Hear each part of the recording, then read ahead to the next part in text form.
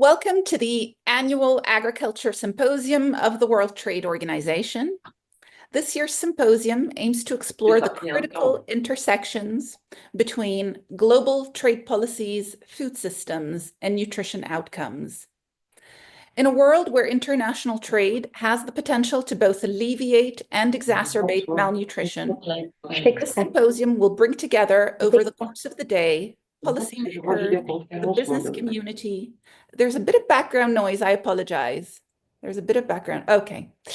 The symposium will bring together over the course of the day policymakers, the business community, and various stakeholders of the WTO system to discuss how trade policy can be leveraged towards better nutrition. It will examine how international trade affects the access to affordable and nutritious foods, particularly in low-income countries, and how global supply chains can be adapted to meet the nutrition needs of a growing world population.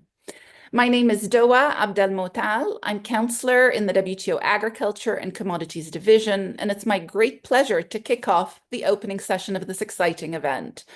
It is my hope that the symposium will be as interactive as possible, and I would encourage viewers throughout the day to send their questions to dialogues@wto.org. Many of you also send your questions to my personal email, and that is fine.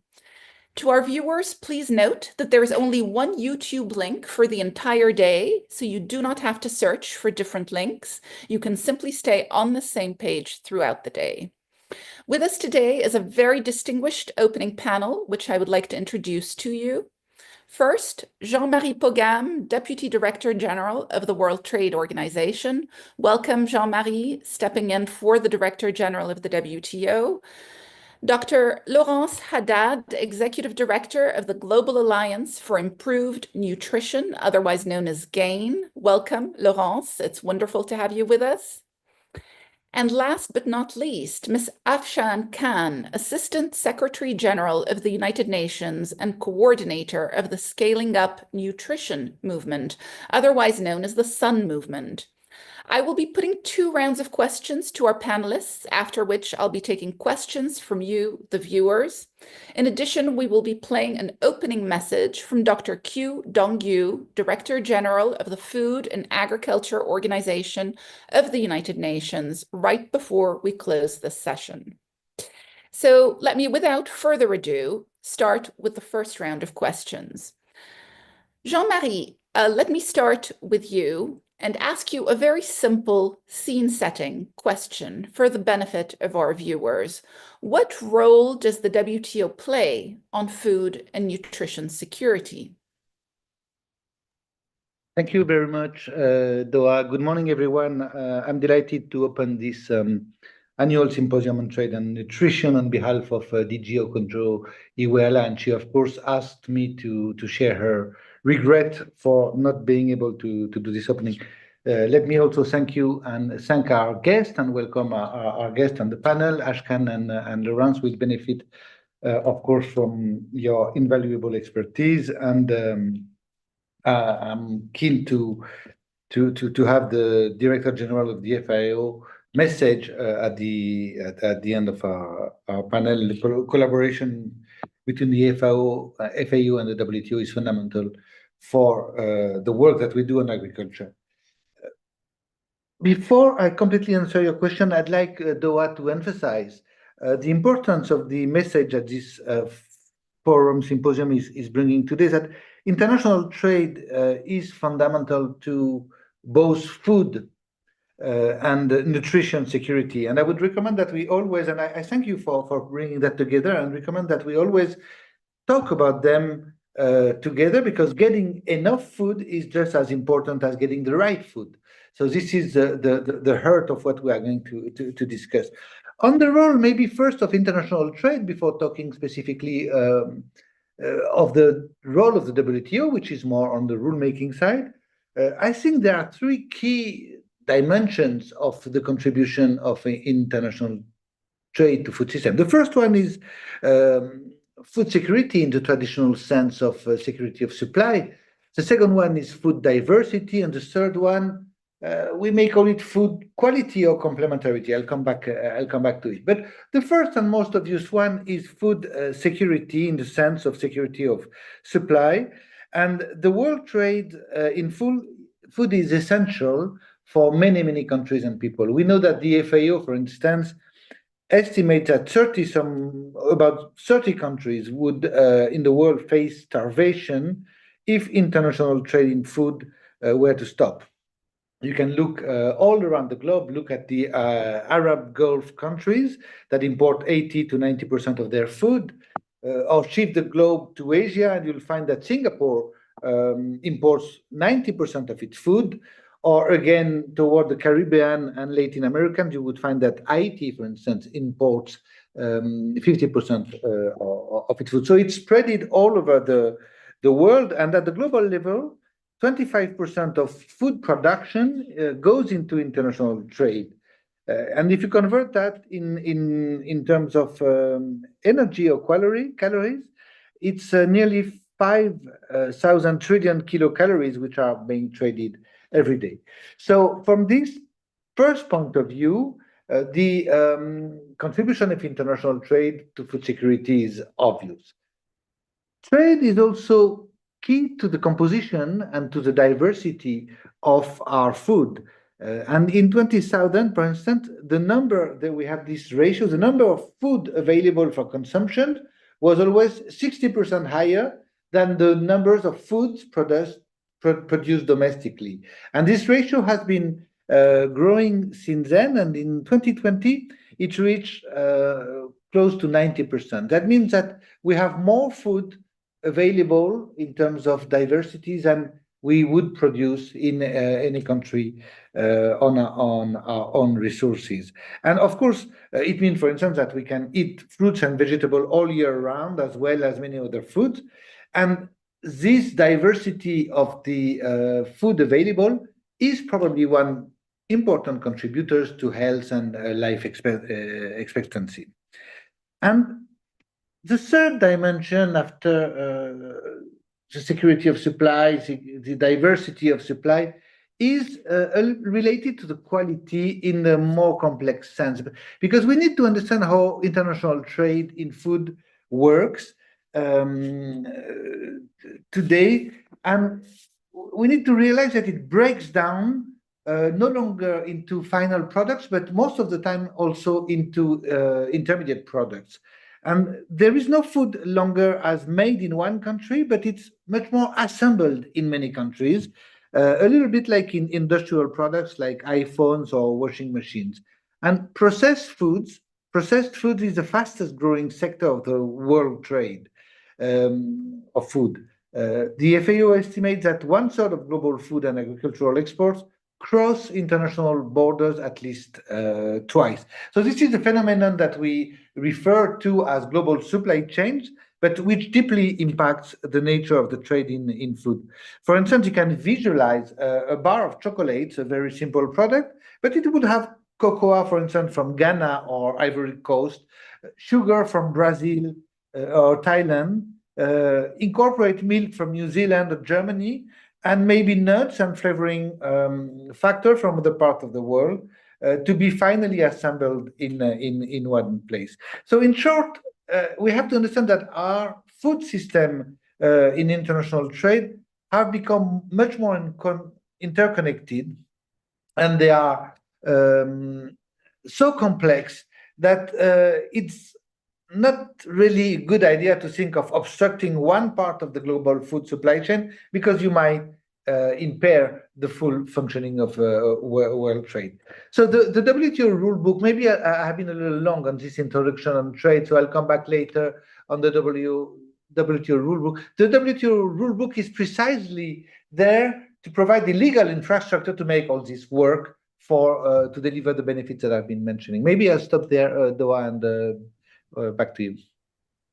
Thank you very much, Jean-Marie. And thank you for stressing the importance of having enough food. Obviously, Our topic today is nutrition security, but the vast majority of our members are developing countries, and they stress the importance of having sufficient food. So it's very important that we not lose sight of that as we discuss the quality and the content of our food.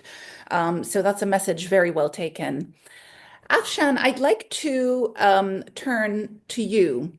The Scaling Up Nutrition movement, launched in 2010, inspired a new way of working collaboratively to end malnutrition. Can you introduce the SUN movement to our viewers and give us an overview of the global nutrition security situation? Thank you so much, Doha. It's a pleasure to join today. The Scaling Up Nutrition movement is a country-driven initiative. At the moment, it's led by 66 countries, collectively known as SUN countries.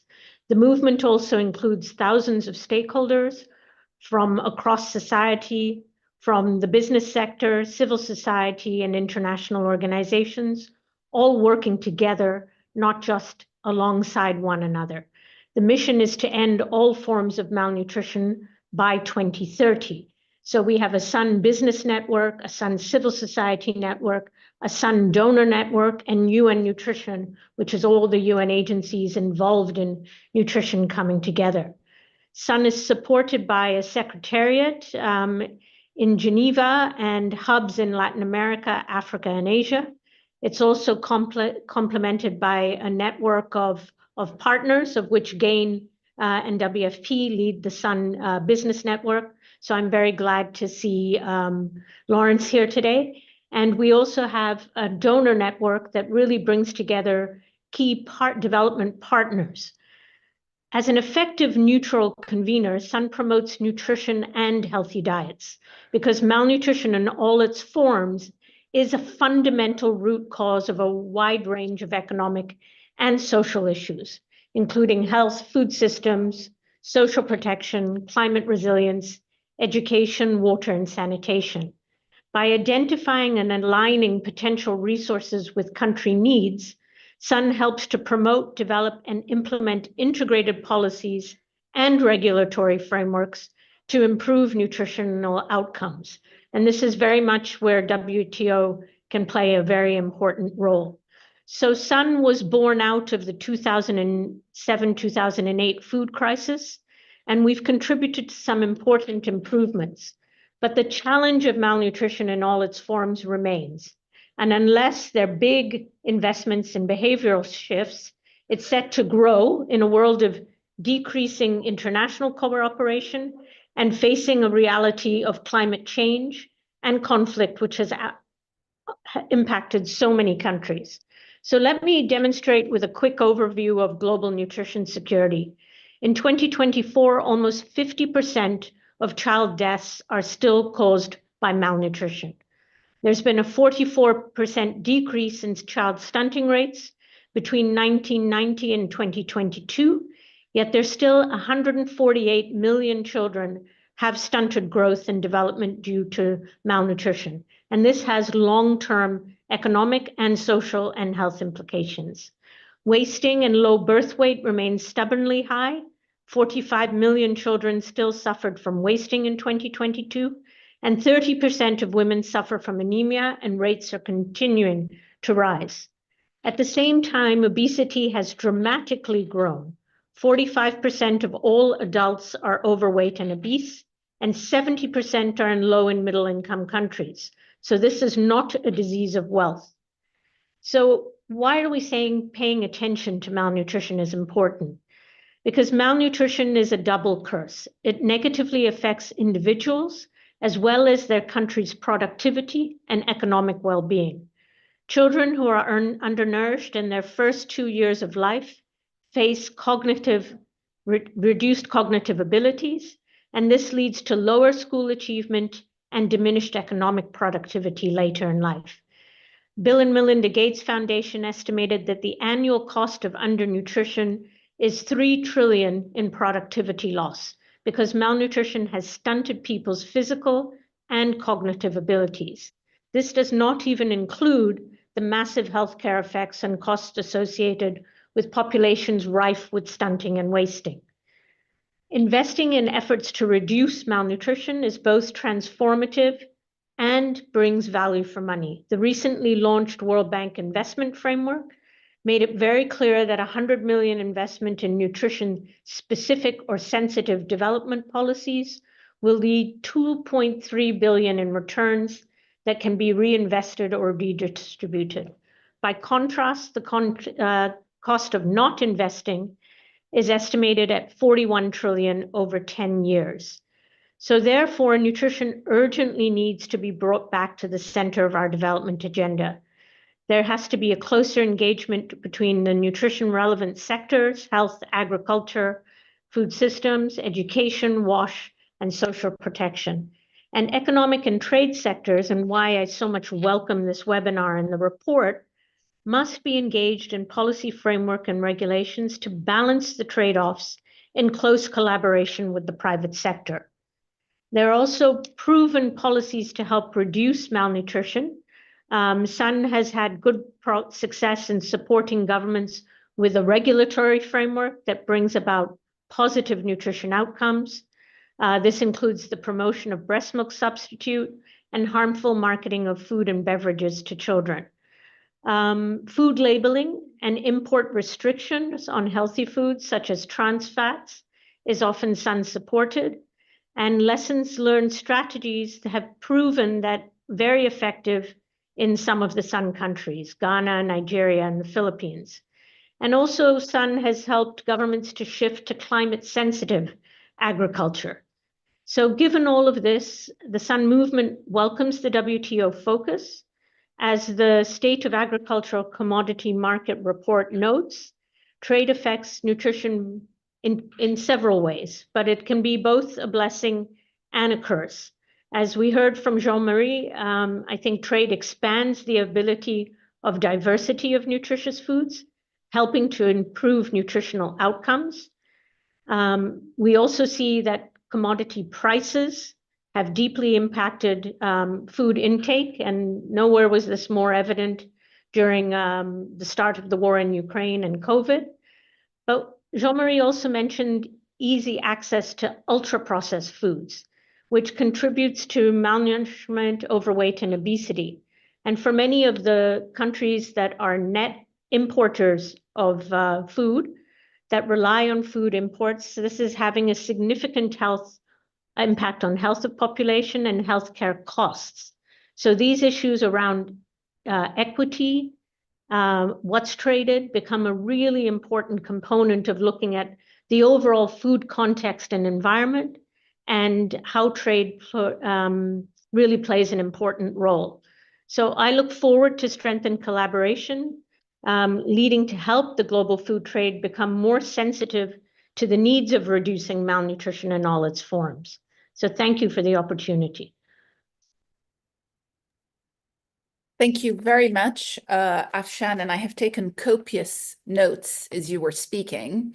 And some of the statistics you cite are truly alarming and I must confess somewhat depressing, that in 2024, 50% of child deaths can still be caused by malnutrition. Should give us all room for pause. We clearly need to be doing better, all international organizations, movements, etc. This simply can't be. But also, thank you for stressing the double curse, the impact, the economic impact of the malnutrition crisis on productivity and economic well-being, but also the massive effects on our healthcare system. And in fact, there are now, there's a lot of discussion on how food is medicine and how we need to improve the content of our diet because it's part of healthcare. So, of course, your comments on the role of international trade are very important, and I'm sure we'll be coming back to them. So thank you very much. With that, Laurence, I would like to come to you. GAIN is one of the most prominent nonprofit organizations working in the nutrition field. Can you introduce GAIN to our viewers and tell us from where you sit what you see as the principal obstacles to improve nutrition across the globe? Thank you, Doa, and thank you, Deputy Director General. It's great to be here, and it's exciting to have the acronym WTO and the word nutrition in the same title. Great. So GAIN works to make food systems work harder for good nutrition. And I'm talking really about the outcomes that Afshan mentioned so effectively just now. Fewer stunting, less wasting, less anemia, low obesity, less cases of diabetes, better blood pressure for children and for adults. Now, these are the kinds of things that we are working on. And over the past 5 years, we've reached 1 billion people. That's 1 billion people with foods that are high in vitamins and minerals and improve nutrition. I'm talking about foods like vegetables, fruits, beans, eggs, dairy, fish, poultry, as well as fortified cereals and fortified edible oils. So we work to bring governments and the private sector together to address malnutrition in all its forms. And at the core of everything we do is this question: how do we increase the flow and consumption of nutritious foods to markets such as these nutritious foods are available, safe, affordable, and critically desirable? And so this means working with a range of actors. It means working with farmers and small, medium enterprises in the middle of the value chains to boost the flow of nutritious foods through those value chains. It means working with consumers to stimulate the demand for nutritious foods. It means working with governments so that they can give more priority to nutritious foods. And it means working with financial institutions, both public and private, to direct more finance to the supply and consumption of nutritious foods. And I would say, Doa, the biggest obstacle to improving nutrition across the globe, this is a difficult question, because of course there's no one thing. But if you had to pin me down and ask me what's the one thing, I think it's the failure to price the health externalities into the food decisions that governments, businesses, and people make. The food system, a lot of people will say the food system is broken, but I think that's not correct. I think the food system works well. We've just been giving it the wrong signals. It's been relatively successful in prioritizing calories, but absolutely woeful in promoting essential components of a healthy diet, like proteins, like fiber, like vitamins, like minerals. And if you look at the top 10 risk factors driving the burden of disease and premature mortality in every country, and I could do this for Switzerland, I could do this for the UK, I could do this for Ethiopia. In every country, you'll find 5 or 6 of the top 10 factors, the top 10 risk factors, will be related to what we eat. It's related to diet. Our food systems effectively are wrecking our health systems and making life expectancy and economic growth much lower than they should be. So I think internalizing health and environmental externalities would really, really change that. Back to you, Doa. Thank you very much, Laurence. So I noted that in your intervention, you stressed when you were talking about malnutrition, you stressed the words in all its forms. And I think that that's very important to keep in mind. There are many different facets to this problem. And I hope that during the course of the day, we will be able to drill down to discuss those various facets of malnutrition and to see what the role of international trade is with respect to them. But thank you. Just to say, Doa, if I can interrupt you, just to say, no country has a monopoly on the problem of malnutrition, and no country has a monopoly on the solutions. And that's why I think trade is really so critical, because everyone needs to share solutions, and everyone has a set of problems. They look different in different countries, but they're all essentially related to the quality of the food we eat. Thank you. And of course, you've identified our failure to price health externalities as being the main obstacle, and as our diets, you've said, are wrecking our health system. So I hope we keep that in mind as we move forward into the symposium, and that we start discussing the wrong signals, as you have called them, that we are sending to our food system. So thank you very much for that. Let me move to the second round of questions. Jean-Marie, I'd like to come back to you. How, in your view, can trade policy be leveraged towards better nutrition outcomes? And what advice would you give to WTO members? We've just heard from Afshan, for example, that trade expands the diversity of food, but it also impacts the price of food. So what can you tell us about trade policy? Thanks a lot, Doha. And my key answer to your question would be, I hope, converging with the very interesting elements that Afshan and Lawrence have been bringing to us, is that people do not think of trade policy often in those terms, but trade policy and the WTO are here both to grow the quantity of food through trade. This is a classical food security element.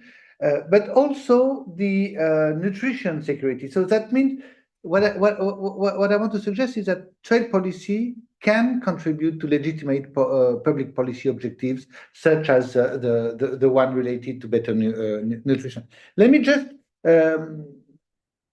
illustrate this a little bit. Regarding the food security, the quantity side, we have to know that there are still a lot of government intervention which are quite harmful to international trade in agriculture and in food. For instance, tariffs, the most simple trade policy instrument. We have to know that the tariffs for agriculture and food are today at the level where tariffs on industrial goods were in the 1950s. So really not much has been done yet to promote intensively international trade in food. But beyond tariff, we have also a lot of subsidies. And we know that agricultural subsidies are second only to energy subsidies. And a lot of those agricultural subsidies are clearly harmful. Harmful, of course, to trade because they distort prices and quantities, so the market signals, but harmful to the environment because they, in distorting the prices and quantity, they contribute to overuse of natural resources. So these are, for instance, two areas where the WTO has to contribute through agricultural reform to remove and reform those negative incentives, while of course taking on board all the specific needs of developing countries and the specific tools like public stock holding others that may be needed to contribute to food security. So what the WTO members need to do is really concentrate on the current agricultural negotiations and make sure that they deliver. And this is a stated priority of our Director General. She said that was her first priority for her second mandate. You know, she was reconducted recently. As part of this trade negotiation, I think one very important element has been mentioned by Afshan is the contribution of export restriction to the international prices and accessibility of food. And it's true that after the beginning of the war in Ukraine, we have seen a soaring or a proliferation of this export restriction. And here we are touching at something which is a hurt of the multilateral system, because these export restrictions, under certain circumstances, are recognized in the WTO rule book. So it's not like they are prohibited flatly. They can, in times of crisis, be recognized. But at the same time, if there is a movement of panic because of international events, and all the countries are taking this export restriction, then it amplifies the problem, it exaggerates the problem. And here comes the WTO. This is a place where countries have to come and cooperate and realize that if they cooperate in refraining from withdrawing their food from the market, everyone will be better off. And I think to a large extent, it has been done in 2022 after the beginning of the war in Ukraine, because those decisions were recommended by the G20, adopted in the WTO on a voluntary basis. And we have seen that the trend to proliferation of export restriction slowed down and has been kept under control, which has contributed to the decrease in world prices. The bad news is that a lot of these export restrictions are still in place, so the withdrawal has not taken place. But this is on the quantity side, all the things that the WTO can do. On the nutrition security or the nutrition public policy aspects, there are also a lot of things. I think clearly tariffs can be targeted to incentivize good food and penalize the one which contributes to malnutrition or obesity or we have several examples of that. For instance, Fiji reduced tariffs on fruits and vegetables not grown domestically from 32 to 5%, or Samoa imposed a tax on fatty meats, and Tonga on tariffs on sweetener drink. So it's possible to fine-tune the tariff. I was talking about the big picture of growing trade previously, but it's also possible to fine-tune that to public policy objective. We have a second very important instrument, which are the agreements from the WTO dealing with technical regulations, sanitary and phytosanitary regulations, or technical obstacle to trade. And to be very concrete, for instance, we regulate the non-discriminatory aspect of health warning and nutrition labels, which are commonplace in discussion in the WTO. For instance, on the packaging of nutrition, we have many examples from Chile. We will discuss with the Chilean ambassador at the closing session. Chile, for instance, imposed front of package nutrition labeling for foods and drinks that are high in calories, sugars, sodium, and saturated fats. So all the non-price like tariffs, but regulatory aspects also of security in nutrition can be positively supported by the WTO rule book. And so in terms of recommendation, I'm of course encouraging our members to deal with both aspects, with the quantity by contributing positively to the agricultural negotiation, but also to the nutrition dimension by fostering their discussion on regulatory dimensions of international trade. Back to you. Thank you, Doha. I stop there. Thank you very much, Jean-Marie. Thank you for covering tariffs, subsidies, export restrictions, the range of trade policy instruments that are used in relation to food, and giving us a sense of how far behind agriculture is relative to industrial goods. And that's another sort of dilemma of the WTO. And hopefully we will drill down on that too during the symposium. Laurence, I'd like to come back to you. For over 10 years, GAIN has been supporting micro, small, and medium-sized enterprises in nutritious food value chains. It's been helping them grow, innovate, and meet the needs of vulnerable consumers. How can trade policy better accompany SMEs that work in this sector? And what is the role of trade policy more generally in achieving nutrition, in your view, better nutrition, including in supporting programs that GAIN runs, like the one on fortification? Thank you, Doha. I was having dinner with my father-in-law last night, who's a retired American diplomat, and I was telling him about this session today, and he said, "What on earth does trade policy have to do with nutrition?" So I began my answer, but then his eyes started glazing over, and so I finished the conversation and moved on to something else. But I began my answer with, a quarter of all food for human consumption is internationally traded. So any decision made about trade, and of the kind Jean-Marie was talking about, any of those decisions are likely to have big implications for human nutrition, whether intentional or not. So we really need to have a better idea of how we can guide trade and nutrition to more win-wins. Now, to give you a sense of the potency of trade decisions on nutrition, I'm going to go back to what both Jean-Marie and Afshan mentioned, what happened in the aftermath of the beginning of the war in Ukraine. So what happened in Asia is really instrumental, and it really affected the countries that we work in. The price of sunflower oil, of course, skyrocketed due to the sudden short supply from Ukraine and Russia to some extent. And this led to a generalized spike in edible oil prices. And because of this, the government of Indonesia banned the export of palm oil to very understandably protect its domestic consumers.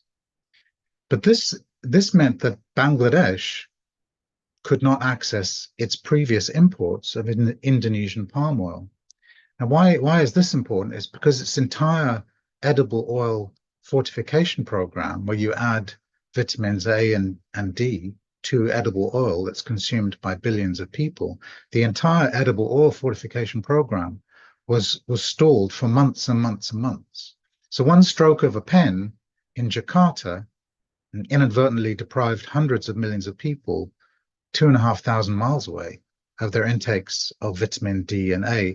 And that just gives you a sense of the potency of trade policy and trade decisions. And to formalize and quantify those effects, there was a study published in the journal Nature Food last year, and it showed that trade in healthy foods, this is not surprising really, but the trade in healthy foods such as vegetables, fruits, legumes, and nuts, that trade prevented 1.4 million deaths worldwide.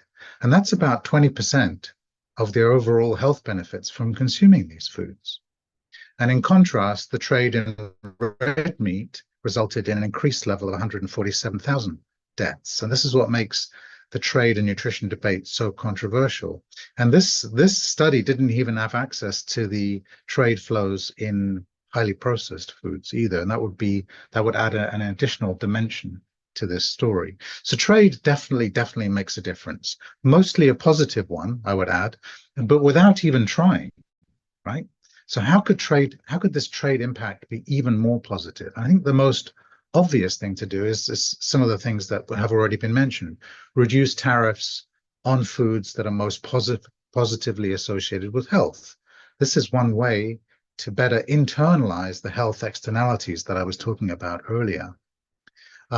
For example, GAIN has successfully advocated for a reduction in the import duty imposed by the government of Pakistan on the vitamins and mineral mix that is imported and is used to fortify wheat flour for its own people. So you add this mix to wheat flour and it becomes fortified and very, very healthy. The benefit cost ratios of fortification are in the 40s. I mean, it's extraordinary.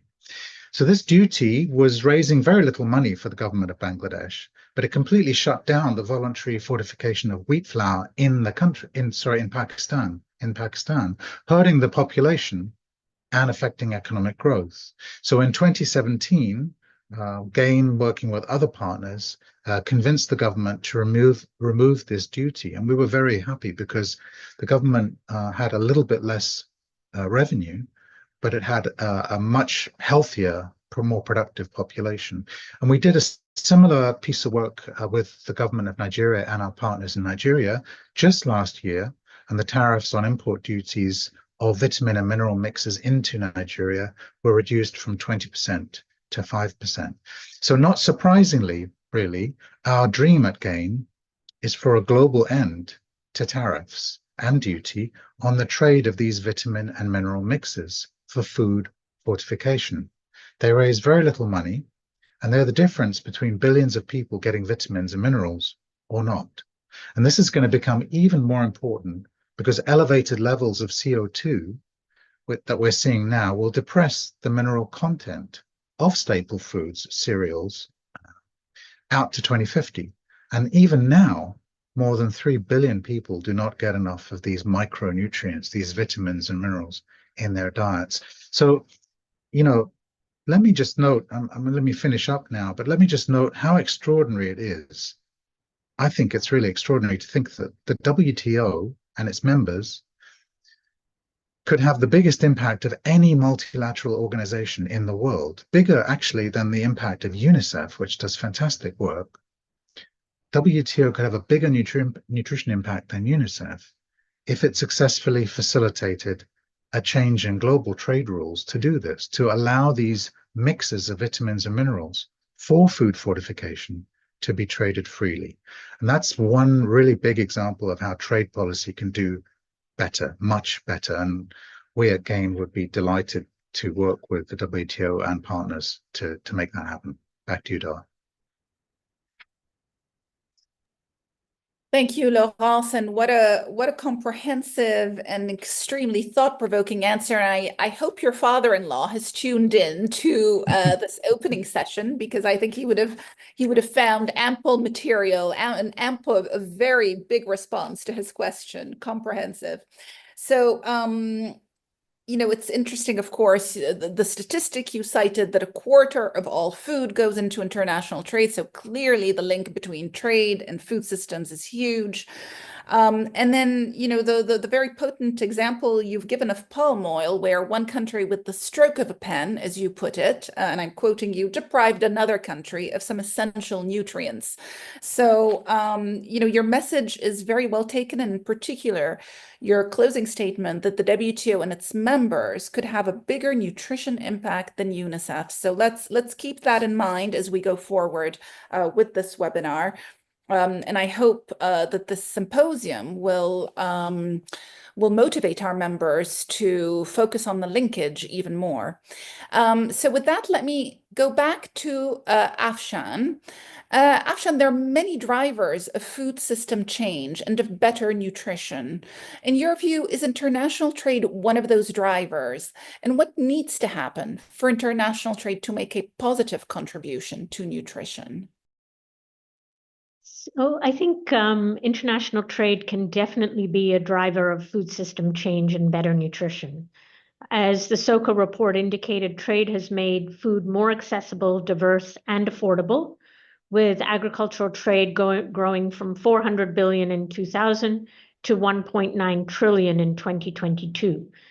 Adding trade to the other ways that the international community addresses these challenges around nutrition could be a game changer. And I think Laurence has pointed to some of the thoughtful trade policies that could align with national nutrition and public health goals.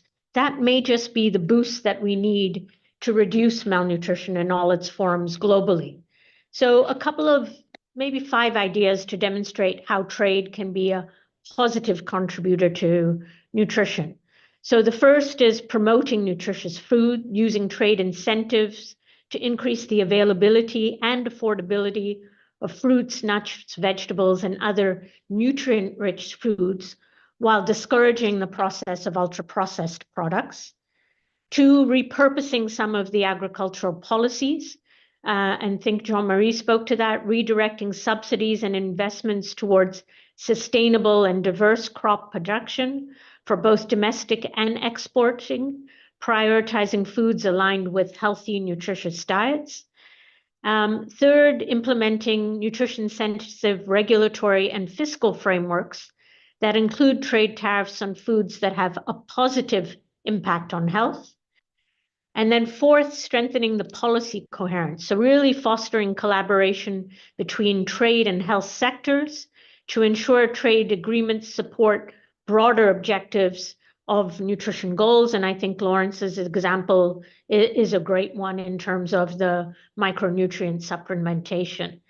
And then 5th, leveraging global forums, using platforms like the G20 Alliance on Hunger and Poverty, the forthcoming Nutrition for Growth Summit that will be hosted in France in March, the International Conference on Financing for Development, and COP30 to advocate for integrating nutrition and agricultural trade policies in a positive way in these broader forum. And then, so those 5, I would say, are key, but I want to come back to one point, and that's increasing the availability of nutritious food and expanding the diversity of food supplies that can promote healthy diets.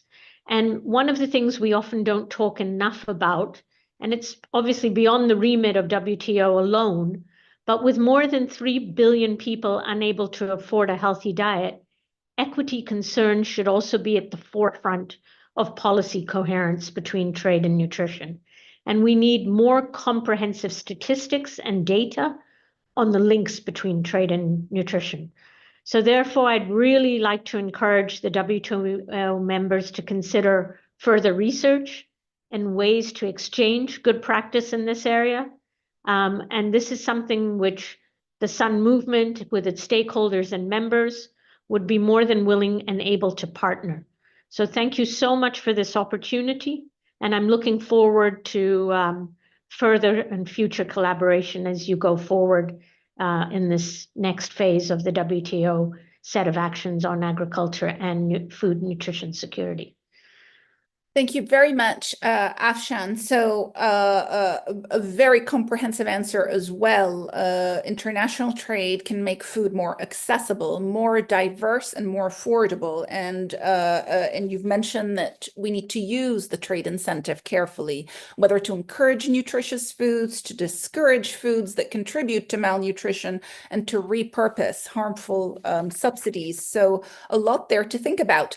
Before we play the video from the FAO Director General, and so as to not leave our viewers frustrated, I will field to each one of you a question from a viewer, and I would ask you please to respond as quickly as you possibly can so we have time to close, so we have time to play the video and to close on time at 11.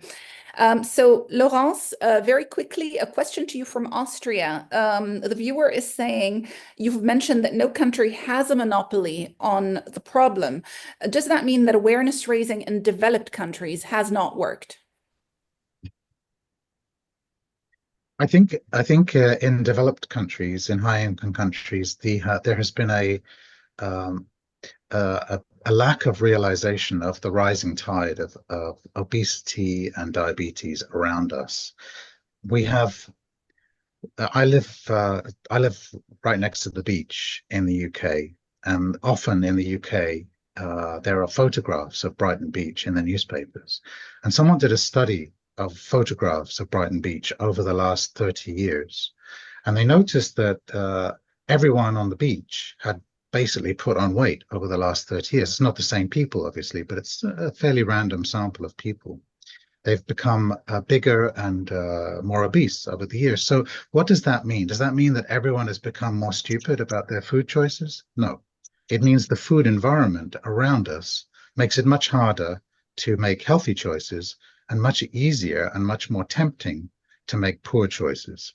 So really, it's the rise of ultra-processed foods, which are using cheap calories to produce things that are pre-digested and have very little satiation. They don't make us full, so we just want to keep eating more and more of them.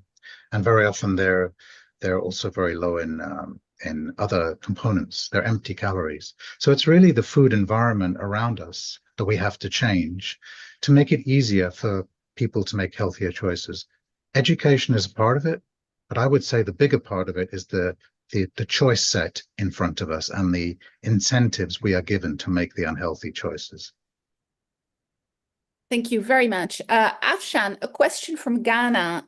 Are there any low-hanging fruit in terms of policy measures for African countries? What is the easiest measure they can take to improve nutrition? Thank you so much for that question. I'm actually calling in from Osaka, Japan, and I'm here at a discussion around the importance of school meals to impact malnutrition. But that discussion is also about the regulatory framework and the environment and government public procurement.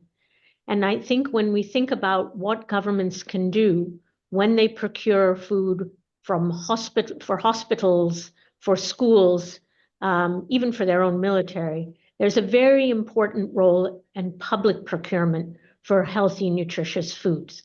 And one of the big things we can do as we see the whole coalition around school meals expanding and more governments committing to having healthy, nutritious diets in schools is make sure that those public procurement criteria are key, that there's a focus on procurement of nutritious foods from the local market.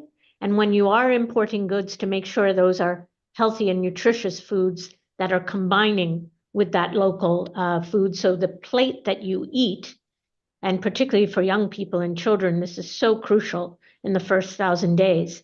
That diversity of diet that trade has encouraged is a diversity of nutritious quality foods, and where public procurement is concerned, that it is done in a way that really focuses on healthy diets.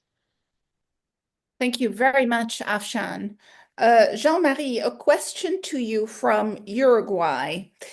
You mentioned that agriculture is far behind industrial goods in terms of trade liberalization. What is it about the agriculture sector that makes it so complicated from a trade negotiations perspective? Well, thank you very much, Doa, and thanks for the question. Hard to answer in 1 minute, but essentially, there is a classical vision of agricultural negotiation, which was brought down in the Agreement of Agriculture in the 90s, which did not really take care of the notion of externality.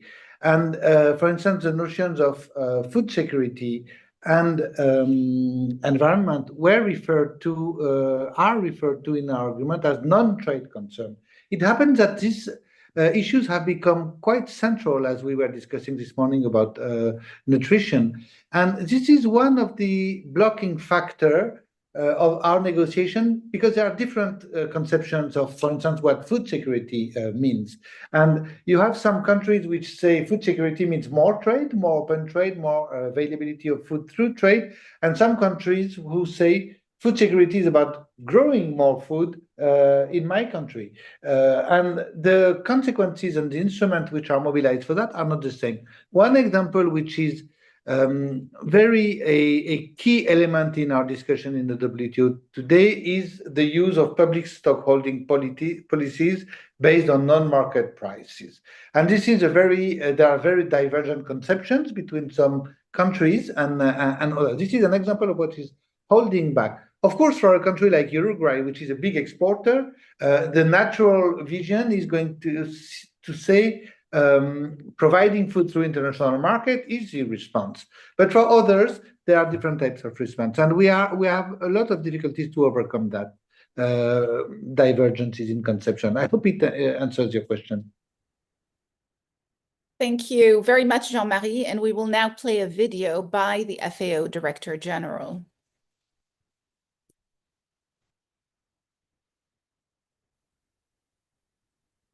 WTO Director General, Excellencies, ladies and gentlemen, I'm pleased to address you at this important meeting on the critical nexus between trade and nutrition.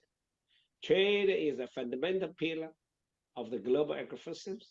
It moves food from the surplus to the deficit region and the countries, and contributes to the global food security and nutrition. It also creates jobs and generates income for farmers. Since the beginning of this century, agri-food trade has expanded significantly. In 2021, nearly 5,000 trillion kilocalories were traded, more than double the level in 2000. Across the world, the food market have become more integrated, but many view this as a challenge to healthy nutrition.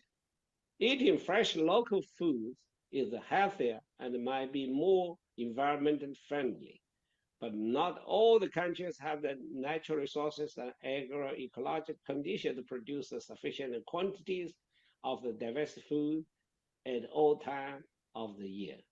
Higher food diversity supports diets that have sufficient nutrients required for human health. The 2024 edition of the State of Agriculture Commodity Market, SOCO, report shows that on average, a trade can double the diversity of the food. Similar lessons can be drawn from history. The Silk Road was the most important trade route in the Asian world. Research shows that many nutritious foods we consume today all over the world were exchanged and distributed through the Silk Road. For example, peaches and apricots originated from East China and were then brought to the Mediterranean. Trade also brought maize, potato, tomatoes from the Americas to the rest of the world. Since the established World Trade Organization in 1995, the WTO multilateral trade rules have shifted freer, fair, and more transparent and predictable trade environment. Food trade helps redistribute the nutrients across the world and narrow nutrient gaps. Trade can make food prices more affordable for consumers.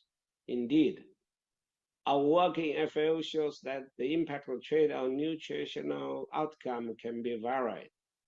Ladies and gentlemen, it is critical that we focus on ensure that trade contributes to the better nutrition and better environment for all the countries. Policy coherence and collaboration between the trade and agri-food system is essential. Strengthening capacity and increase transparency and collaboration in negotiating trade agreements can help to meet the common food security, nutrition, and the socio-economic objectives. FAO is committed to continue working together with all the partners in support of the 2030 Agenda and the SDGs, in line with our strategy framework and pinned by the 4 betters: better production, better nutrition, a better environment, a better life, leaving no one behind. I wish you a very productive meeting, and thank you. Excellent. With that, we've come to the end of the opening session. I'd like to thank each and every one of our panelists profusely. I think this was an excellent opening session. It set the scene very well for what's to follow. I'd like to ask our viewers to stay with us for the next session entitled Roundtable 1, Trade Policy Space for Better Nutrition, a discussion of SOCO 2024, which will start at 11:15 a.m. CET using the same live stream link and moderated by my colleagues, Christian Wolf and Eric Wickstrom, who are our in-house experts on trade barriers, regulatory barriers to trade of various kinds. So thank you very much to the opening panel, and goodbye.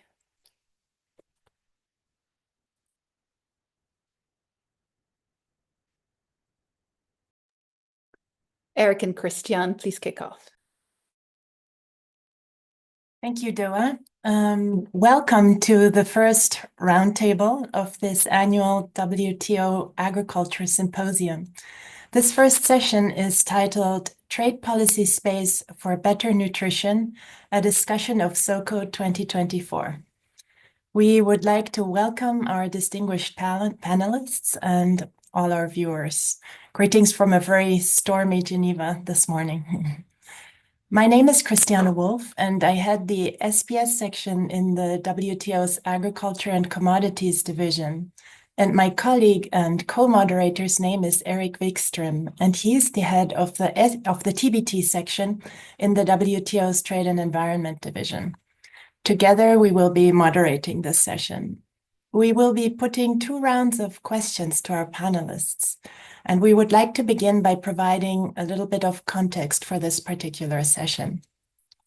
It's, of course, no coincidence that this symposium focuses on trade and nutrition only days after the launch of FAO's flagship report, the SOCO 2024 on Trade and Nutrition, Policy Coherence for Healthy Diets. And we are very much looking forward to Maximo's presentation of the report here in this session.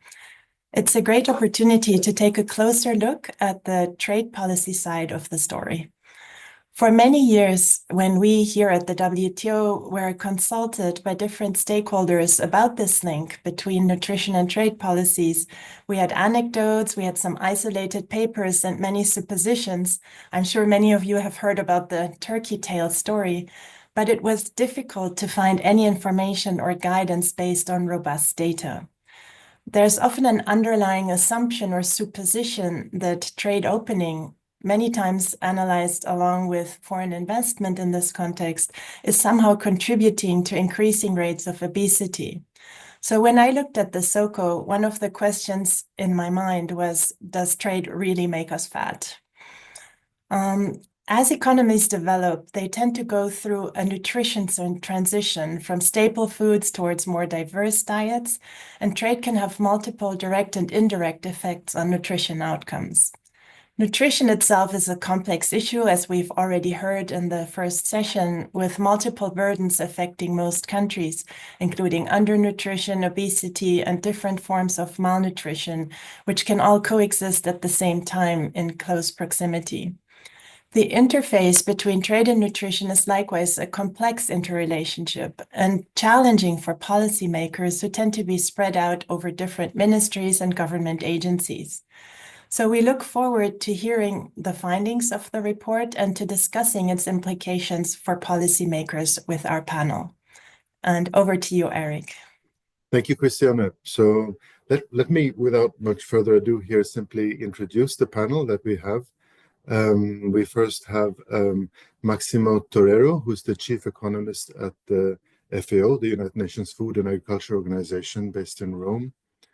Then we have Ambassador Cristina Bende, who also chairs the FAO Committee on Commodity Problems, CCP, and is the ambassador of Switzerland to the United Nations organizations in Rome. And then we're also lucky to have two Latin American ladies with us who we work with a lot here at the WTO, who chair the TBT and SPS committees.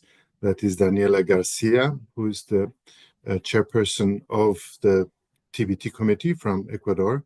And then we have Cecilia Risolo, who chairs the WTO SPS committee. That's the Committee on Sanitary and Phytosanitary Measures, who is from Argentina. So that's our panel, who will be entertaining us in the next few minutes here.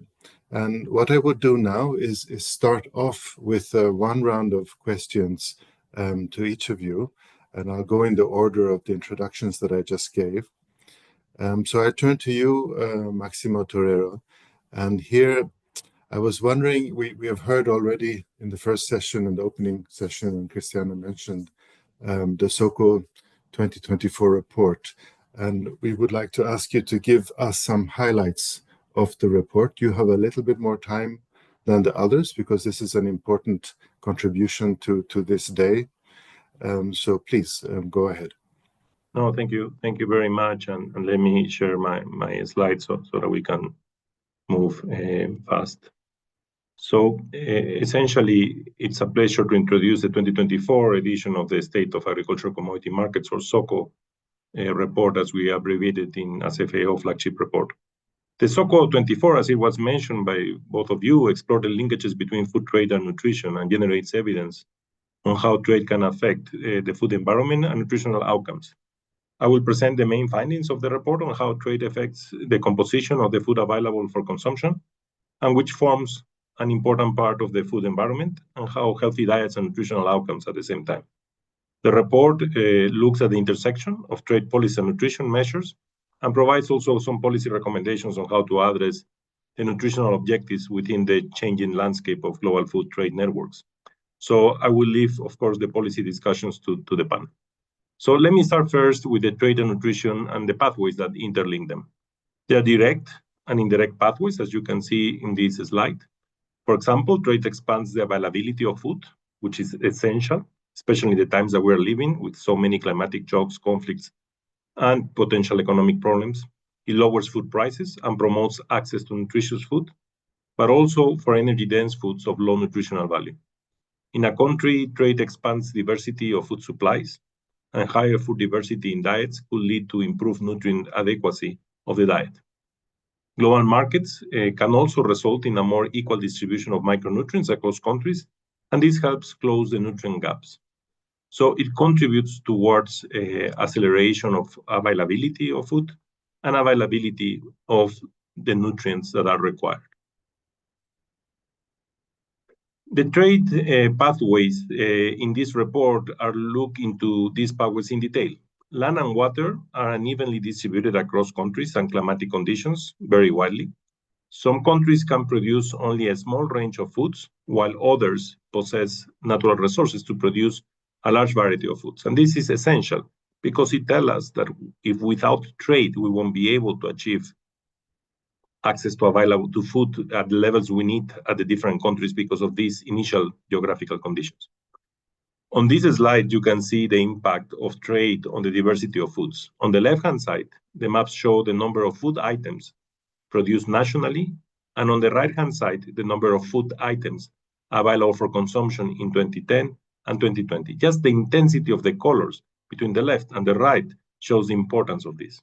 So light purple denotes few food items, dark purple denotes many food items. Just by comparing food production on the left with food supply that includes trade on the right, you can see, as I mentioned before, that trade increases the diversity of food significantly. These photographs, I think, is extremely revealing of the importance of trade and the linkages to access to micronutrients and nutrition. In 2020, on average, trade increased the diversity of foods almost twofold, and global markets are important in promoting the availability and accessibility of more diverse foods, which is the basis of what we call a healthy diet. Beyond improving the diversity of foods, trade can also contribute to increasing the availability of micronutrients such as vitamins and minerals. And between 2010 and 2020, trade has helped narrow nutrient gaps. What you see on this slide is the relationship between openness to trade in the horizontal axis and nutrient adequacy in the vertical axis. That is the extent to which the nutrients supplied in a country can meet the average daily requirements per capita for all our several nutrients. The relationship, as it can be seen, is positive, suggesting that trade can increase the nutrient adequacy of food supplies. And when we say that we have a positive relationship, because if you look at the scatter points, the purple points, is because we find a significant positive trend, and that's why allow us to argue that there is a positive relationship. As trade increases also availability, it can lower food prices because I will have a bigger supply, and improve, of course, food access, which is linked to the cost of accessing to those foods. On this slide, we draw the distribution of prices of 547 food items in 170 countries. Some of the countries impose high tariffs, the green distribution belt, and other countries have low tariffs, the purple belt. So this is a good approximation where trade can flow easily and where trade can flow in a more complex way because of the existence of tariffs. You can see that the distribution of prices in countries with low tariffs, the purple belt, lies on the left-hand side of that of the countries that impose relatively high tariffs, the green belt. Higher trade openness translates into lower food prices, and this improves access to diverse foods, which is the core behind what we are trying to argue. However, trade openness lowers prices for both nutritious foods and for food high in fat, sugar, and salts. So there could be a competition between both sides of the types of and the quality of foods. And this is why trade effects can be heterogeneous across countries depending on the context. And that's one of the major results of this report, the bringing up the enormous heterogeneity. An example is the relationship of trade with obesity. The highest levels of obesity in the world are found in the small island developing states, especially in the Pacific region. For example, in 2022, the prevalence of obesity in American Samoa was 75.2%. Obesity rates are also high in Near East and North Africa. On this graph, you can see the estimated impact of trade openness on obesity in purple and the impact of income on obesity, the green color. For countries with high obesity levels at the top 10% of the obesity distribution, trade openness can be directly related with increasing rates of obesity. These countries have limited food production capacity and are highly dependent on imports. Seeds import most of their food. In addition, for some of these countries, a large share of their imports is made up of ultra-processed foods, of which high consumption can be linked to obesity. In countries at the middle and bottom of the obesity distribution, the effect of food trade openness on obesity rates is not significant. It crosses the zero line, but the effects of income on obesity are always stronger than the impact of trade openness, as shown by the estimates in green. The last sections of the report focus exclusively on how to strengthen policy coherence between trade and nutrition. Some countries use trade policy instruments to address nutrition challenges. For example, in Fiji, in 2012, tariffs on fruits and vegetables not grown in the country were reduced in order to improve healthier diets. Other countries impose relatively higher tariffs on foods that are high in fat. However, it is important that trade policies are in line with WTO rules and do not discriminate between imports and domestically produced foods. Many countries use excise taxes on foods and drinks that contain high levels of fat, sugar, and salt. Between 2017 and 2019, the percentage of World Health Organization members implementing such taxes rose from 23% to 38%. Also, nutrition labeling, a non-tariff measure, provides consumers with additional information for healthier food choices and encourages the industry to reformulate products for healthier options. In negotiations for trade agreements, it is important to promote the engagement of all stakeholders, especially those related to nutritious and public health, and increase transparency. This can enrich the discussions and foster policy coherence and ensure that increased trade will address food security, economic, and nutrition objectives.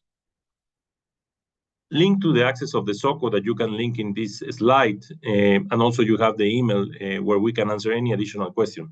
But again, I think that these reports help us to bring some strong evidence on the importance of trade to increase our resilience, especially today with the high frequency of weather events and climate events.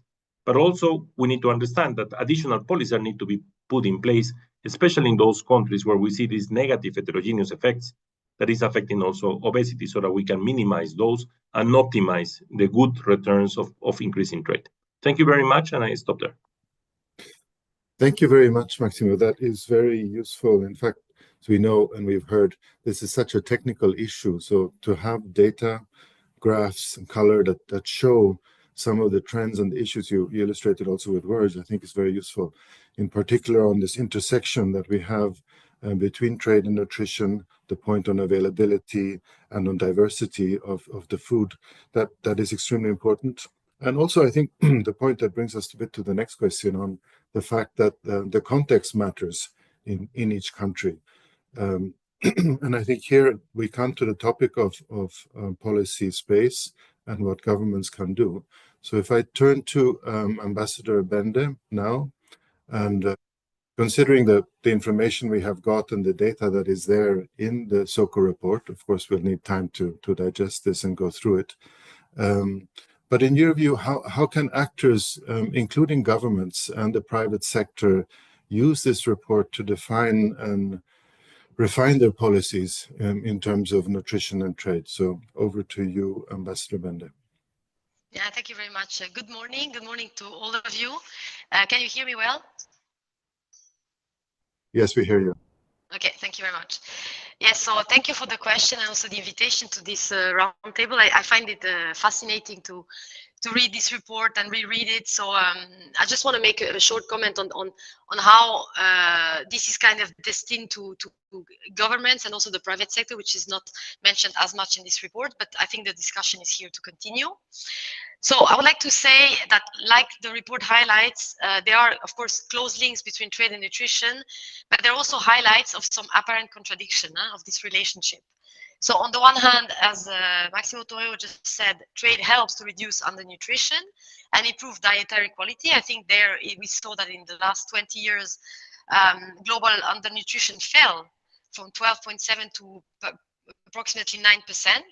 But on the other hand, of course, mentioned as trade, openness also appears to be positively associated in some countries with the prevalence of obesity, like Mr. Torero just said. In the same period, obesity figures amongst adults have almost doubled from 15.8 to 15.8 from 8.7% in just 2000. So I think these four figures highlight the complexity of the impact of trade on food systems. And not least because trade cannot be considered in isolation from other economic and social drivers, such as, like it was just said, income, investment, education, and lifestyle, which all also affect nutrition, as rightly emphasized in the report. So this is, I think, the most important point that people should take into account and remain with when they read the report. Food trade plays an essential role in all countries, and even more so in the countries where food production capacity is limited. And here I just want to make a little, let's say, example of my own country, the example I know most, which is Switzerland, where, you know, we import a large proportion of the products which are available on the Swiss market, simply because our food self-sufficiency rate is 50% only. So we are therefore largely dependent on international trade for our food supplies. And of course, we also export some high-value nutritious products. So we are really convinced that food trade plays a role even in high-income countries, and policies are, or this report addresses all countries and all policies which are currently undertaken in those countries.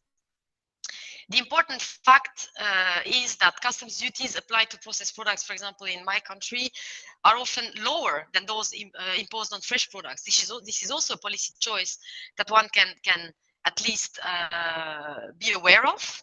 as it may encourage some consumers to favor processed products, including those detrimental ultra-processed products, ultra-processed foods of high energy density or low nutrient content. And this situation, as was just presented by Mr. Torero, is not unique to Switzerland. It is also found in other countries, Pacific countries, North Africa, Middle Eastern countries. In Switzerland, we're currently conducting an important research on how to potentially implement measures based on the true cost of food. And this would mean to consider the real costs of food production and consumption, including the potential high costs on the health of the population due to the cost of health on poor nutrition.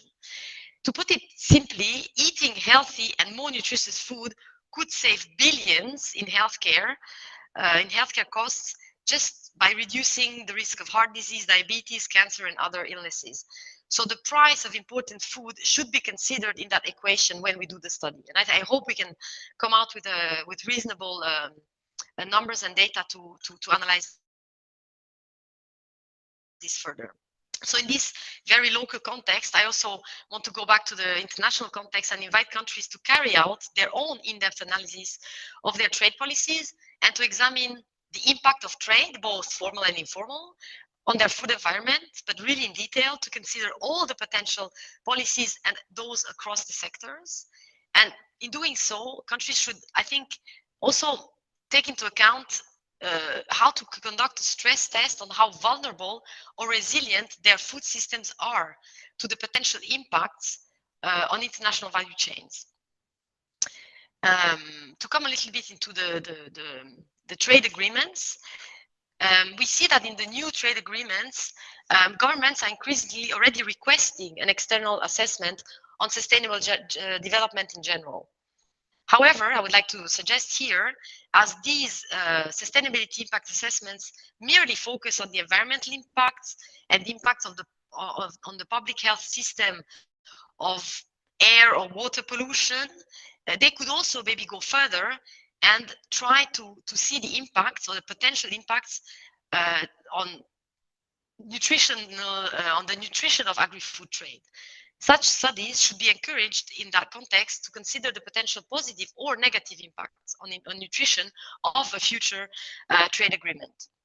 And I think here again, SOCO provides recommendations for governments engaged in negotiations to minimize those negative impacts. This is already contained in the report. So the last sector here, which you have been asking me about, is the private sector. I think this word encompasses first a few very diverse group of different stakeholders that go from small and medium enterprises to investors in bigger public, in bigger private companies, and they each have a different role to play. I personally think that governance play a critical role in shaping policies with incentives to encourage companies to prioritize the healthiness of their product portfolios and overall food environments. Another critical group that we have not mentioned in this report are investors. They too can hold private companies accountable. They have a pivotal role to play, as well as they are part of the market forces. So we need to make the case that poor nutrition not only has dramatic impacts on human lives, but actually results in significant financial consequences, including increased healthcare costs and economic burdens for companies and countries. So by actively advocating for improved nutrition practices, investors in those companies could leverage their influence to drive meaningful change by transnational companies themselves who produce and sell across countries through international trade. So to conclude on this very difficult question, I think agri-food trade must become a driver for positive change, and governments need to see it that way, so that they can ensure that everyone, wherever they live, has access to a varied, safe, nutritious, and affordable diet. I think this report, which is based on very solid scientific data, is a really valuable roadmap to guide the trade policies towards sustainability once governments and their partners and stakeholders have made their national analysis. So I invite not only the public, but the private sector to discuss and undertake due diligence together and make firm commitments in this direction. So that's what I would like to say to answer this question. Thank you very much. Thank you very much, Ambassador, and also for bringing out some of the contradictions and the complexity of the issue. And it almost links back to the previous opening session where there was some talk about trade policy contradictions with better nutritional outcomes. You mentioned one would want to have lower tariffs on food that is more whole, more nutritious, less of empty calories, so to speak, and not the other way around. So it makes, and you also made the link to environment as well, and it makes me think having some background in environment, you'd need a nutritious goods agreement at the WTO that looks particularly at that and see how one could use trade policy to perhaps push a little bit more nutritious goods in trade. But I'm talking too much. Let me move on towards Daniela Garcia, who chairs the TBT committee. This is a committee that deals with regulatory issues and standards issues, including product criteria requirements. So maybe if you could briefly tell us how these issues related to nutrition come up in the TBT context. Over to you, Daniela. Thank you, Eric, and great to see you all. Great to join this panel with Christine, Maximo, Cecilia, and of course, Cristiani and Eric. This is certainly a very important issue for developing and developed countries. Public health, nutrition is a must. And of course, I very much enjoyed both contributions in terms of trade being a positive contributor for nutrition and health. And so it is good regulation and policy coherence, and the role of the government, but also, as the ambassador mentioned, the role of the private sector, and how this, how do I say, food regulatory system, but the food system we live on changes in a very dynamic way. So nutrition is such an important aspect, and trade is intimately linked with food, nutrition, and health. And as it has been mentioned, trade has an impact on several economic, social, and environmental variables. The international and institutional framework, as we all know, when we talk about the development of and implementation of food standards, is based on the work of both Codex Alimentarius and, of course, the World Trade Organization. But as my work is here in the World Trade Organization and going to land in the TBT, just to set the context a bit, well, in the WTO, we deal with rules, as we all know, governing international trade. And the SPS and the TBT agreements provide a framework within which governments apply international standards with a view to ensuring the safety and quality of food products that are traded internationally. In the case of the TBT agreement, we cover trade in all goods, agricultural and industrial. And the agreement applies to 3 categories of measures: technical regulations, standards, and conformity assessment procedures. It is important to be aware of the measures covered by each agreement, what is covered by the SPS and what is covered by the TBT. And of course, Cecilia will cover SPS, but I want to make the difference to then go into the TBT specificity. If the purpose, for example, of a measure is not to protect food safety or animal or plant health from a particular set of risks, the measures generally fall within the scope of the TBT agreement. For example, the SPS agreement would cover measures taken to reduce the risk of microbiological contamination of food, while the TBT agreement would cover measures related to packaging, labeling of food to address risks that are not explicitly covered by the SPS agreement. And of course, Cecilia will cover the SPS-related issues. But when we talk about TBT, the TBT perspective, debates on food policies revolves around human health and nutrition. And we refer to policies related to nutrition content. So public health is very relevant to the debates in the TBT context. And of course, as it has been mentioned, unhealthy diets are recognized as a major cause of global burden of disease with significant economic and social cost. Through trade policies, governments can ensure citizens are informed about the choices of food and diet and the more long-term risks associated with unhealthy consumption patterns and diets, such as excess of sugar, salt, or fat. And this is the case of food labeling, including nutrition labeling, and this is a TBT-related issue. When we talk about labeling, of course, or relevant information to be provided on the label to allow consumers to make informed choices. And this is the case, for example, of information when we talk about allergies or to compare different products. But there is a growing consensus, and going to the report at hand, in terms of what do we do internationally, or how we conduct our work, what do we need to do more to prevent the problem, as it has been mentioned, obesity and diet-related non-communicable diseases. And the impact it has in different, in populations when we talk about adults, but in the case of my country, nutrition is an issue that it's very important when we talk about children and the impact it has in many aspects,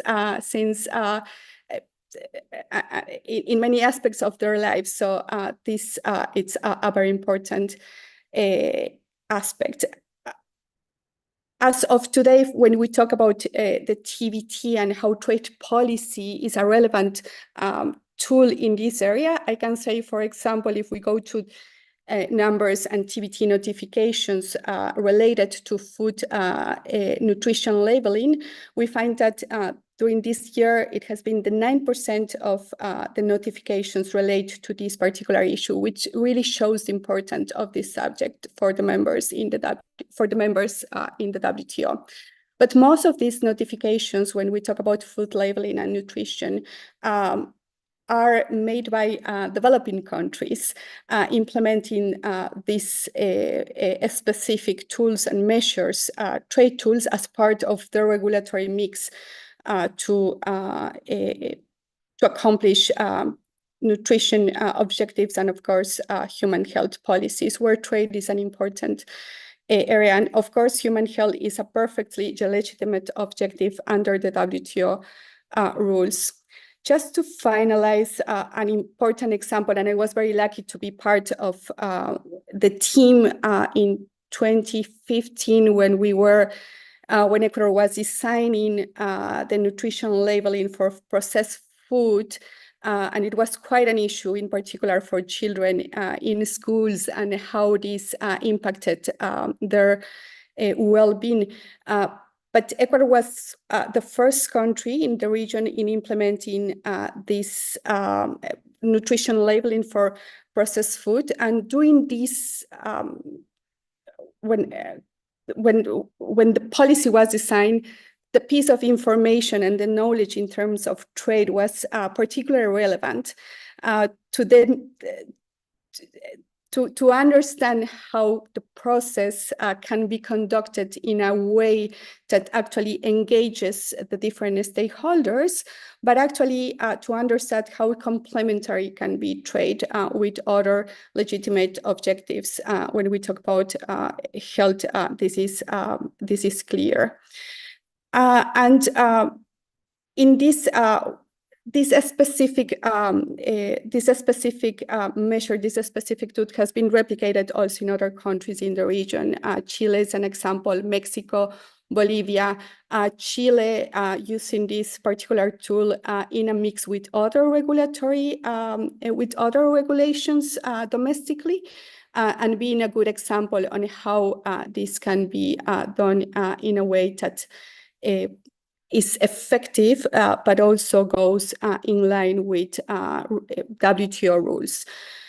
So these are specific examples that comes to mind when we talk about TBT and food and nutrition, but there are others as well as we advance. TBT debates are a good source of information and a good source in terms of trends and how policy can benefit from different from the exchange in terms of best practices in this very important area. And thank you, Eric. I will stop there just to listen to the rest of the panelists. Thank you. Thank you, Daniela. I think that was a very useful overview of the discussions in TBT committee and the figures too. I think one thing that comes out clearly is that the issue of nutritional labeling has been discussed in the committee quite frequently. There are quite a few notifications about this, and as you mentioned, some specific trade concerns. But one point I would emphasize, and as you said, is that it's important to note that the protection of human health, even in the case of nutritional labeling, is a legitimate objective, and no one really disputes this. How could you? In terms of the TBT committee, it all comes down to how you look at this, and I think we'll look at that more in the next the round of questions. But thanks for making that clear. So we move from TBT to SPS, and I turn to Cecilia here, who chairs, as we said, the SPS committee. Normally, SPS deals with food safety, not nutrition. So what would you say it is still relevant in this context, and perhaps say a little bit about why? Over to you, Cecilia. Thanks. Thank you, Eric. Thank you to the organizers for the invitation and for having me at this panel today. It's really a pleasure to be part of this discussion. So I will like to start by saying that there is a close relationship between food safety and nutrition, and I would like to expand a little bit this idea. I believe it's our colleagues that usually say that if it's not safe, it's not food. So ensuring food safety is essential for nutrition, both in national production as well as in imports. So in this context, the SPS agreement is very much relevant. SPS measures, as briefly Daniela referred, typically deal with issues such as additives, contaminants or poisonous substances in food or drinks, residues of veterinary drugs or pesticides in food or drinks, among others. So the SPS agreement sets out the basic rules for food safety and animal and plant health requirements. And at this point, I would like to stress that the agreement allows countries to set their own standards. However, it specifies that the regulations that the country decides to put in place must be based on scientific basis and to be applied in a non-discriminatory way. So the basic aim of the SPS agreement is to maintain the right of any government to provide a level of health protection that it deems appropriate, but to ensure that this right is not misused for protectionist purposes and does not result in unnecessary barriers to international trade. In other words, I would say that it strikes a balance between the right of governments to protect health and the desire to see goods flow smoothly in international trade. So I believe it's very much in line with the findings of the report that Maximo Torero presented before, and shows the relationship between food safety and nutrition and the relevance of the SPS agreement. So let me share some concrete examples from the discussions that take place at the SPS committee meetings to give more ideas about this. So the first example that I would like to bring today comes from the specific trade concerns. Since around 1/3 of the STS discussed at the formal committee meetings relate primarily to food safety. These topics include the regulatory approach to pesticide maximum residue levels, maximum levels for contaminants in food products, legislation on veterinary medicinal products, among others. And the second example that I would like to mention is related to, I would say, like a forward-looking topic, and is closely related to consumer behavior, and this is the e-commerce. So a few weeks back, the committee, in mid-November, the committee held a thematic session on emerging risks and agricultural technologies to address them. And during this session, the speakers discussed a wide variety of topics, including SPS risks related to the uptake of e-commerce and challenges associated with managing e-commerce related risks of trading products that might affect the health of consumers. So as e-commerce is becoming more and more present in our daily life and reflects change in consumer behavior, including the deal of food through this channel, this is a topic that requires attention in order to ensure the food safety. And as you can imagine, the discussion has not been exhausted at all because this is a really deep and wide topic. So the committee is planning another thematic session in March 2025 as a follow-up to the November event. So everyone that is interested in this topic, stay tuned. A little bit of self-promotion of the SPS committee, and you can follow also this discussion. So I will stop here for now. Thank you. Thank you very much, Cecilia. That was useful also for making the distinction, the importance of distinguishing between food safety, SPS, and the TBT area. We are running a little bit short of time, so I want to move directly to Christiane for the next round of questions. Christiane, over to you. Yes, and I would like to ask our panelists to be brief, which is difficult because you were all making very important points. I will start this round with Ambassador Bende. Our question to you builds on what you mentioned before. Nutritional outcomes are affected not only by health policies, they are also affected by a variety of other policy measures, of course, including agricultural, tax, and trade policies. So how do you see, from your perspective, the role of policy space for governments to achieve nutritional outcomes? Thank you very much. So I had a lot of things to say, but I will, of course, abide by the rules of being a bit shorter and more concise, and just make 4 points. Of course, the nutritional outcomes of a population are influenced by a multitude of public policies. This is clear. I think authors of the report at the launch of SOCO declared also that the regulations that have proven most effective were those that reduce consumer demand for through their economic implication, consumer demand for let's say less nutritious foods. So of course taxes, but also labeling can be a way forward. These are already in the picture. I think my colleagues chairs already mentioned some of those. So here I would like to make 4 points. The first one being the link to the World Health Organization and other international instruments, where I think collaboration also is key. 2 other policy areas that also have an impact, which are food safety and food loss and waste, which was already mentioned here for the last one by Ms. Rizzolo. And finally, I would like just to flag what agreements of the World Trade Organization are according to me now instrumental for bringing this conversation forward. So first, I really encourage all countries to collaborate with the World Health Organization, which has been working on great policy briefs and recommendations on the best fiscal policies to promote healthy diets, on which policies are the best for front of pack labeling, nutrition labeling, how to reduce salt, sugar, trans fat via better reformulation. Those are all sound recommendations, and they also can help, like my predecessor said, how to know how to protect children from harmful marketing, which affect their food choices and dietary intake, and also, of course, influence their future. It's not easy, of course, to develop and enforce those regulations. Evidence is always a bit uncertain. There is a lack of technical and legal capacity.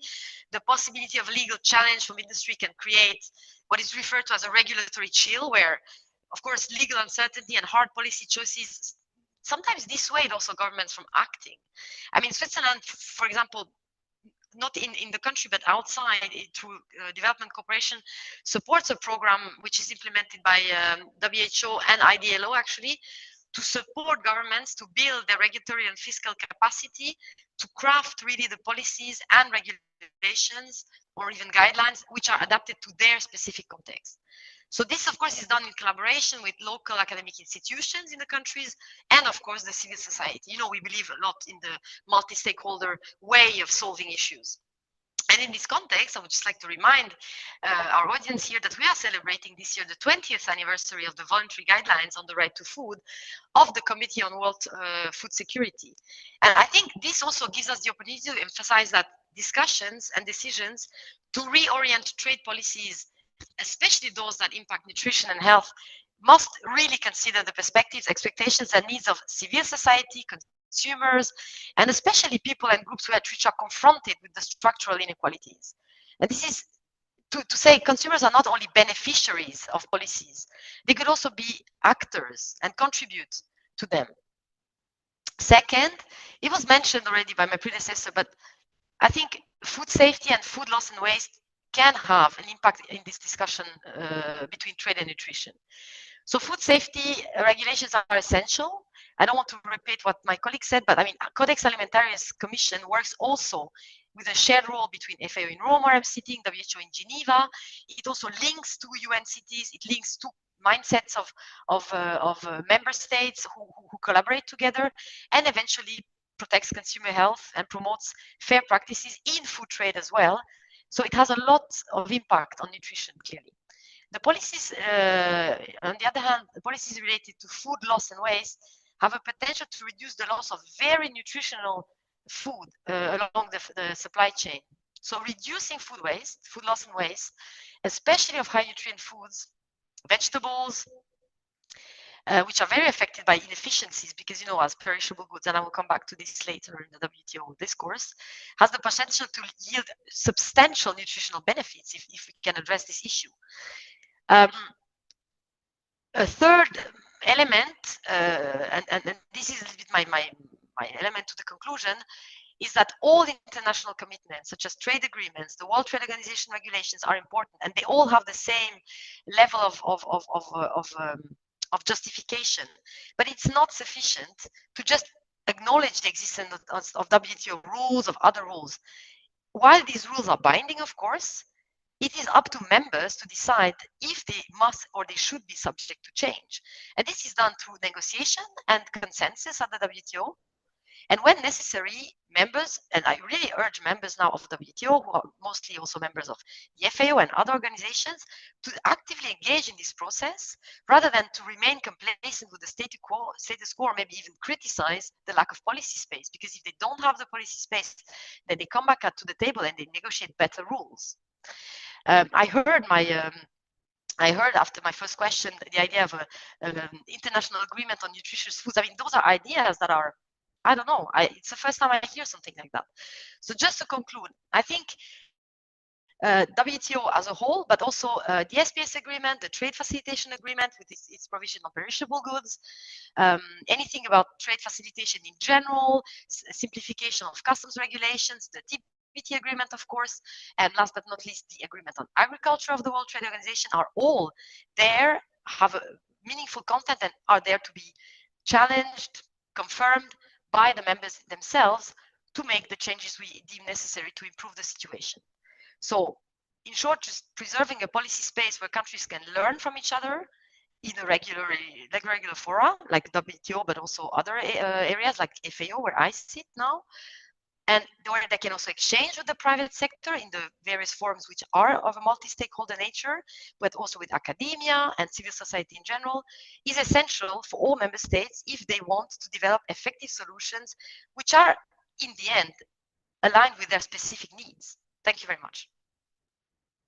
Thank you very much. And yes, you raised a lot of important points, especially I'm thinking of the point you made about the legal uncertainty and the need to ensure that there's capacity to be able to implement policies within the different international agreements that there are, and to do this in a way that involves different stakeholders around the table. Moving on to you, Cecilia, access to safe, healthy, and nutritious food is, of course, key to nutritional outcomes. What role do the SPS agreement and maybe other WTO agreements that you would like to mention play in this regard? Thank you, Christiane, for the question. So let me put it like this. Access to safe, healthy, nutritious food is key for nutritional outcomes, and removing unnecessary barriers can have a significant effect on the availability of food in the market. So that means that lowering unnecessary barriers is key to having more and more nutritious food choices. So that leads to more diversity of food and more diverse nutritional options. So what is the role of the SPS agreement in this regard?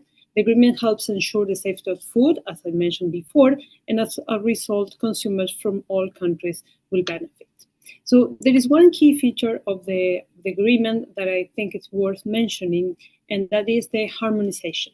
As we know, the WTO itself does not develop international standards related to food safety, but the SPS agreement encourages governments to apply national SPS measures that are consistent with international standards, guidelines, and recommendations that are developed by those same countries under the relevant international organizations. So this harmonization is a significant contribution to lowering barriers to trade and contributing to more availability of healthy foods. And at this point, I would like to illustrate how trade facilitation through SPS measures can help to increase availability of perishable foods. And I would like to also to take my experience as the trade facilitation delegate here at the WTO, and I would like to talk about the e-phytos. I believe most of our participants today are familiar with e-phytos, so I will just mention that the IPPC e-phyto solution is an online system that allows countries to exchange digital phytosanitary certificates, called the e-phytos, to replace paper certificates. It has many benefits, including savings in time and cost, enhanced efficiencies, and increased security of the certificates issuing processes, and does not require countries to have bilateral agreements. So in the case of my country, in 2009, Argentina decided to adopt electronic phytosanitary certification of agricultural products to facilitate faster and safer trade with other countries, and also to address requirements made by our exporters of agricultural products. So thanks to the IPPC e-phyto solution, and after many years of development, Argentina is currently operating 100% paperless, with the issuance of e-phytos for its exports to a number of trade partners, including Latin American countries, the US, and the EU. And I believe this is a good example of how SPS measures can help remove barriers and increase availability of nutritious food, an issue that has been mentioned many times during this panel today.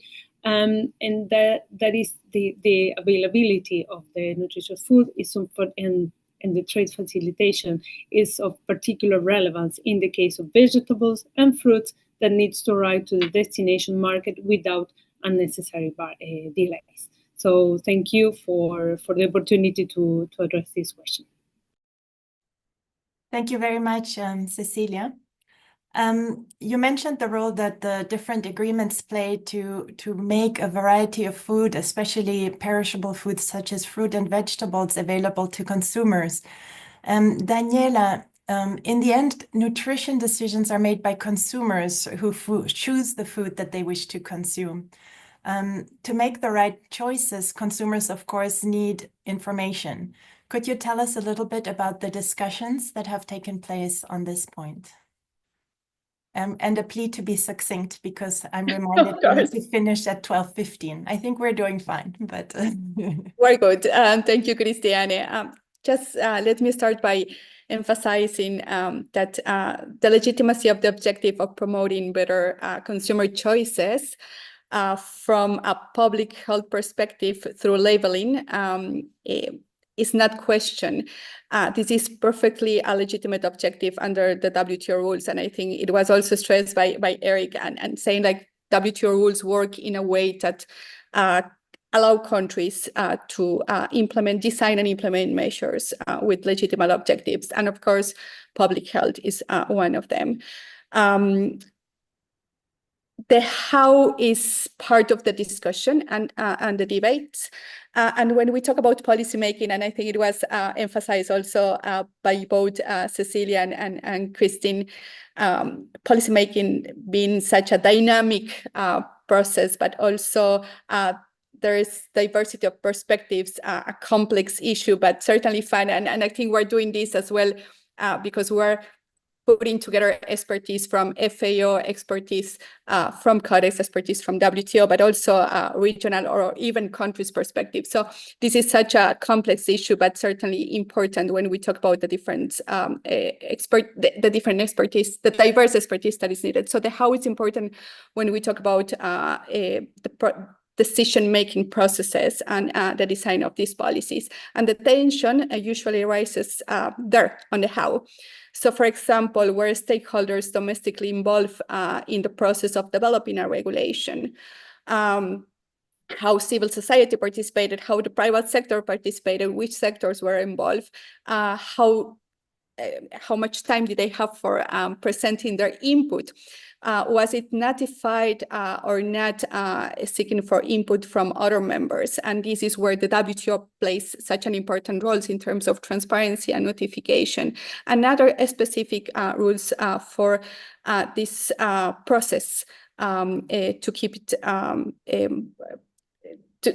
it responsive to the rules, but also accountable for the membership and to keep trade going in a way that's also allowing to implement legitimate policies.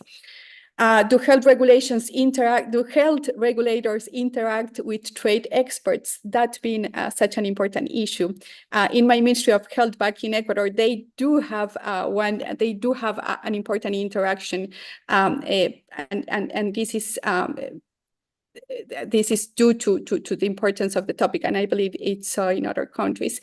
Is it applied in a non-discriminatory way? Is it effective? That the objective does the policy achieve the objective, or if there is a risk of it creating unnecessarily burdensome, and has an international standard being used? And I will stop at this point by making the emphasis that this last point is essential, international guidance. And it's where all of our work is so important in terms of collaboration amongst organizations, but also it replicates the national scenario when we talk about policymaking. And in this case, the lack of international standards can indeed cause problems. And if nutrition labeling, for example, is done differently in different markets, it can lead indeed to unnecessary tensions in trade, even if everybody agrees with the objective. So there's a lot of work to be done in here. And I understand Codex and WHO are working in this area. And of course, there are different, within this area, there are different areas of work. So looking forward to working together in this particular issue. But it's very important that countries cooperate to avoid these tensions. And it's very important that, of course, organizations work also in terms of promoting coherence. So it's not only about avoiding tensions, but rather more about promoting coherence using the tools that we have to promote both human health, nutrition, and trade objectives. They are complementary, and of course, it demands a lot of work and dynamism. Thank you, Christiane. I will stop there, but just wanted to make that point. Also, the TBT, I find that the WTO discussions and debates help us identify where standards are needed. So that interaction with FAO and WHO, for example, is of particular importance when we identify, and then we can work together towards solutions better. Thank you. Yes, thank you, Daniela. And the international guidance is very important, both in the SPS and in the TBT context. Maximo, you will have the last word. Trade is an integral part of our agri-food systems, as we've been hearing. And it promotes both the availability and the diversity of foods, as we've heard, and lowers their price, and plays therefore a crucial role in influencing diets and affecting nutrition. So in your view, what range of policies and synergies do we need to make trade work for better nutritional outcomes, and how can we maximize the benefits of trade and minimize its negative impacts? No, thank you. And look, I think the most important thing is to understand what are the correct set of incentives that agri producers, traders, and food processors, retailers, and consumers, as we have been discussing. But it's not just the incentive, but also we need to understand the consequences of those incentives so that we can combine the better portfolio of policies. Normally, we go through the easy pathway and we identify a policy like a tax to sugar and so on and so forth, but the impacts could vary depending on the country and how much the country produces that product and so on and so forth. The same with tariffs. So I think the range of incentives from domestic support and trade policies to taxes for sugar and fat content and labeling cannot be treated as isolated. They have to come as a part of a package. And we need also to look carefully at what are the potential impacts that they will have within their economies and also outside. So we need to be very careful on how we do this. So it is critical for policymakers to consider policy coherence, and that's the package I'm referring, when designing and implementing trade policies and nutrition measures, taking into account all the stakeholders, especially the most vulnerable and low middle income countries. Let me go one by one very briefly in the next 2 minutes. So first, domestic support. Normally, what we observe, it is targeting staple foods, dairy and other animal source protein foods, especially high and upper middle income countries, while fruits and vegetables are less supported. And there's a contradiction to this coherence because basically we're supporting calories and we're not necessarily supporting more nutritious foods that will allow to access to healthy diets. And that's where the agenda of repurposing comes in. But one of the things that we learned in the last SOFI is that not necessarily repurposing will work the same for developed and for LDCs and least developed countries. In the case of developed countries, the magnitudes are high, so the amounts are big, and therefore repurposing on the supply side could pay off and could allow us to have more access to cheaper fruits and vegetables that will improve the access to healthy diets. But in the case of the poorest countries, the amounts are smaller. And if we go through the supply side because of the smallholder production side, that could create some problems of dilution. While if we go directly through the consumer side, like targeting through social protection programs, school feeding programs, that could have a bigger impact and return in terms of access to nutritious food that could have an indirect impact over the supply side. On trade policy, the Article 20 of GATT allows members to protect human health and provide countries with the flexibility to pursue nutritious objectives as long as measures do not discriminate between imported and domestically produced foods. And here we need to be very careful how we can implement this and how we can use the different instruments that we have, but again, looking also at the impacts and the trade-off that these instruments could have. Policy instruments such as excise taxes apply to both imported and domestically produced foods and beverages and can be effective in addressing some of these nutrition objectives.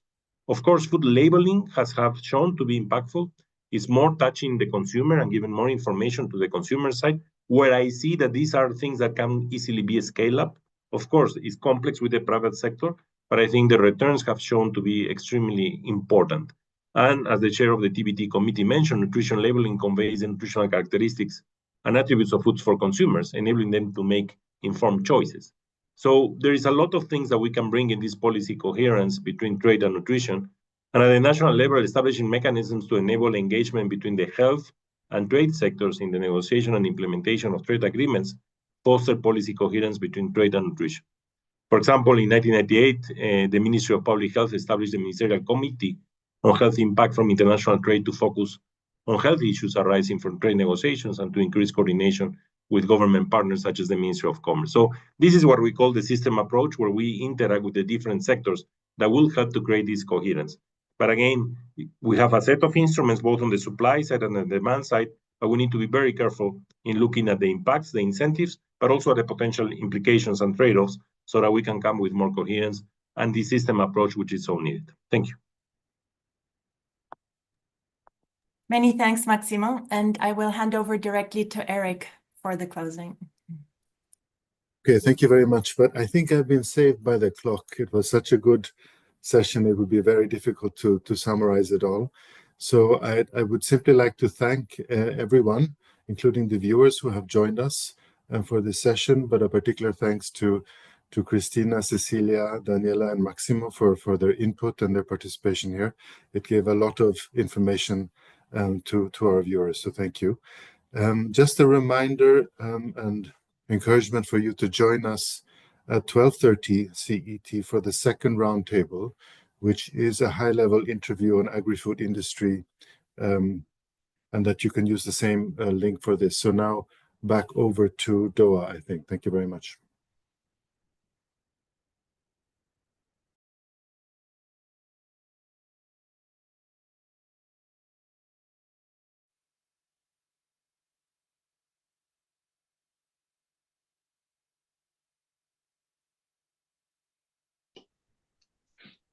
Welcome to the second roundtable of the WTO Annual Agriculture Symposium.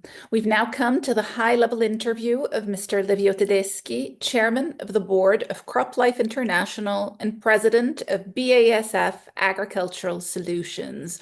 Welcome, Livio. It's an honor to have you with us. Thank you very much for the invitation, Doa. It's my privilege to be here. To viewers who have just logged into this specific panel, I'm Doa Abdelmutal. I'm Senior Counselor in the WTO Agriculture and Commodities Division, and I will be conducting this interview.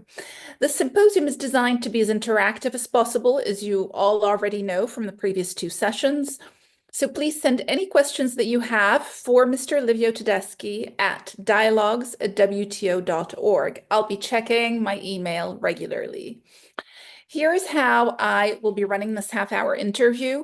First, I will start by questions that we have gathered for Livio from the WTO Secretariat and members, and then I'll be taking questions from you, the viewers. I'll be putting questions to Livio first in his capacity as Chairman of the Board of CropLife International, and then as President of BASF, to clearly distinguish his two roles. Livio, before we dive into this interview, I'd like to give some very brief background on what we've discussed this morning and what our goals are with the symposium. International trade and its impact on nutrition is a complex subject.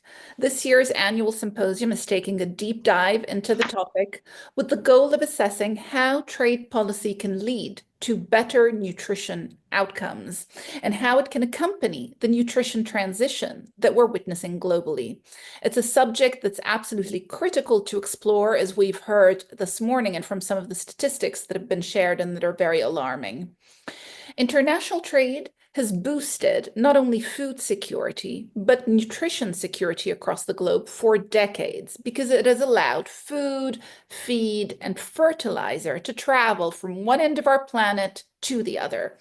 In fact, the value of food and agricultural trade now exceeds $2 trillion, making this a very significant sector of world trade. Translating this into calories, nearly 5,000 trillion kilocalories are traded every day, if you can even imagine that, which is more than double what we traded in the year 2000.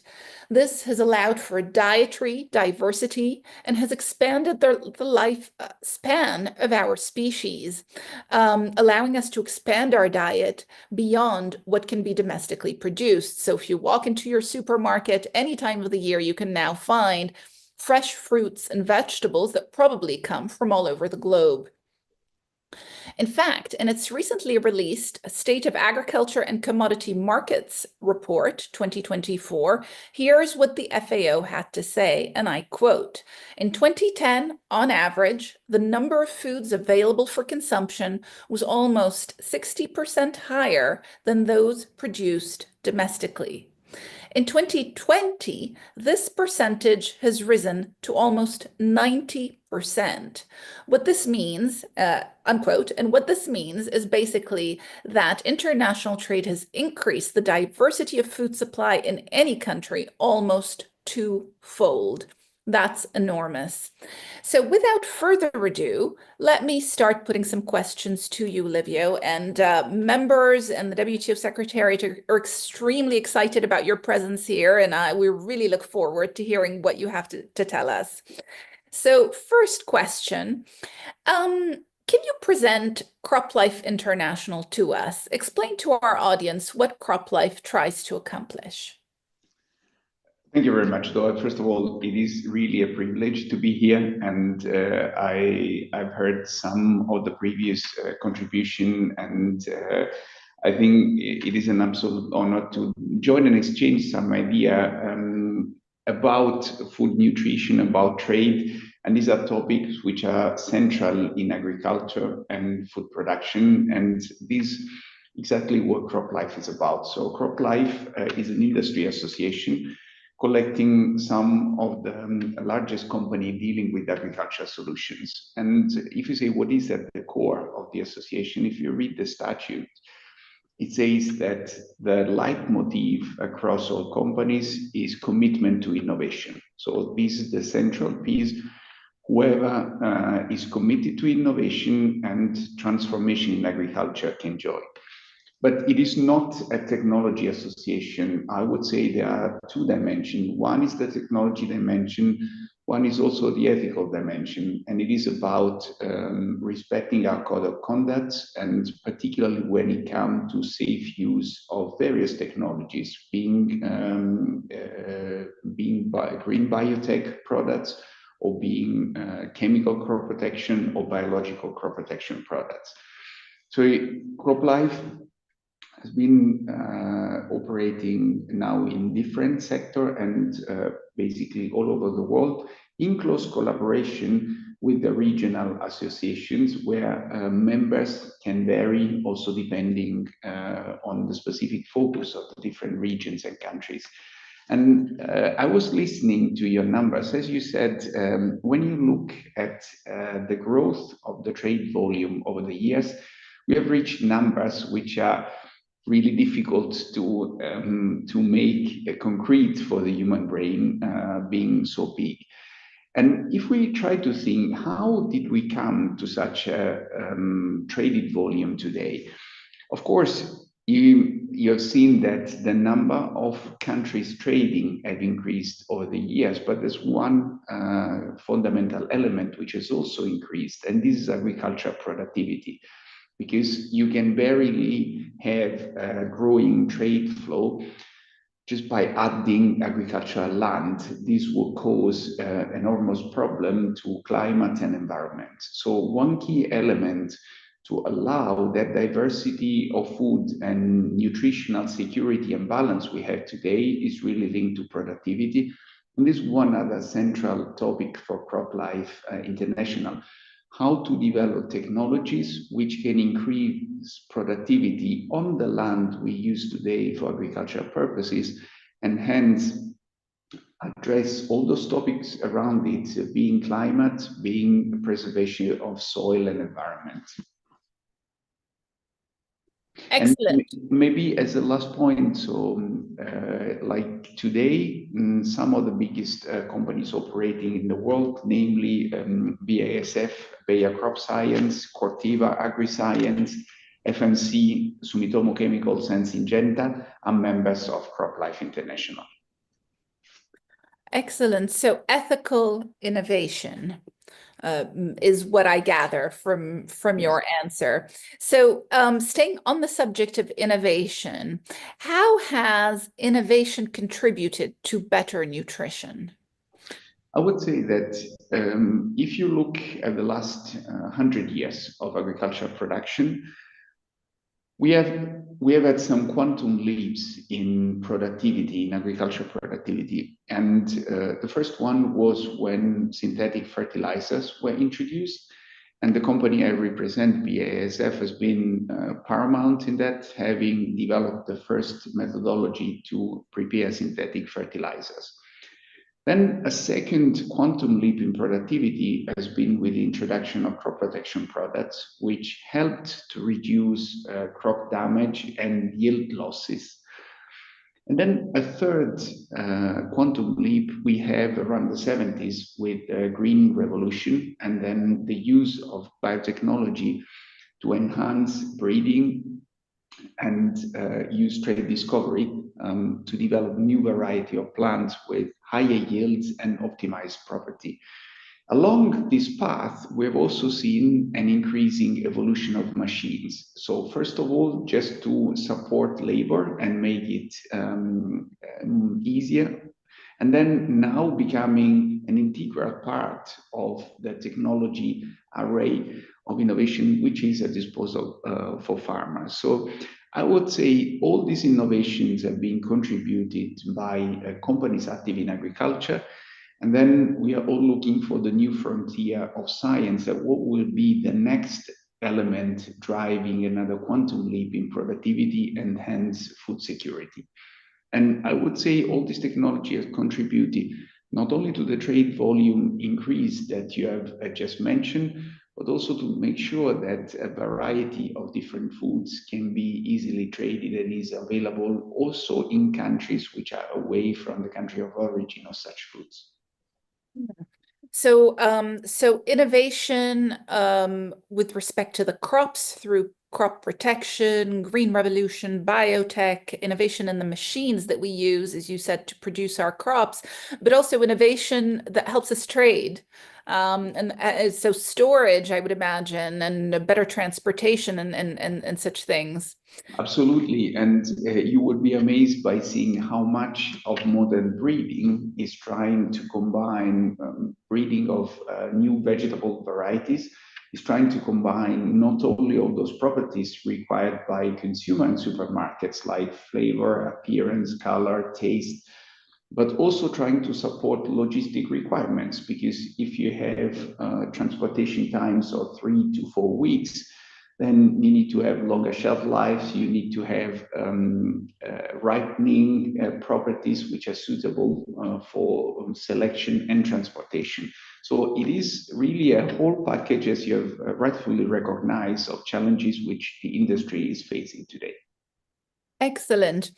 And Livio, of course, another very big topic today is sustainability.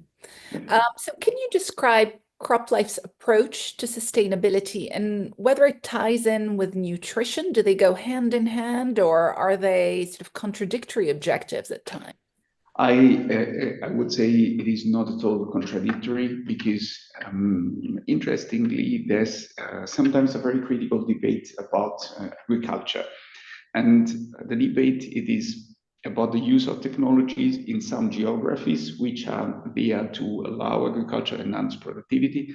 It is sometimes in low-income countries connected to a question of livelihood of smallholder farmers, and also there's a critical debate connected to trade, which is about what is the trade impact on the producing countries and how can it be impacted. So I would say it is a really complex topic.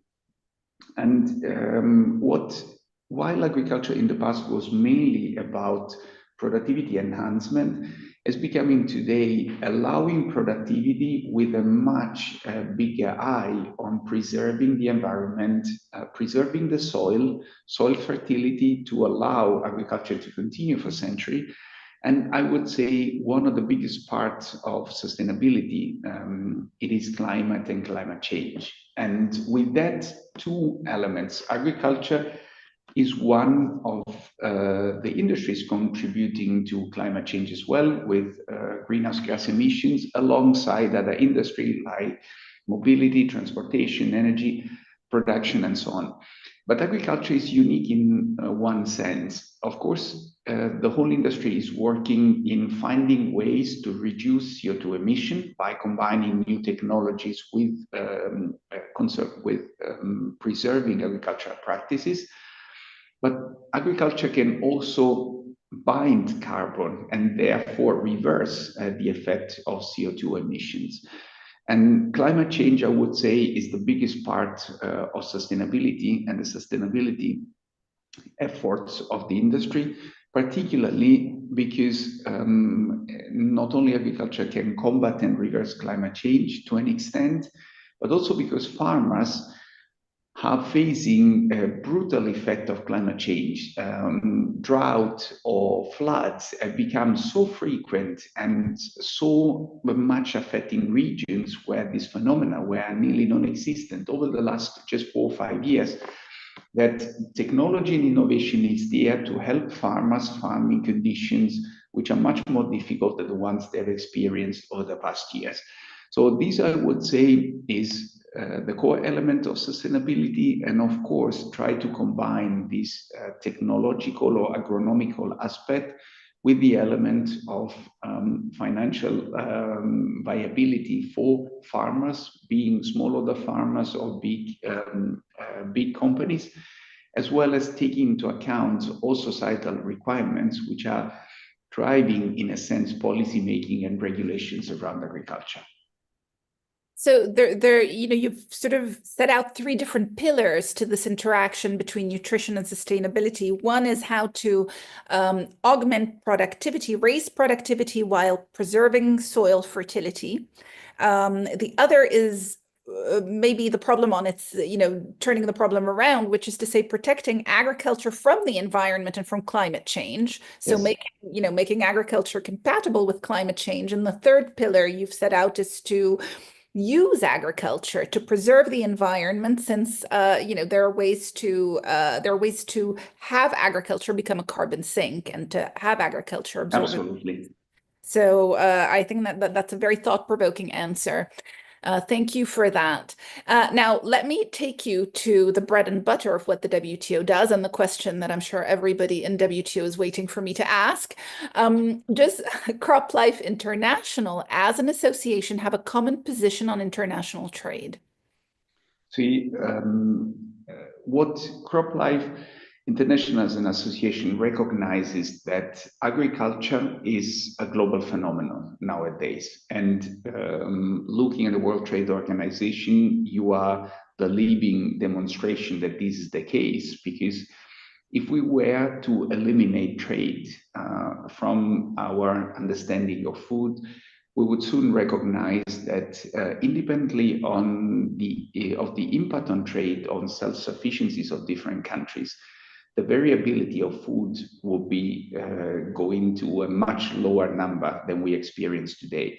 A lot of the food we consume in certain countries cannot be produced here just because of climate issues.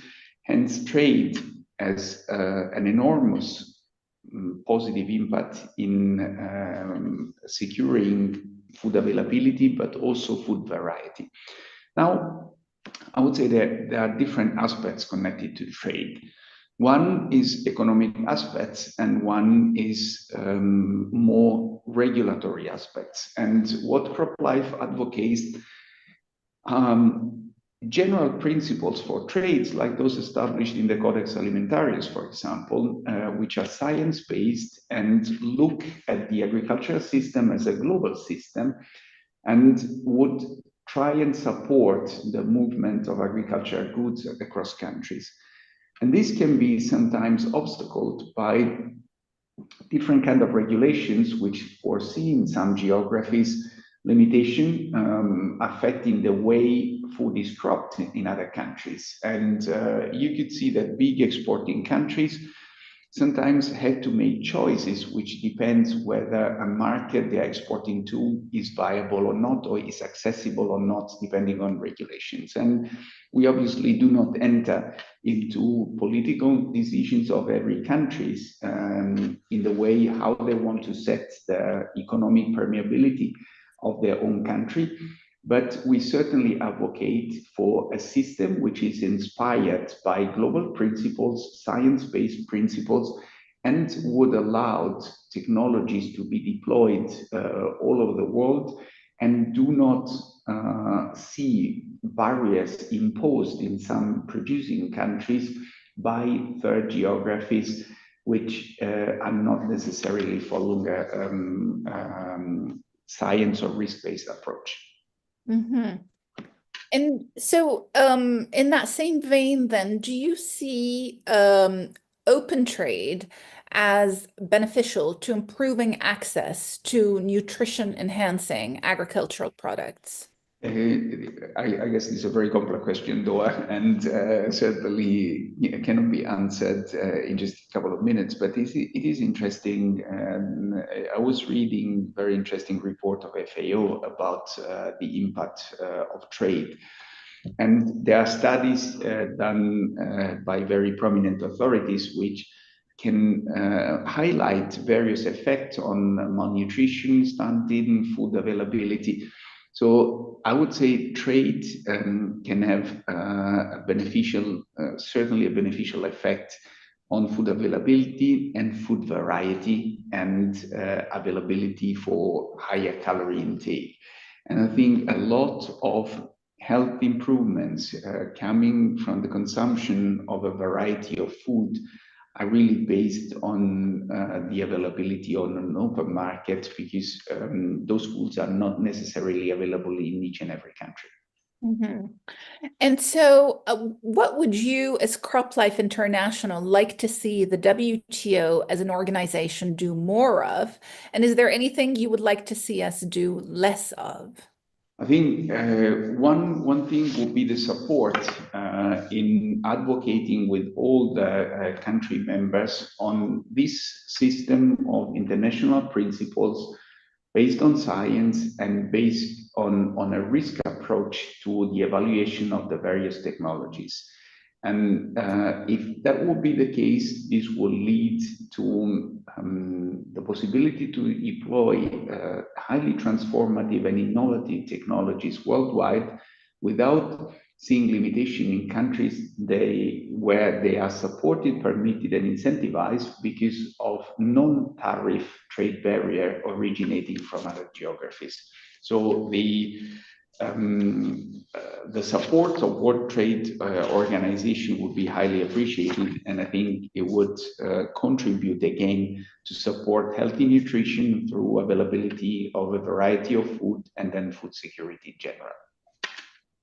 How can we, just to follow up on that answer, how can we facilitate the consensus on science where some jurisdictions see things differently or take a more precautionary approach? Sometimes, like the information is the best way to do that. So, like I've seen in my experience in industry, that a lot of questions around agricultural practices come from various areas, comes from society, come from other stakeholders. And now it is important whom we decide should be the recipient of those questions and the authority. And then we have in every country, we have regulatory authorities. And these work by defining principle which would allow the approval for safe use of various products using in agriculture. And then complying with those principles means for the industry normally developing times of around 10 years for every new active ingredient, 7 to 8 years for new plant varieties, because the production of the dossiers required by the authorities takes up to 4 or 5 years for some of the tests to be completed. So it is an enormous scientific work which is there beyond every little molecule or every new plant variety. Sometimes all this wealth of information and science-based information is disregarded in the debate. So for me, looking at granting the authority of regulatory authorities in every country as the ones who are on the top of the examination of the various dossiers, defining what is a safe use for various technologies, is what has been kept the evolution of the industry going all these past years. Because then companies adjust their innovation process and their regulatory studies based on these requirements. Whenever there's a mediatic approach to understanding what to do and what to do in agriculture, or that is debated in courts or debated in society without taking into account all that amount of scientific information, I think outcomes might be others than what will contribute to a healthy evolution of food and agricultural nutrition system. Right. Thank you for that. And, you know, it's very interesting that you talk about timescales and the number of years that it sometimes takes to get regulatory approval. And of course, some of the environmental and nutrition challenges that we're dealing with require speed. So the regulator needs to keep up with the pace of the problem itself. Now, of course, as you know, in the WTO, we also have an agreement on intellectual property rights. And so some of us here want to hear from you, your thoughts on how important IPRs are to what you do, and in particular to innovation and nutrition. Now, I'm Italian and quite sensitive to the topic of intellectual property, which indeed was first seen in Italy, in the Republic of Venice in the 15th century, which very early on recognized the effort related to the development of a new invention and granted some special rights to the inventors. I think now you mentioned the timelines. These timelines for development, either new plant varieties or new crop protection product or new digital technologies, requires enormous efforts. And today we only see that the financial commitment to the development of any new product is at least twice as much as it was 10 years ago.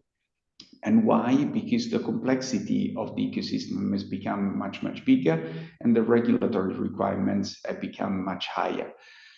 So if you would not allow to recoup the return on investment on this massive amount of resources, you will create a big disincentive in entities, being company or being other entities, even public research institutions, to work on the topic of agriculture. And this is something which is established in all areas of technological innovation, and I think should be kept in its integrity also when it comes to agriculture, and particularly the debate today is about green biotechnology and new breeding technologies like genome editing and other areas. But this is one engine which should not compromise. Otherwise, you would really create a disincentive to innovation across the industry. So very clear message there on intellectual property. A question to you now as president of BASF International. How does BASF navigate regional and international trade policies, product standards, and regulations to ensure that agricultural solutions remain accessible and affordable in the markets that need them?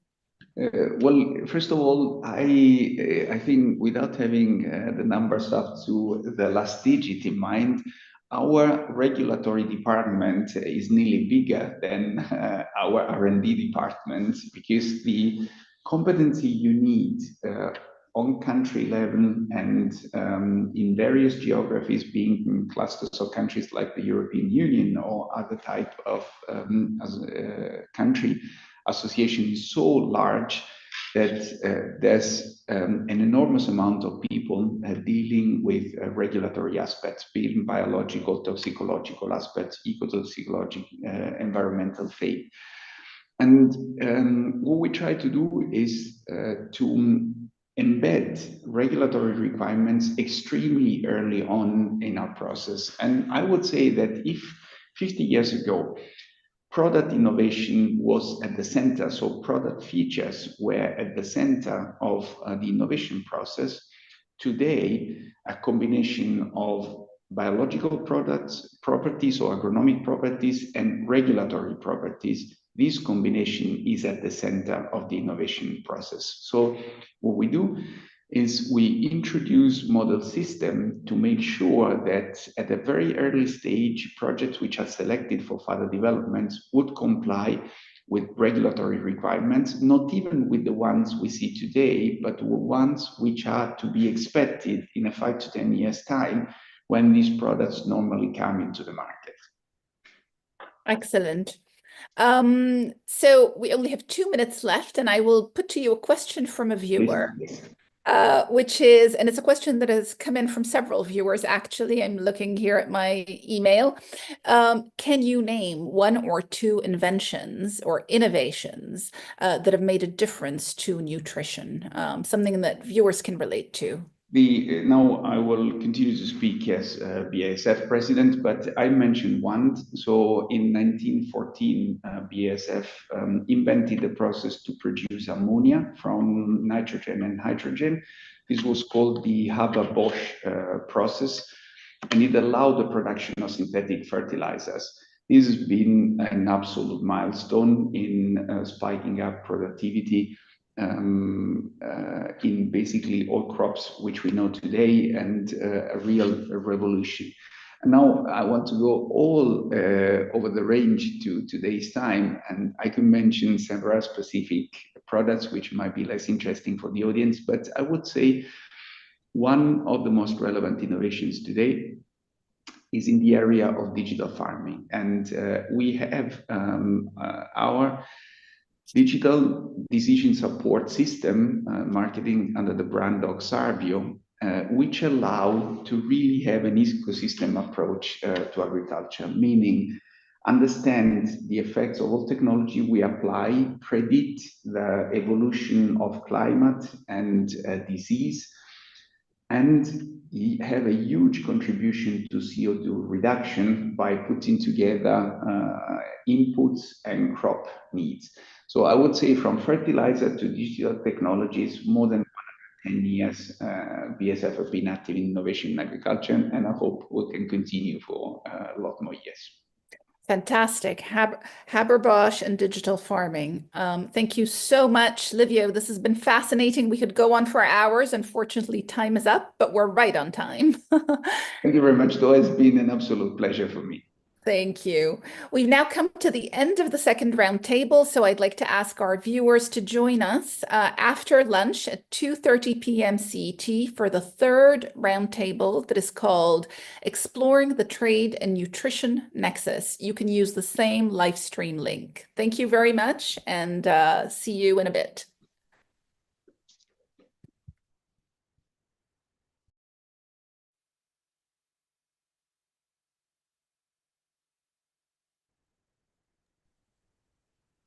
Welcome to the third roundtable of the WTO Annual Agricultural Symposium.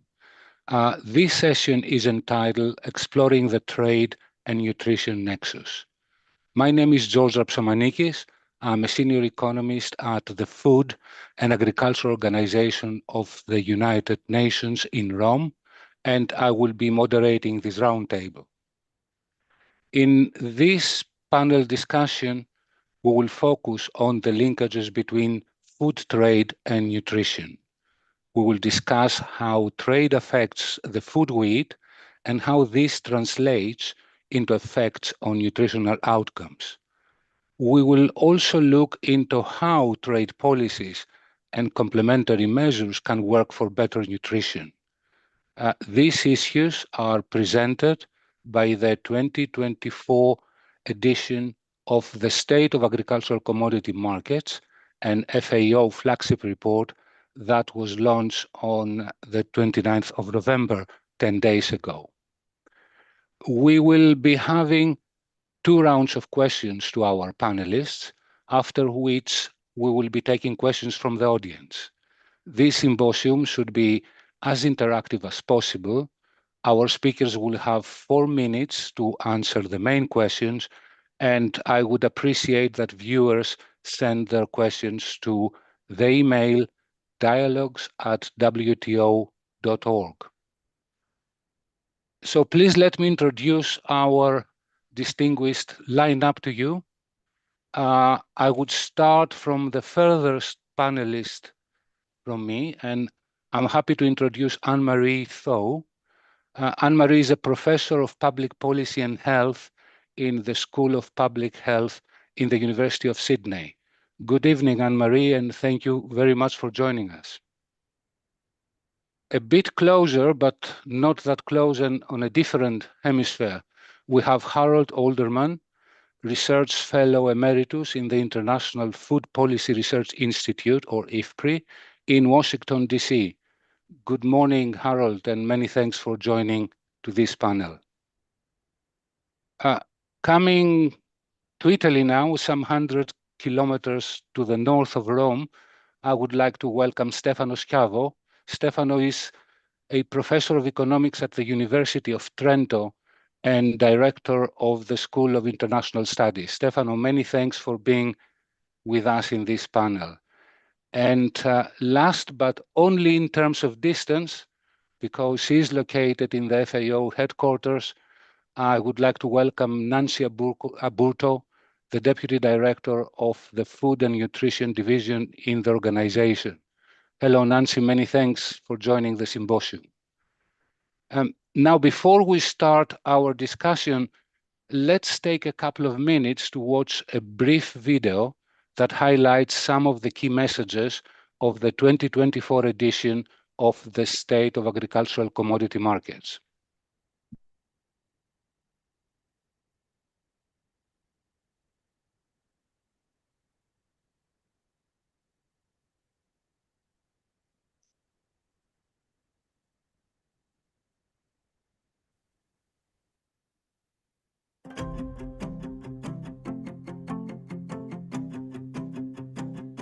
The 2024 State of Agricultural Commodity Markets Report explores the role of trade in promoting better nutrition. Economic growth and development significantly influence our food choices.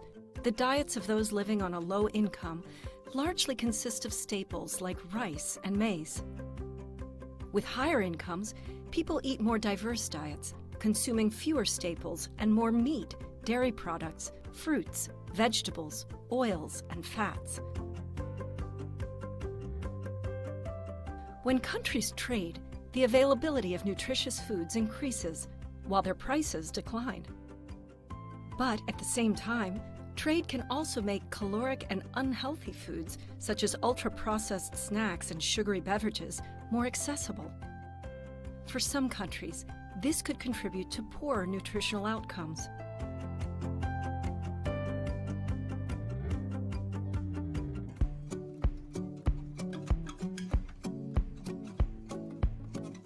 Trade is integral to our agri-food systems, moving food from surplus to deficit regions. It is crucial for food security, as not all countries can produce enough food due to scarce resources such as land and water, or an unfavorable climate. And we know that diverse diets are key for our health. Trade doubles the diversity of available foods. Therefore, trade is fundamental for countries with limited food production capacity. For example, a small island in the Pacific produces only 15 types of terrestrial foods, while one of the world's largest countries by land area produces around 320. Trade also facilitates the flow of important nutrients, like calcium and vitamin C, to countries with insufficient production.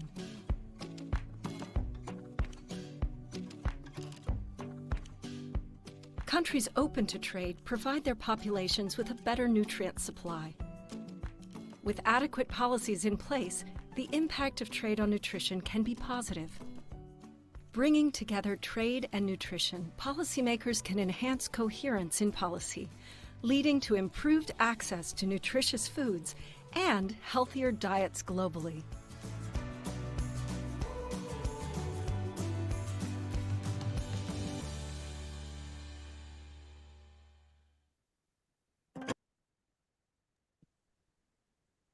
Thank you. Now we've had an animated introduction to the theme of trade and nutrition.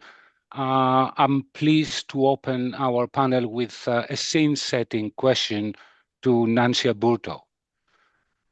Nancy, the world is not on track to achieve many of the Sustainable Development Goal targets, including the targets related to nutrition. It is conflicts, weather extremes, and economic downturns that cause hunger, which affects the poorest people. But at the same time, our food systems are challenged to promote nutritious food and healthy food choices for all. Could you give us a global picture of the state of nutrition? What are the main indicators and what are their trends? Thank you, George. Let me start actually first by thanking the organizers, the WTO. I've been listening to this annual agricultural symposium all day, and it's been such a fantastic opportunity. And so I'm just so honored to have the chance to talk this afternoon. George, coming back to your question, it's a question that I could really talk about, I think, for hours, because nutrition is both an input to and an outcome of sustainable development. So I think there's a lot I could say within the context of Agenda 2030.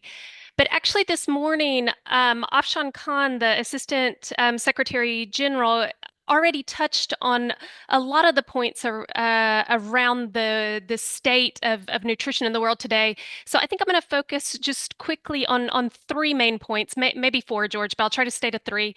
The first one is that malnutrition in all of its forms is a global challenge, and it's one of the main barriers to sustainable sustainable development in country after country. As Afshan mentioned this morning, still and yet today in 2024, 50% of all child deaths before the age of 5 have malnutrition as an underlying cause.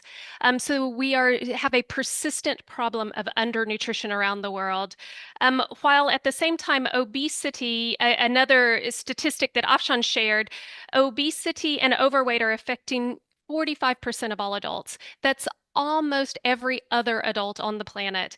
And 70% of the people affected by overweight and obesity are actually in lower and middle income countries.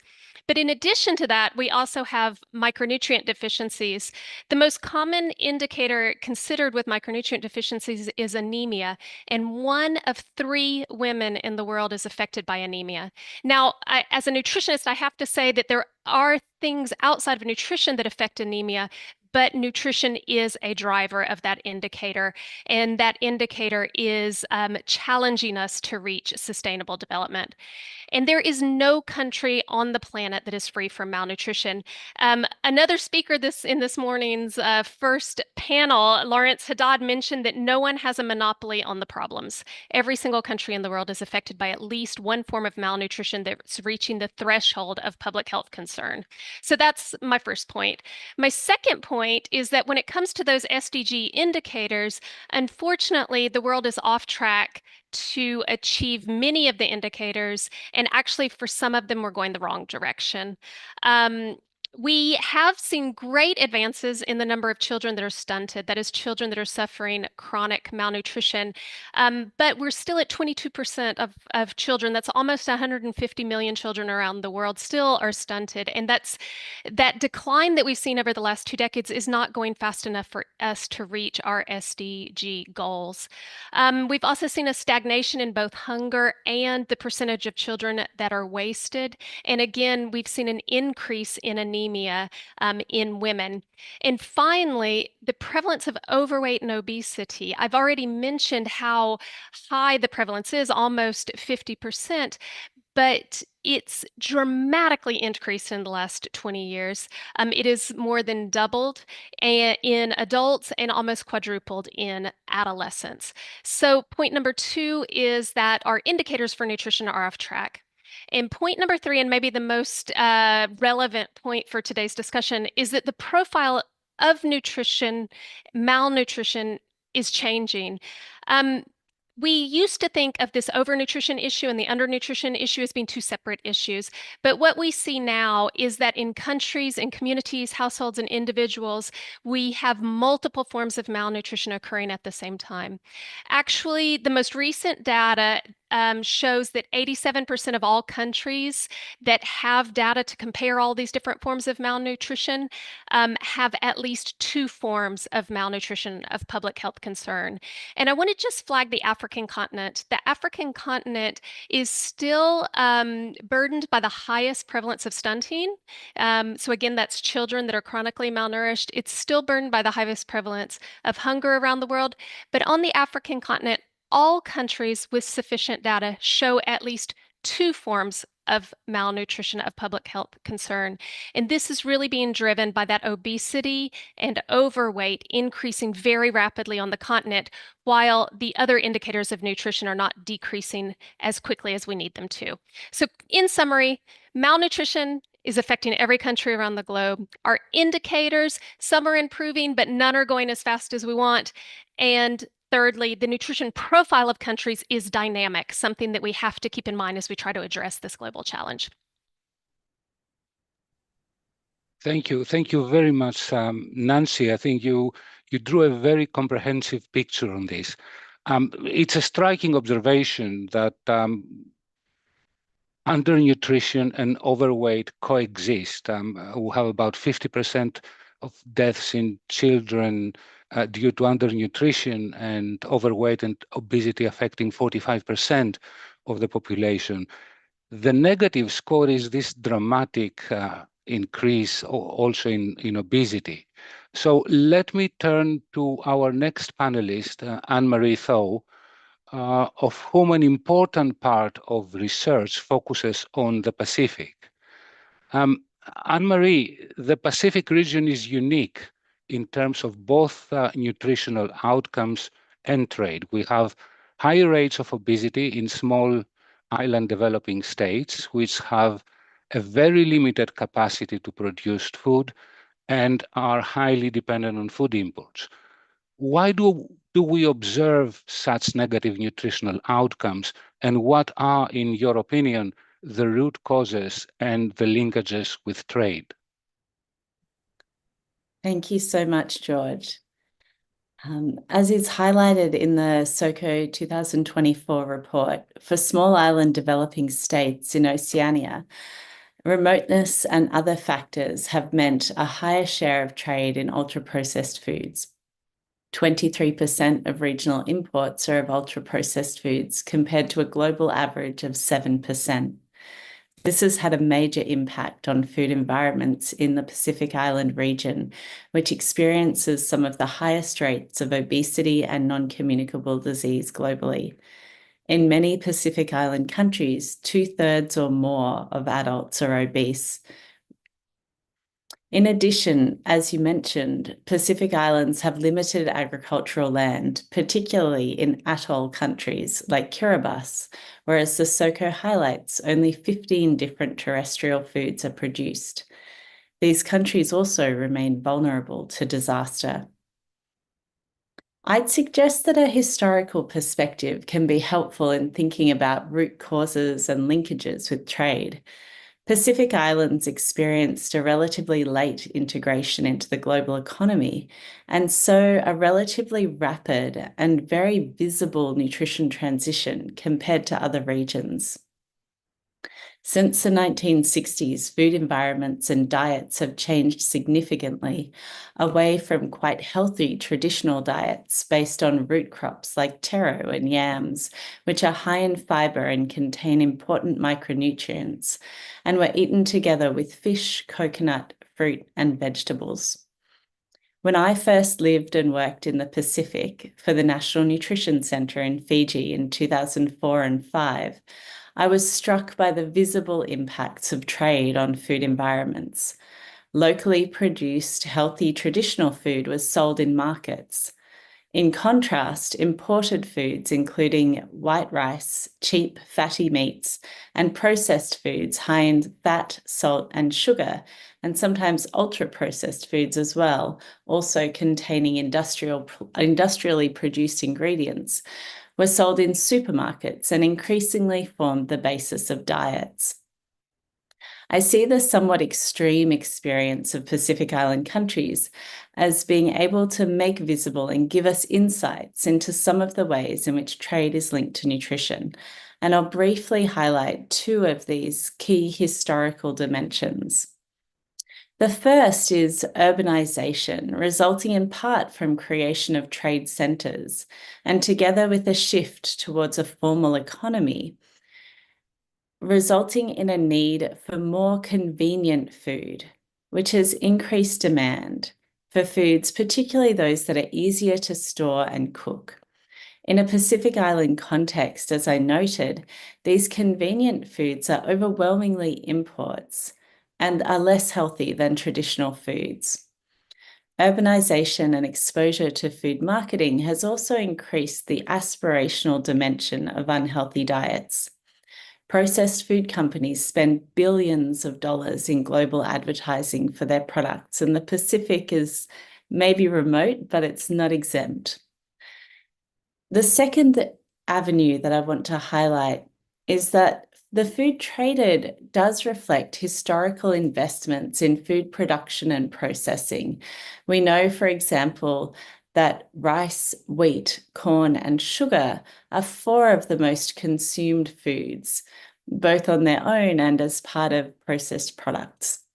And all of these commodities have benefited from many decades worth of agricultural investments in their production, storage, transport, and processing. In addition, processed foods with long shelf lives are amenable to trade, particularly over the long distances required to reach remote islands. In contrast, there's been relatively little research and development devoted to traditional foods of the Pacific Islands. This is similar to many other countries in which there have been few efforts to improve transport, storage, and convenience, for example, through basic processing of traditional foods. And this means that these traditional foods remain relatively expensive, challenging to store, especially in urban areas where land is limited, and they're time-consuming to prepare for consumption. And so here we see some of these historical dimensions playing out in modern intersections between trade and nutrition. Thank you. Thank you. Thank you very much, Anne-Marie. So I understand what you say. We have a region which is remote. The trade costs are very high. They are late. They joined the economic growth trends later than other countries. But at the same time, we have a very rapid nutrition transition, change in diets, urbanization, and other factors that promote the consumption of processed foods and ultra-processed foods. Now, what is important is to see whether this relationship between trade and nutrition holds for every country or not. And I would like to turn to Stefano Schiavo. Stefano, Anne-Marie opened the door to trade and how it can affect the composition of food that is available for consumption, which is an important part of the food environment. And in the Pacific Islands, we learned that there are a lot of ultra-processed foods that may cause obesity. Can we generalize these linkages between trade and nutrition across all countries, or this is specific to the region of the Pacific? Do trade impacts differ from one country to another? Thank you, George. And let me start by thanking the organizers for the opportunity to discuss these topics with these distinguished panels of colleagues whose work I have often read and I admire to some extent, and it's my honor to be here. I think that the adverse effects that have been documented very well for Pacific Islands are context-specific and cannot really be generalized to all countries. So the impact of trade on nutrition, I think it differs across countries. Nonetheless, there are, I think, three main channels plus one that we can generalize, and they are fairly general, and they are discussed in the 2024 edition of SOCO. So diversity, nutrients availability, and prices, I think are the three general channels through which trade affects nutrition. The plus one is income growth, and this has been already mentioned also in the short video we have seen. So increased variety, I think, is generally positive because consumers love variety, and this is one of the determinants of the gains from trade that economists identify. And indeed, the number of food items that is available for consumption in almost all countries is much, much larger than the number of items that are produced domestically. And this number is constrained often by either natural resource endowments or climatic conditions. So availability has increased over time as the food system has become global. Now, trade improves the availability of all kinds of goods. In this case, it would be both healthy and less healthy foods. So there is a concern about this being sort of skewed towards the food that is not necessarily very nutritious. But increased dietary diversity appears to be associated, again, on average, in general, with better nutritional outcomes. So, for instance, the data show that vitamin C and calcium flows that are to some extent embedded into trade flows have almost doubled in the last 20 years. This applies to several micronutrients as well. And in general, I think there is a positive correlation between the degree of trade openness for countries and the level of nutrient intake above and beyond caloric intake, I mean. Then the third channel is through prices. This is the main channel to which economists would look at. So imports become cheaper. And one concern, and this has been made very clear by Anne-Marie, is that one concern is that this change in prices is skewed towards food that is sort of bad for our health. But I would say that there is not broad-based evidence that this is necessarily or this is always the outcome, right? So now I can answer to your question using the answer that economists give to 95% of the question they receive, which it is that, so the answer is it depends. It depends on the context very much. I think that on average, trade openness reduces prices across the board for almost all goods, and there is no evidence that this is necessarily in favor of energy-dense, non-nutritious food. Now, there is, I think, one thing that we need to remember, and I mean, as a trade economist, I think is not always appreciated enough, is that trade plays a crucial role for food security. And for many countries, self-sufficiency or relying on domestic production is simply not an option. And open markets and well-defined rules are an important tool to achieve food and nutrition security, although we need to be aware that trade impacts consumption and production decision, and it often magnifies the tendencies that we would otherwise observe in a closed economy.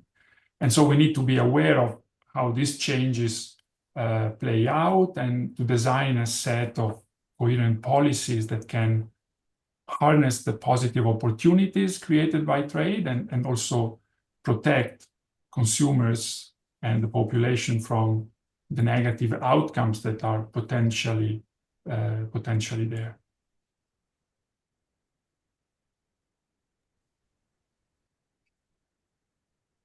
Thank you. Thank you very much, Stefano.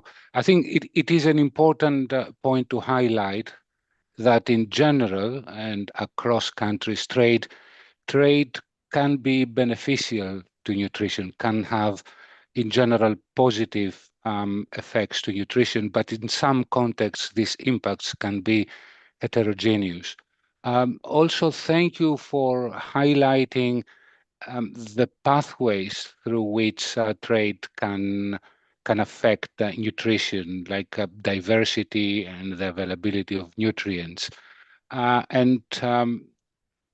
While trade creates economic gains, because countries can import food that otherwise it will be very expensive for them to produce, at the same time, we have nutrition gains because of this increase in the diversity of foods. Our utility increases because we love variety. You also mentioned that food imports become cheaper, and this is a very important issue because we have heard quite a lot about the cost of healthy diets. And I would like to turn to Harold Alderman for this. Harold, Stefano mentioned that an important pathway through which trade can affect nutrition is prices. We know from the FAO report on the state of food security and nutrition in the world that about 2.8 billion people could not afford a healthy diet in 2022. How can we reduce the prices of nutrient-dense foods, and how could trade contribute to lowering the cost of healthy diets? Thank you. Yes, it is the case that the cost of an adequate, healthy diet is about 50% higher than the extreme poverty line used by the World Bank, which was originally based on calorie adequacy, part of the issue.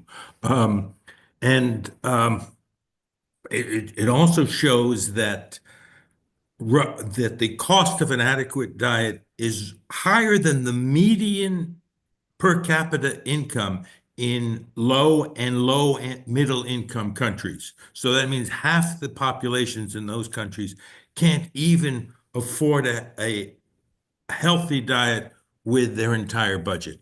So obviously their income is important, and that's one strategy people are using. But price is, as you've mentioned, also important. Looking at the relative prices of animal source foods, fruits and vegetables, legumes, all these things that are important for a healthy diet, relative to the cost of grains, the least cost grains or the least cost starchy staples, the poorer the country, the higher the relative price of these protective foods. So it's not just a poverty problem, it is a price problem. I believe it's more of a domestic price problem than an international trade problem. The reason, I mean, there's both, of course. The reason why I say that, I mean, tariffs are not an issue. A recent study has shown that tariffs add a small amount, a few percentage to the cost of a healthy diet. Unfortunately, it's a little higher in fruits and vegetables than others, which surprised me when I read that study, by the way. But still, it only adds a small amount to the total cost of a diet. Trade issues, however, if you look at the cost of a healthy diet in countries which have poor trade, internal trade infrastructure, I'm talking about transportation, it's roughly 40% higher than the cost of a healthy diet in countries which have good transport systems. So there are price issues, but their price issues is as much for internal as external trade. There are external trade issues as well, particularly the international trade has been mentioned in sugar and fats, which lead towards less healthy diets overall. But as I said, there's much going on in internal trade issues, transport issues, storage issues, which are also part of the price problem. Thank you. Thank you. Thank you very much, Harold. I think this is a striking observation that in poorer countries, the relative prices of healthy foods are higher. And definitely, yes, this is a price issue. And as you said, I would agree that it is probably most due to domestic factors rather than international trade factors. Although I should say that nutrient-dense foods like fruits and vegetables, the international trade cost tends to be quite high too, because they will need cold storage. Let me now turn to the second round of questions, and again, I would like to start with Nancy. Nancy, the 2024 edition of the State of Agricultural Commodity Markets includes analysis of trade flows of nutrients and minerals. Earlier on, you spoke about micronutrient deficiencies. Harold made a point on the cost of the nutrient-rich foods. Now, many countries cannot produce a wide range of foods to meet nutrient requirements. Do you think that trade can contribute towards closing nutrient gaps in these countries? Yeah, thanks for the question, George. And unlike Stefano, I'm not an economist, so I'm not going to say it depends. I'm going to say that absolutely, I think trade can help in closing that nutrient gap. And just to reiterate that closing that nutrient gap, we often talk about micronutrient deficiency or vitamin and mineral deficiency as hidden hunger. But these deficiencies are really extremely important. And we know that more than 2 billion people around the world suffer from some form of a micronutrient deficiency, and as many as 60% of all women around the world. And this is leading to things like preventable blindness in children, children that are being stunted in their growth, both physically and cognitively, increase in disease, and again, increase in mortality, especially in children. So filling that gap is extremely important, and I think that trade has an extremely important role to play. We saw from that SOCO report that we were able to identify not only this increase in diversity of food, but actually the increase in nutrient availability due to this increase in trade. This was really the outcome of improvements in nutrient data in recent years that allowed us to investigate and not have to make those assumptions that increased diversity would increase nutrients. So we don't really talk about trading in nutrients because those nutrients aren't the commodities that are being traded, but we were able to look at what the nutrient flows were based on that food trade. And we found that not only in high income countries, but also really importantly in low and middle income countries, the net import of minerals like calcium, magnesium, potassium, and the increase in vitamins like that important vitamin A that I've mentioned several times now because it's such an important vitamin, have increased in the last 20 years. Actually, all of the nutrients that were looked at, all of the vitamins and minerals that we looked at in the analysis in the SOCO showed an overall, on average, increase in their availability in countries over the last 20 years. Another example is just to say B vitamins, riboflavin, thiamine, and then the minerals, calcium and zinc. We were able to quantify that they're increased as much as 40% in the last decade because of trade. So trade is actually imperative for good nutrition. And that's really important in all countries around the world. Now, we're already discussing some of the negative effects. I think Anne-Marie mentioned some things, and Stefano mentioned some of the challenges that trade may have for increasing those calories and the availability of foods that aren't so good for our health.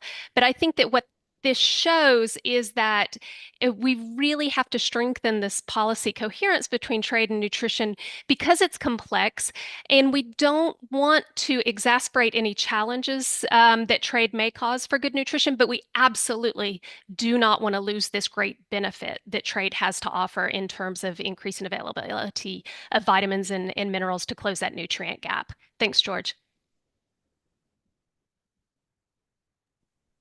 Thank you, Nancy. Thank you for the well-targeted answer.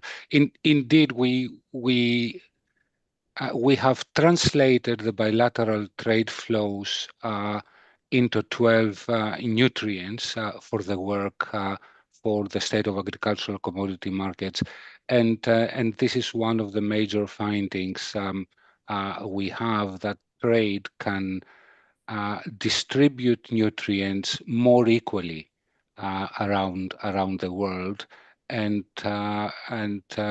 this is quite important. I think now we have a good picture of the general impacts of trade, but I would like to start discussing policy. So I'll turn to Stefano. Stefano, there is a heated debate on whether or not multilateral rules provide sufficient policy space to pursue trade policies that promote healthy diets and better nutrition. How can trade policies work for better nutrition? And are the trade policies the first best policy instrument for addressing nutritional outcomes? Yeah, thank you. So I try not to answer it depends this time, I promise. So I think WTO rules do recognize the importance of what are called non-economic goals for countries such as human health or, let's say, environmental sustainability, right? So something which is not necessarily related with the economy and with trade. And this is, I think, codified in Article 20 of the GATT agreements. And so the rules do provide countries with some policy space and some flexibility. And I think the 2024 SOCO report has a number of interesting examples in this direction along these lines. Now, the one important principle in international trade rules is the principle of non-discrimination. So compliance with these rules requires policy measures that are based on, that are transparent, that are based on some form of scientific evidence requiring, showing the necessity of the policy action, and that the policy especially cover both imported and locally produced foods with similar characteristics, so that there is no discrimination among the sources, right? Where the goods come from. Now, in terms of trade policy being first best or being the best possible tool, my sense is that trade policy is often overburdened with a number of sort of non-trade or additional goals, and it's not necessarily the best instrument because it does not target, it does not tackle the source, the root of the problem, right? So, for instance, if people eat too many calories or eat too much fat, now taxing import, which is what a tariff would do, does not necessarily reduce intake as much as a tax on consumption, say, would do, because the tax on consumption affects both domestic and internationally sourced food. The trade restriction only affects the food that comes from abroad. Now, of course, we need to make sure that trade policy is aligned with public health goals, because things often move in parallel. There are multiple things happening at the same time. So, for instance, if so we know that, for instance, demand for ultra-processed food is very sensitive to income growth. And we also know that trade normally triggers income growth on average. Now, so trade liberalization, which makes ultra-processed food more easily available and is likely to induce income growth, can result in a surge of imports of energy-dense food that have little nutritional value. But again, restricting trade here does not necessarily lead to solve the problem, or is not necessarily an effective way to tackle the problem, because it does not affect domestically produced goods. It does not affect demand on its own. And production, domestic production of that kind of sort of not very healthy food is likely to increase if we restrict trade and if demand remains high, right? So if we want to tackle the issue from, at the root, we need to complement the policy measure with other tools that allow to reduce demand. So increase taxes on that kind of food, or inform people more about negative outcomes of excessive consumption of this kind of food. So to achieve this policy coherence, I think is important to have a better understanding of the link between trade and nutrition, which is to some extent a topic on which we don't really know a lot. And in this sense, I think that the 2024 edition of SOCO is an important step in the right direction, and I'll leave it there for the moment. Thank you very much, Stefano. It's interesting to hear that trade openness is important, but we need other complementary policies to improve nutrition, and this is true.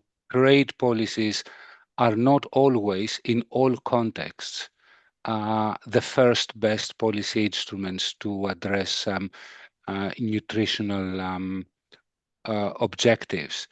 However, if we take a broader view of policy approach, from what I understand from this panel is trade openness is preferable to self-sufficiency because not all countries can produce a diverse range of foods that can support nutrition for their populations.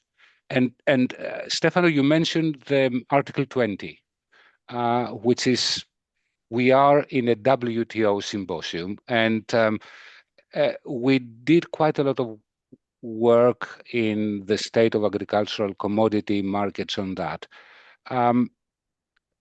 The multilateral rules do not constrain the policy space, but they help shape the instruments because of the principle of non-discrimination Stefano mentioned. And we have many examples about this, like in Samoa. In Samoa, they had a quantitative restriction on imports of turkey tails, which is a fatty piece of meat. And in their accession to the WTO, this particular policy instrument became a very high tariff, 100% tariff on this, because quantitative restrictions are not allowed according to the WTO rules. And Stefano, you spoke about other policy options, and I would like to turn to Harold Alderman now. Harold, are there any policy options that can address this issue at the margin? Nutrition labeling is a trade measure, a non-tariff measure, implemented by many countries to provide guidance for healthier food choices. Many countries apply excise taxes on sugar-sweetened soft drinks. What are the impacts of these policy instruments? Thank you. This is something that I've been looking at in the last few years, particularly in Latin America, but it's not just a Latin America policy. There's a few instruments. Clearly, taxes can be used to a degree. Soda taxes have been tried, for example, in Mexico, a 10% increase of the cost passed on through a tax is passed on to consumers has lead to a 10% reduction in soft drinks. People have argued, but that means that the poor have to actually pay more. But studies have shown that the cost savings in health, not only non-communicable diseases, but dental caries, offset the amount that they've had to pay a little extra for taxes. And of course, it is a relatively small amount. But taxes could only go so far. You can't tax food commodities, even if they're not a healthy commodity, out of existence, of course. But there's other measures as well. Chile has been a leader in Latin America, but most of Latin America have adopted a set of policies. There are food warning, healthy warnings in Chile, for example, for fats, high sugar content, high sodium content that have been noticed, and households are aware of these when they go shopping. There's restrictions on advertisements of children under 14 on television, for example. There's restrictions on cartoon characters on cereal boxes or sports heroes on cereal boxes. These, again, have been shown to have an impact and have led to people shifting to healthier items that do not have the warning label, the need for the warning label, that is, if they're below. And then countries are considering now policies which lead to reformulation.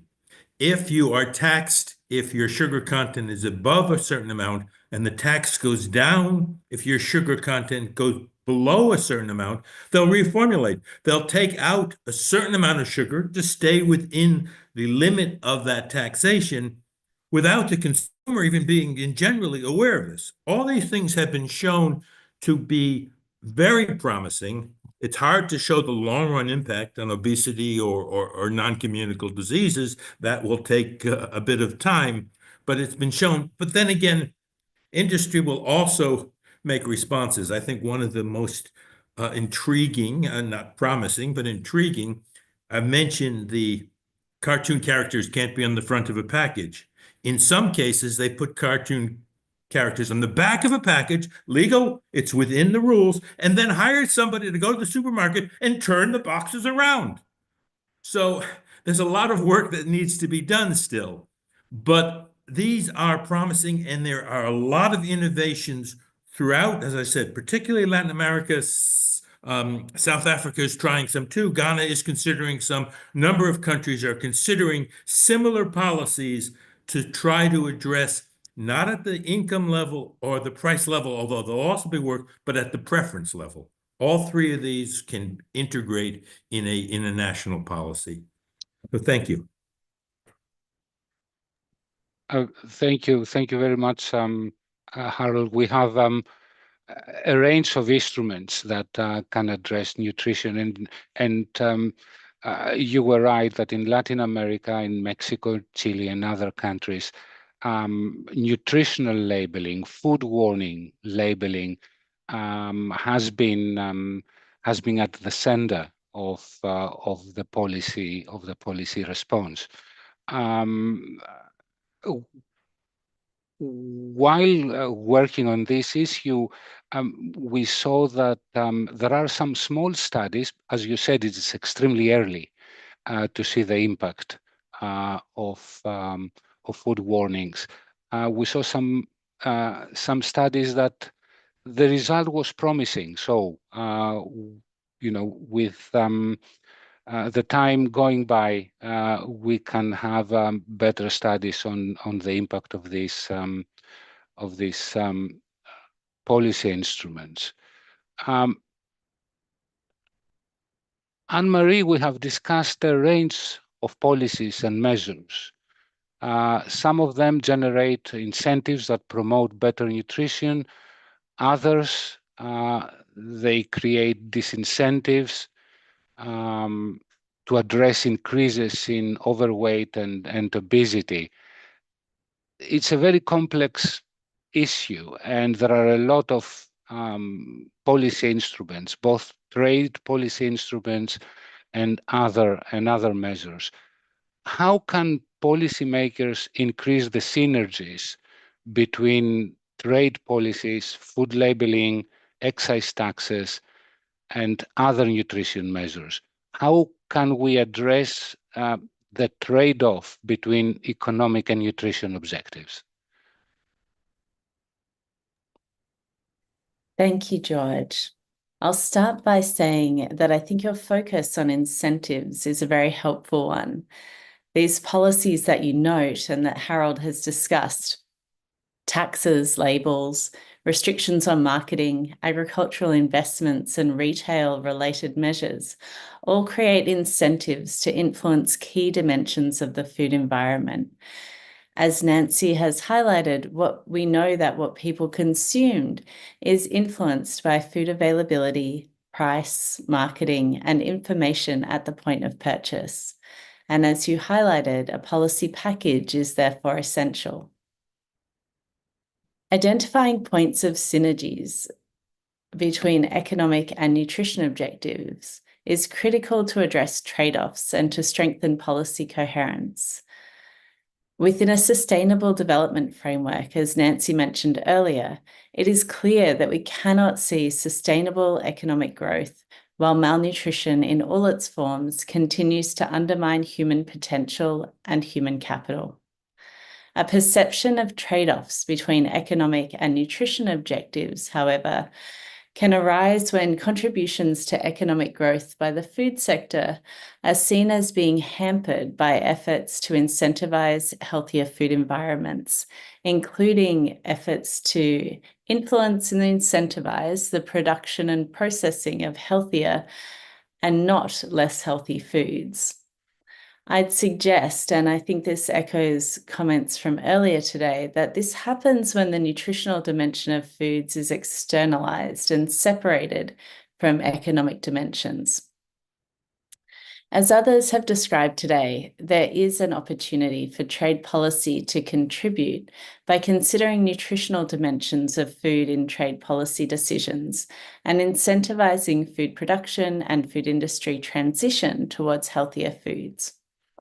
But to answer your question about supporting and overcoming these potential trade-offs, I want to focus on another avenue. I'd like to talk a little bit about strategic nutrition policy design that can help to ensure that measures are non-discriminatory in a trade context, and specifically how important it is to use a transparent and evidence-based approach to classifying food as healthy and unhealthy to underpin these policy interventions. Using this type of approach can provide a clear scientific basis for the foods that are targeted by policy measures, which can support both non-discrimination and the scientific justification that's important in a trade context. There are various options to classify foods as healthy or unhealthy, and that includes the NOVA classification that was used in the SOCO report, as well as nutrient profiling models that have been developed by the World Health Organization. And this concept of nutrient profiling is really about classifying foods according to their nutritional composition based on scientific evidence related to non-communicable disease and other disease risks with the intent of promoting health. And this can be really critical in helping to create a really strong scientific justification and basis for nutrition policy interventions that do, as we've discussed today, have implications for trade. In closing, I also wanted to highlight that in order to address trade-offs, it's essential to build capacity and to raise awareness within both trade and health policy communities.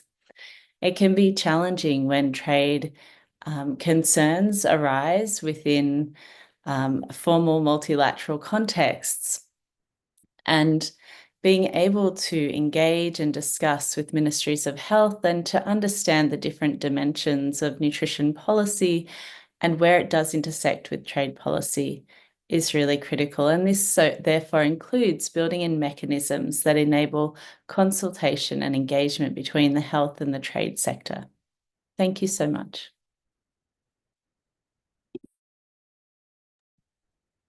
Thank you. Thank you very much, Anne-Marie. I mean, achieving this policy coherence should be challenging, and from what I understand, it requires a mechanism that relies on very close synergies between different departments in the government. You know, health ministry, trade ministry, and the Ministry of Agriculture. You mentioned that we have the ability to classify foods into healthy and unhealthy. One is the NOVA classification that relies on the level of processing, and the nutrient profiling. This is very interesting because we will have to provide policymakers with the data, and these are ways to provide a detailed information to them, together with all the information that goes on the trade, on trade policies and trade negotiations that may be engaged, so they can make a decision. This is very helpful for us because we are preparing online courses in FAO to address exactly this issue, trade and nutrition, how you can negotiate in trade agreements so increasing trade will be beneficial both in economic terms, but also in terms of nutrition. So thank you very much for that.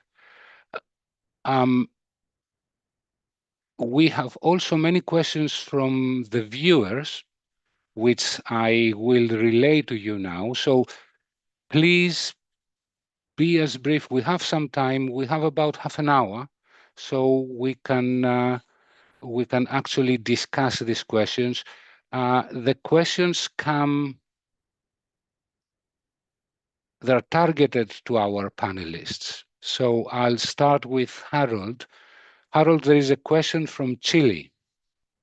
Does IFPRI's work on nutrition and its research corroborate the conclusions of FAO's SOCO 2024, or does IFPRI's work show anything different? I'm afraid I cannot answer that. I do not know the full range of IFPRI's research, and I do not know particularly any work for IFPRI on Chile. But IFPRI has been doing, in addition to the very specific trade measures, has been doing modeling on what would happen in changes in trade policies that would affect not only world food prices, but on the environmental impacts of food. And IFPRI's work has been done in, for example, the State of Food and Agriculture at FAO has been based a fair amount on IFPRI's modeling effects on the interplays. And some of the results there have been a bit counterintuitive on what would happen if you change internal subsidies in developed countries, how much it would affect undeveloped countries. It would affect it much more on the environmental issues, where actually the environmental issues are more serious in underdeveloped countries in terms of animal source foods, but less on the prices and the nutrition. But I can't speak to the full range of IFPRI's research because, for one thing, I'm retired, but for another thing, it's just very broad. It covers many different aspects. So I'm a little bit vague on my response to I apologize for that. Thank you. Thank you very much, Harold. A question for Stefano. It comes from New Zealand. What is the relationship between meat consumption and good nutrition and balanced diets? Where do you see the meat industry as heading in light of global concern for nutrition and environmentally sustainable diets? That's a big question. I think world demand for animal-based food is likely to increase further in the future as income grows, because as income grows, we know that people are likely to turn to more animal-based food. So as the nutrition transition spreads to places, to regions of the world like Asia or Africa, animal-based food like meat is going to be more in demand. On the other hand, in high-income countries, people will progressively trade off, I think, quantity or quality of meat in a way, if you want, similar to what we have seen for other type of goods like wine.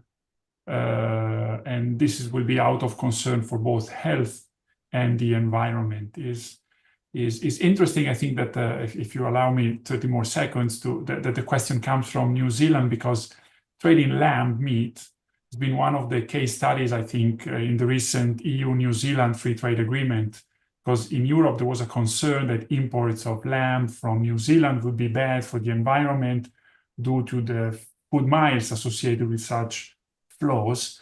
Now, it turns out that this is not the case, because lamb raised in New Zealand feeds on grass rather than on feeds.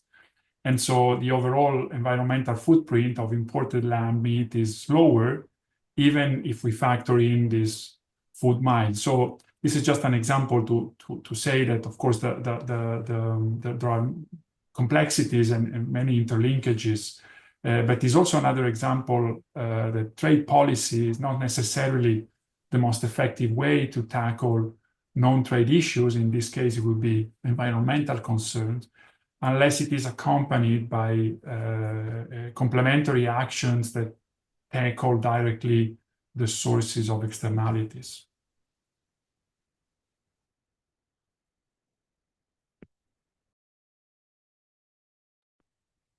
Thank you, Stefano.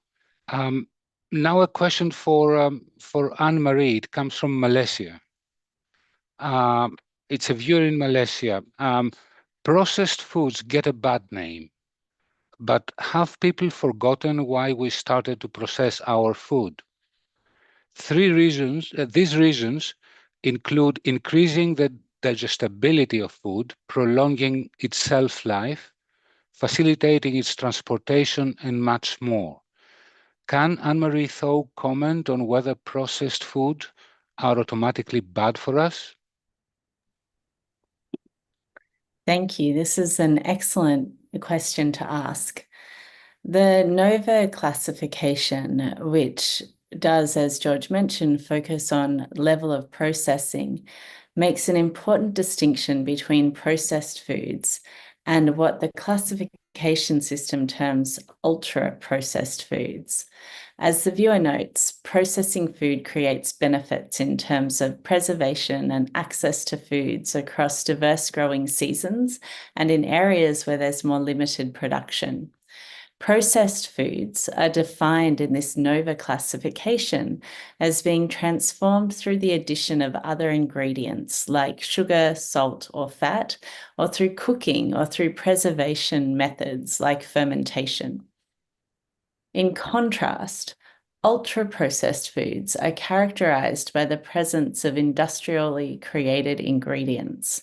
So, for example, additives and basically substances that you wouldn't find in your own kitchen.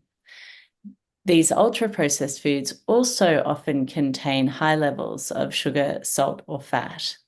And so we do have quite strong evidence that consumption of sugar, salt, and fat, particularly trans fat and saturated fat, is associated with an increased risk of diet-related diseases.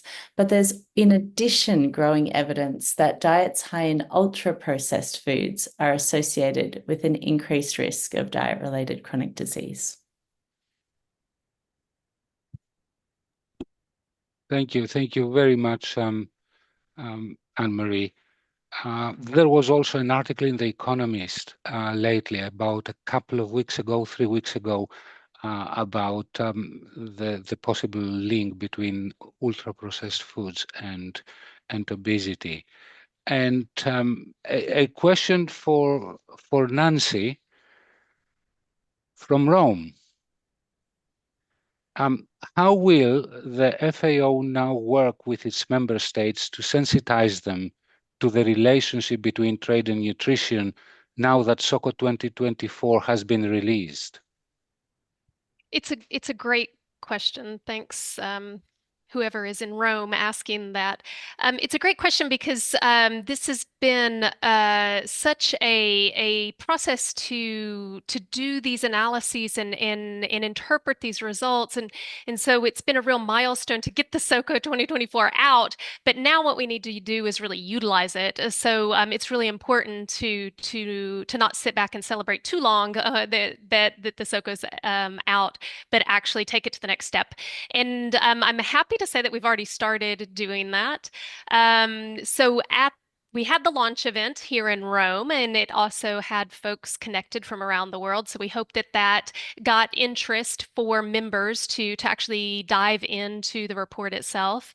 We also have already shared results with our FAO Committee on Commodity Problems back in September. Again, the opportunity to start the sensitization process with our members, getting people interested. So we're hoping that now that the full publication is there, people are picking it up.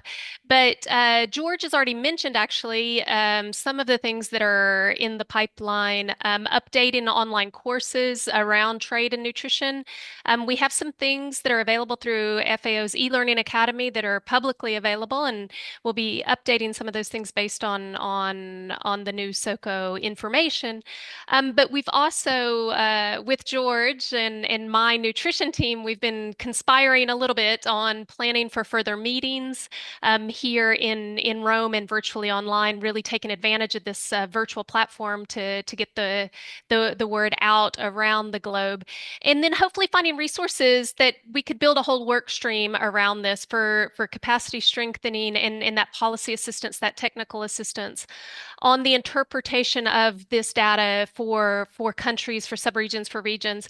And I'll just go back. I was teasing Stefano earlier for saying it depends, but actually in the case of translating this global public good into that local action, it really does depend. And so now we'll work on finding that policy coherence for nutrition and trade, supporting our member states in doing that in their diverse context.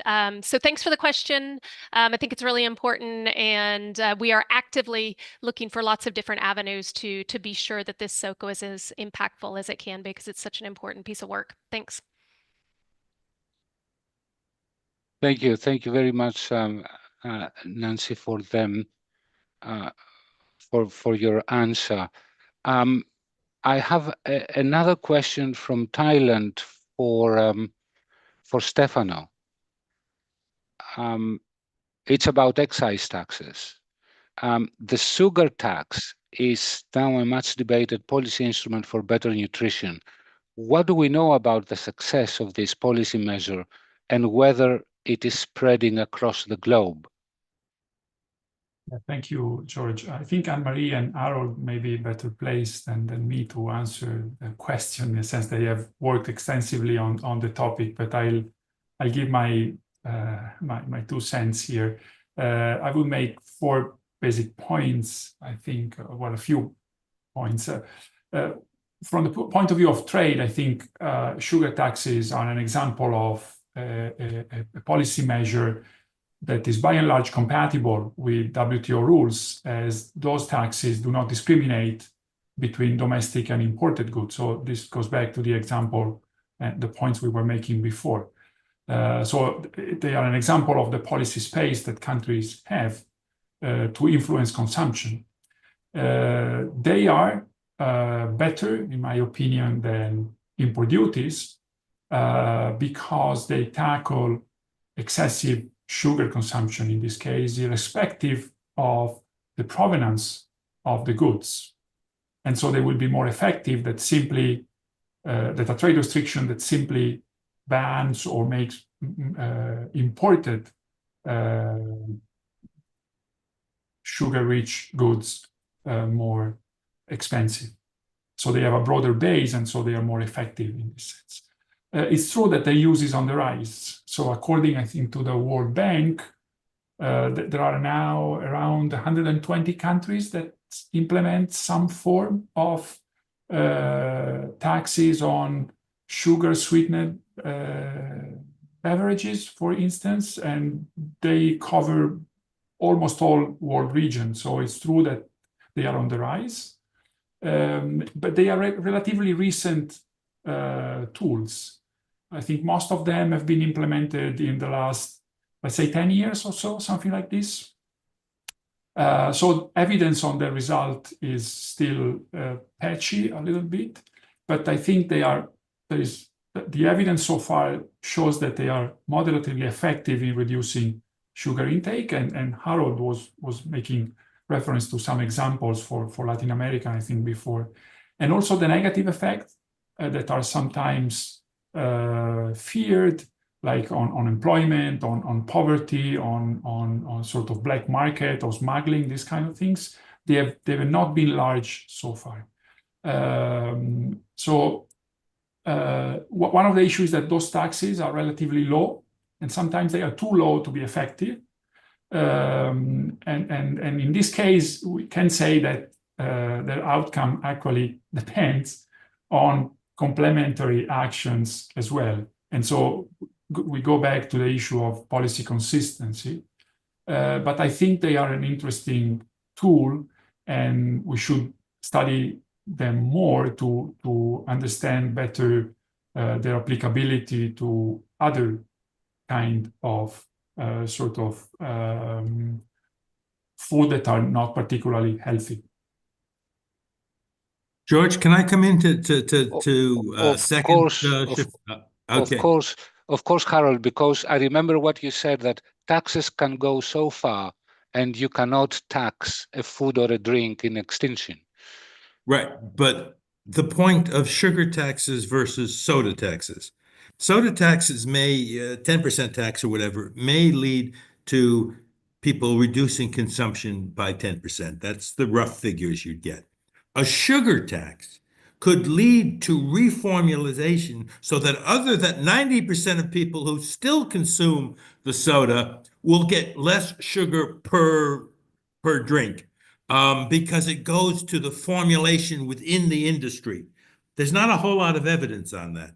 There is, of course, one downside risk, depending how the tax goes. Taxing sugar could lead to more corn syrup. That is because that's not taxed. They can shift over, which I don't believe, and the nutritionists here can tell me, I don't think it is any better for you nutritionally, maybe worse. So as is many things, you'd have to be looking at the second round effects of this.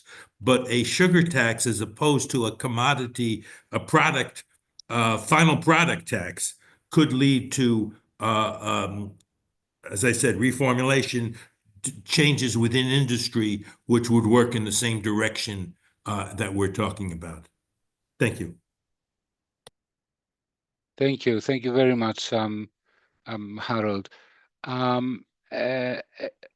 Since you are on the mic, a question for you, Harold. It is from Laos.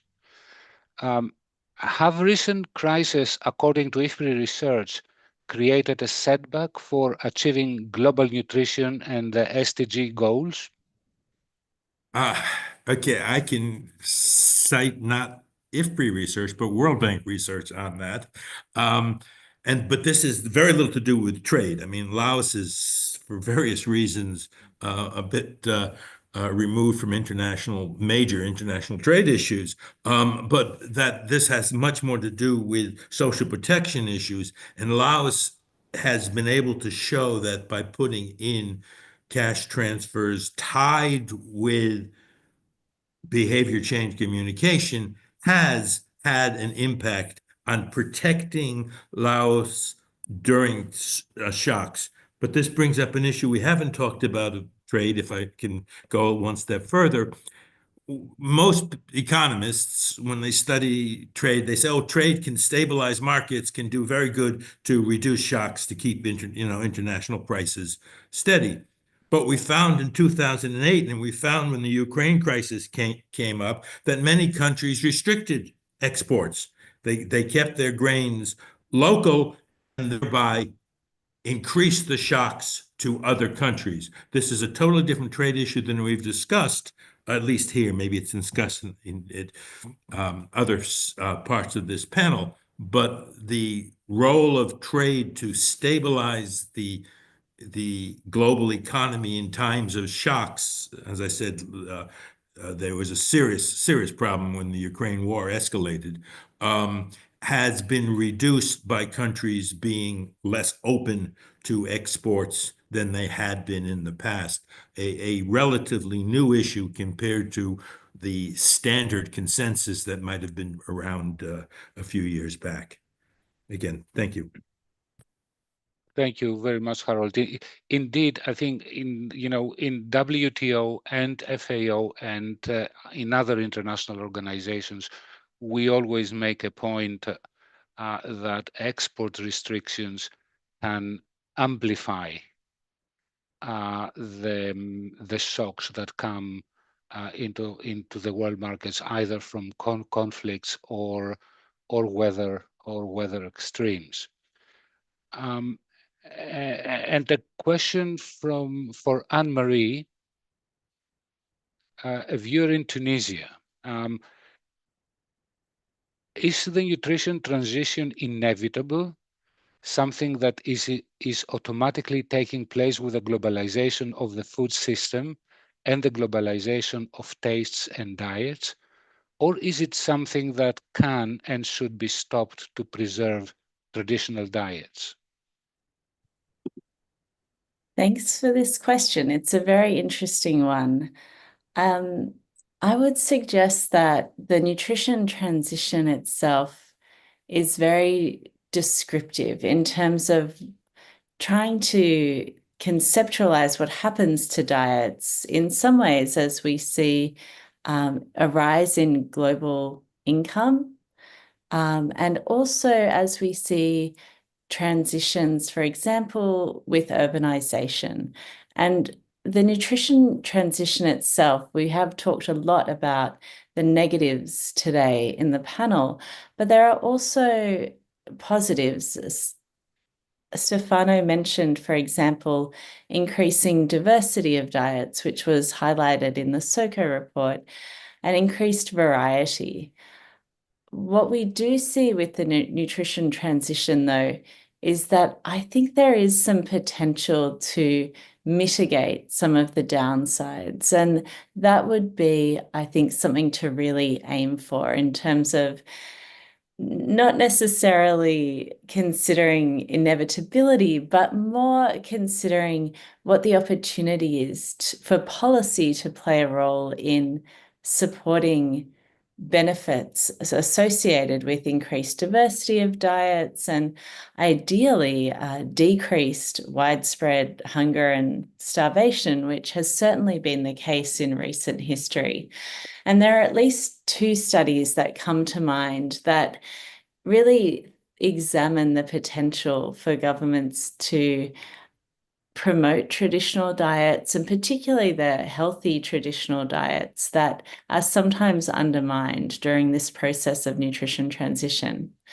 One is from the Federated States of Micronesia, and the other is from Korea. And in both of these situations, there was a deliberate government effort to develop food skills and raise public awareness about the healthfulness of traditional diets. And these were also combined with food environment changes to consider price, marketing, and availability. And they were also designed to imbue a sense of national pride in unique aspects of traditional diets that form in a really important part of culture and were seen as something to celebrate. And in both of these situations, these interventions were able to slow and to minimize some of those negative aspects of the nutrition transition. Thank you. Thank you. That was a very good answer, Anne-Marie. Thank you very much. And a question for Nancy, a viewer from Geneva. Are there any conclusions reached in this year's SOCO on trade and nutrition that you found surprising? Or were the conclusions of the report more or less what you expected? Thanks, George, and thanks to the viewer for the question. Honestly, I would say that sort of the take-home messages of the SOCO, the big conclusions were probably mostly aligned with what I imagined intuitively, but it was really good to see the quantification of these different aspects of what we might have thought. And with that, I guess I can say I was surprised at the extent of the impact of trade on nutrient availability, what I was referring to earlier when I was talking about that filling that nutrient gap, but then also the continued challenge to leave no one behind.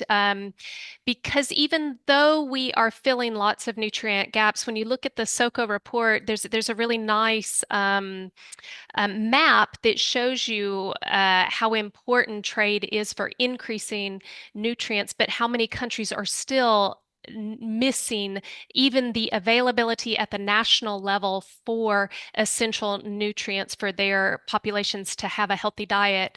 And so if you consider taking into account food loss and waste after it reaches the national level of availability, inequities within countries and across geographies within countries, you can appreciate that we still have to work hard to ensure that everyone can have the ability to practice a healthy diet at all times. And I think that that's one reason that this topic of nutrition and trade is so important for us to continue pursuing. As the previous question that was posed to me was alluding to, how do we ensure that this that this report turns into impactful action? And I also think that it highlights some of the things that some of the other panelists were saying in terms of complementary policies and complementary efforts for achieving good nutrition for all. Another thing that Lawrence Haddad said, I already quoted him once, saying that no one has a monopoly on the challenges of malnutrition, but he also mentioned that no one has a monopoly on the solutions either. And so another thing to highlight is coming together to find these solutions. I think it was Anne-Marie that already mentioned bring together health policymakers with trade and economic policymakers. But it's also the academic partnerships with all the panelists here today. FAO is very happy to be partnering also with the WTO because it's going to take all of us to overcome these challenges. And I think that Anne-Marie is right when we talk about the nutrition transition. It doesn't have to land on a negative outcome. The nutrition transition can transition us into something positive. We can hold on to positive aspects of traditional diets while also holding on to the positive aspects of a modern global trade network, so that we can explore all of the ways that we can have efficient and effective and sustainable food systems at the global level all the way to the local level, so that everyone can practice healthy diets. Thanks, George. Thank you very much, Nancy. And a last question. I think a last question that comes from me, and I think you are the best panel to address that. We have a nutritionist, a trade economist, a public health expert, and a nutritionist, a nutrition economist. And this is something that I had to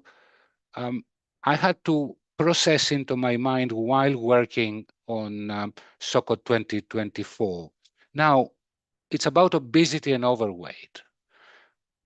Are obesity and overweight the result of demand drivers like income growth, preferences, urbanization, consumer behavior? This is what an economist would say. Or they are due because agriculture and the food industry are not nutrition sensitive. They cannot produce enough fruits and vegetables and nutrient dense foods. And this is what a nutritionist will say. So it's demand and supply drivers. What do you think? And I'll start with Anne-Marie. It's a very provocative question. Thank you, George. I would suggest that there is a role for both, but that, and this was pointed out in an earlier panel today, when we look at the really significant rise in obesity over the last 40 years, it's not the result of people suddenly becoming stupid and making a series of terrible choices. We have to think about the food environment in which people are making decisions about what they eat. One of my colleagues, Professor Louise Bauer, shows a slope and somebody rolling a ball up a slope, a huge rock. And she changes the gradient of that slope and compares it to the food environment.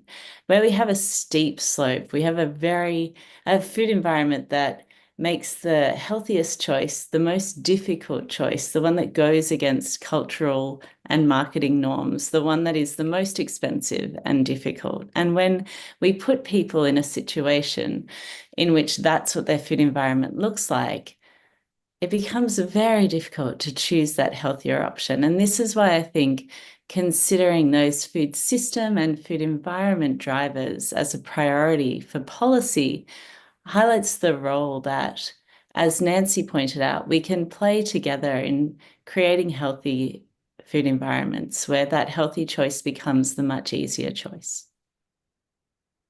Thank you very much, Anne-Marie. Lawrence Haddad said that in the morning, that the food environment is extremely important. We have 2 minutes, so very quickly I will turn to Harold. I think the answer, the theme of this panel has been, it depends, the context matters. The supply and demand issues are both there, but I'll also bring in, you talked about economists, nutritionists, go back to anthropology. The species evolved where sugar, high calorie sugar and fats were rare. We have a taste for them. We also have a taste for leisure. This is something Barry Hopkins has modeled. And the food industry has said, this is built in, let's take advantage of it.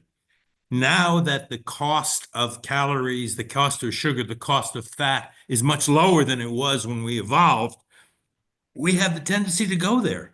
And the food industry just is building on that tendency because that is what their business is based on, to sell more products.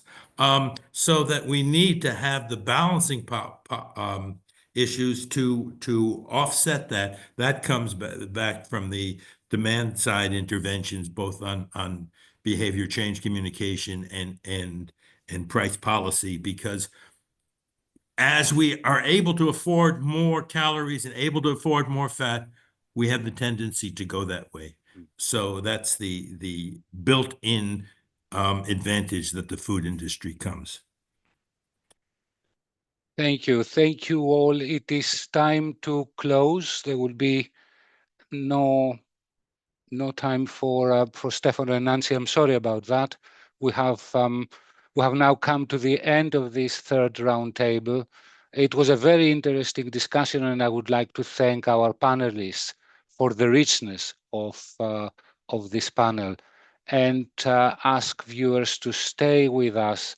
We will be back in 15 minutes at 4:15 p.m. CET for the fourth roundtable called Views of Agri-Food Industry CEOs, using exactly the same live stream link. Thank you very much all.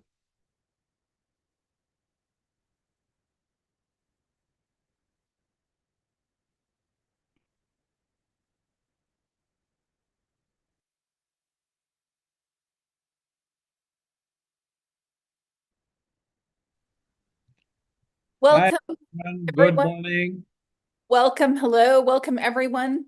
Welcome to the fourth roundtable of the WTO Annual Agriculture Symposium.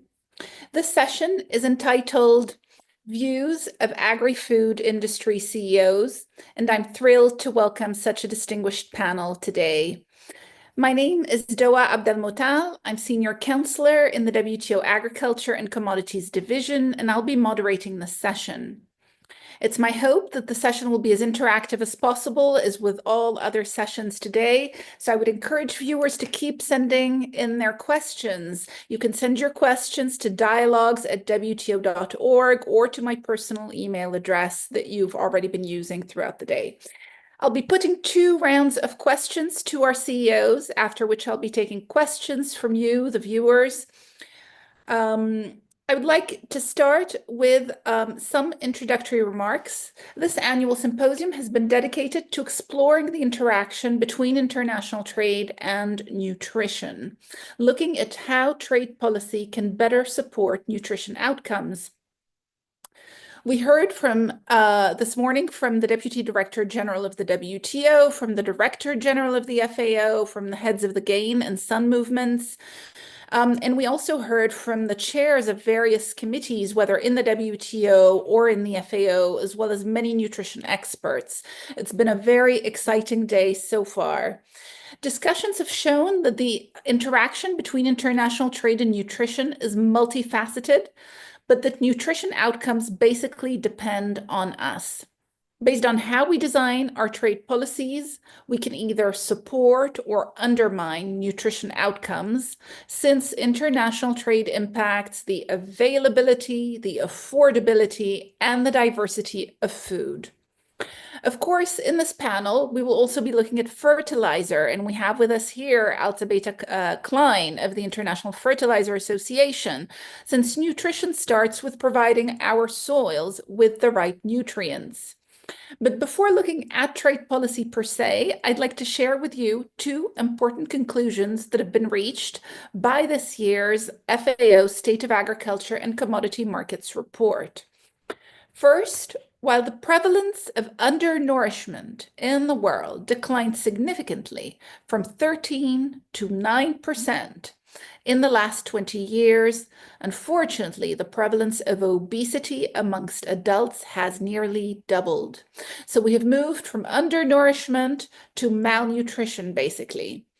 Second, while on average, trade has increased the diversity of foods available for consumption nearly twofold over the past 20 years, so it has expanded dietary diversity significantly. Today, countries import around 3 times as much processed and ultra-processed foods as they produce. So we basically have work to do.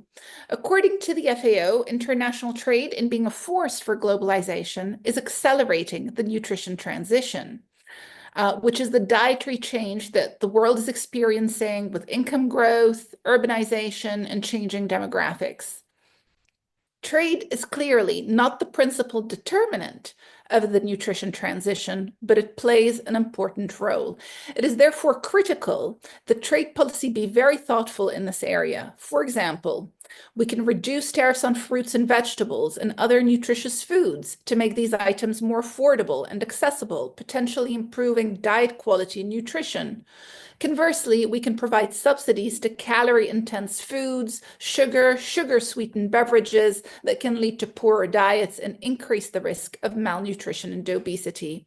Therefore, we need to calibrate trade policy very carefully to accompany the nutrition transition. We must ensure also that traditional diets are not displaced by less nutritious foods. With us today to offer the industry point of view on all of this is a very distinguished panel. Mohamed Anis Alam, Chief of Grain Procurement at Erasco. Welcome, Mohamed, and thank you very much for being here today.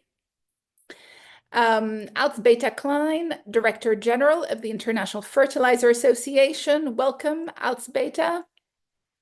Chris Hogg, Global Head of Public Affairs, Nestle. Thank you, Chris, for coming along.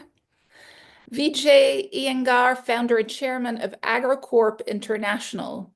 I don't know if our last panelist has joined yet, but we're also expecting Aluya Maizi Iranloye, Chief Executive Officer of Poultry International Limited. So let me start with the first round of questions. And Mohamed, I will start with you. Erasco is one of the Gulf Cooperation Council's most important national food companies, ranking amongst the 100 largest companies in Saudi Arabia. It is a food-to-feed company. The Gulf Arab region is one of the largest net food importing regions in the world. Can you talk to us about the nutrition transition as you see it in the Arab region? We are basically food and feed both, actually. Our division, always we say that we are serving the country as for food security, actually. So our CEO is the chairman of the Food Security Committee of the country as well. From the day one when we started in 1987, our feed company, first feed company we started with, we had a vision, or our founders had a vision to start with a quality feed production in Saudi Arabia, which was not available those days. So once we started, we grew actually many folds. We started with 6,000 tons per month. Now we are today producing 10,000 tons per day. So that is the production of our feed, and the way country has evolved in the nutritional aspects as well as in quality. We are very much proud of achieving those all, which was very, those days it used to be a very tremendous job, actually, very tedious job. It took 20 years for Arasco to convince our customers who were farming sheep and goat and camel, which is a big number of camels and sheep and goat. It constitutes almost 15 million tons of feed production, feed consumption. So it took 20 years to convince them that our feed, mixed feed, with all grains and meals and vitamins and minerals and all these type of premixes, buffer solutions, etc., are far better than they were their traditional feeding of animals with barley and roughages. Since the country is short of water, we cannot produce enough roughages. So we said we had a solution to that as well. We will import every raw material from outside, we will mix it up, and we will give a complete feed to our animals. Then we started a poultry production business as well. After 15 years of the feed productions, we diversified into poultry production, where our poultry are, today we are doing 400 birds a day, 400,000 birds a day. Our poultry is sold at a premium brand, and it is all sold like anything you can imagine. By end of this year, we are going to achieve 600,000 birds per day. To keep the quality intact into our system, our management decided to have a beautiful and very sophisticated laboratory as well. Its name as IDAC. And while we were building those lab, actually, it was investigated by FBI, our local agents, that what are we building in this country in the middle of desert, actually. So we showed everything that it's nothing, because we were ordering centrifuges, we were ordering a lot of other equipments which can be used in somewhere else as well. But it was very good. It turned out that it is a very sophisticated pathological lab for animals. We are doing even DNA, RNA tests in the lab, and we are looking after the quality for the government, imports, and everywhere. So we very proudly say that in your plate, Arasco is involved by any means, if not by our corn, soya, barley, all these type of things. Then we are involved in your inspection of the materials, inspection of the meat, fish, whatever importing through the borders, because our lab is the most sophisticated lab in the region, not in the country only. So that was the quality purpose from ourselves. Of course, these days we are facing a bit challenge on imports due to conflict in Russia, Ukraine, and all these Red Sea issues. We are, of course, suffering a lot. But the good thing is that Saudi Arabia is a friend of Russia. We are a friend of Ukraine. We are a friend of our Houthi brothers who are creating problems there. We are friend of Iranian brothers as well these days. So that was the way to smoothen the trade in the area, actually, geopolitically. So that was the best thing done by the government, and government is all the way supporting the industry and everything up to any level we can expect. So we are, as Arasco, we are producing today 3.5 million tons of feed. We are producing 400,000 to 600,000 birds per day. And we are trading some part of the business like corn, soya internally as well. We have a huge operation. This year, we are going to achieve 3.5 million tons of different various grains imports in the country.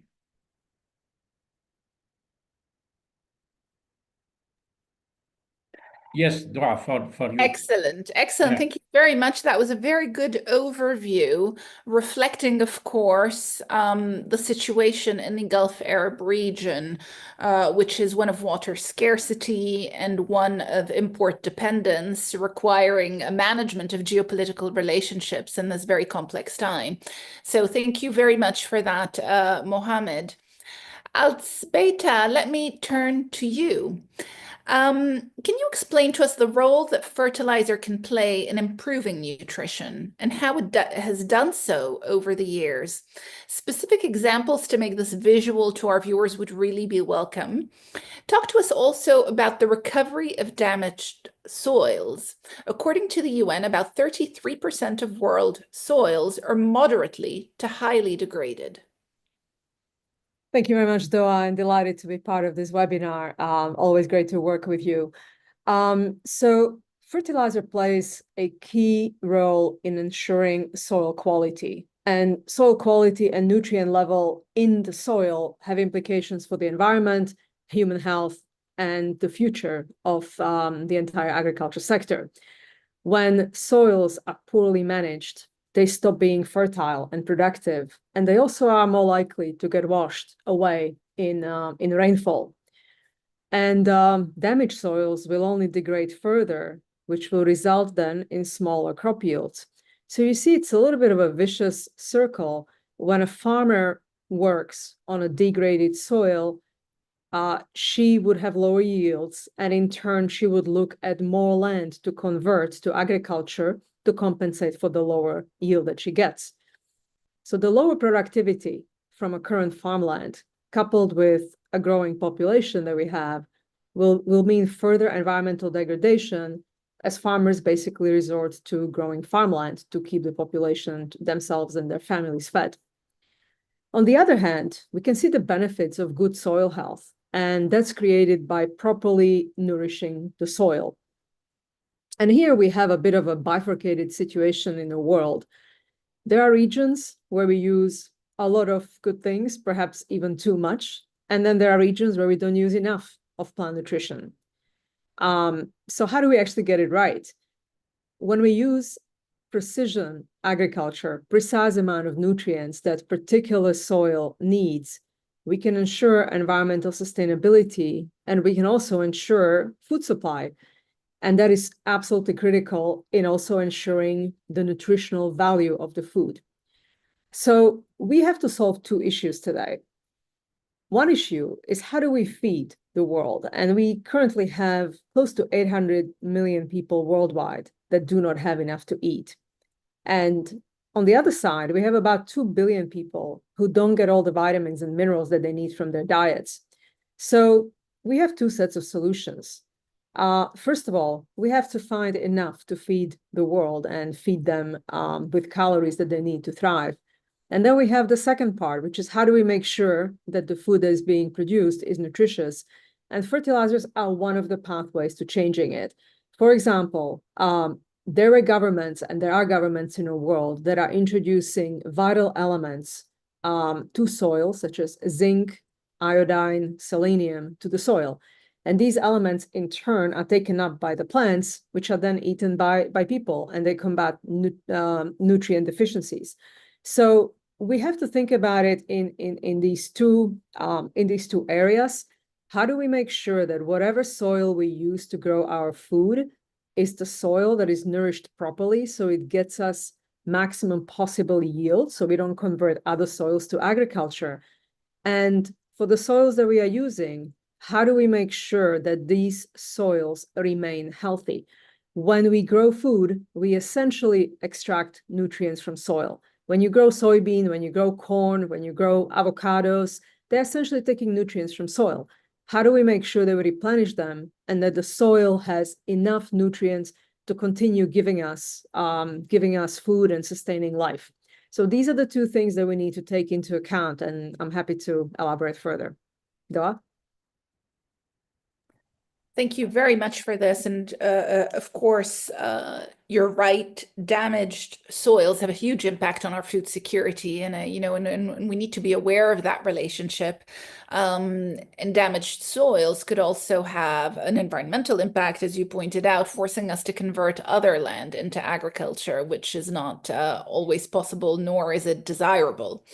So, so obviously fertilizers have a key role to play in helping us achieve food security and nutrition security. Thank you for that. Chris, I'll turn to you. Nestle is one of the world's largest, most diversified food and beverage companies, operating in nearly 200 countries worldwide. Walk us through your nutrition strategy. You were the first company to publish the nutritional value of your entire global portfolio of foods and beverages using what you call the Health Star rating system, a nutrient profiling system that appears front of pack in some countries. Tell us more. Doa, thank you. Thank you for the opportunity and thank you for the question. Look, as you mentioned there, our size and our scale means that we see both very much that we have a responsibility to help the widest possible population to access a properly balanced diet. But also this is an opportunity with the products and the services that we sell. One thing I would say right at the start, to kind of in reference to the introduction that you gave, is that we feel very strongly that packaged food can and should play a positive role within the food system, particularly when it comes to addressing some of the public health challenges and the SDG issues such as hunger. The other point is that most food is local. We work in more than 100, we operate in 188 countries. And in the vast majority of countries where we sell, the food is manufactured locally.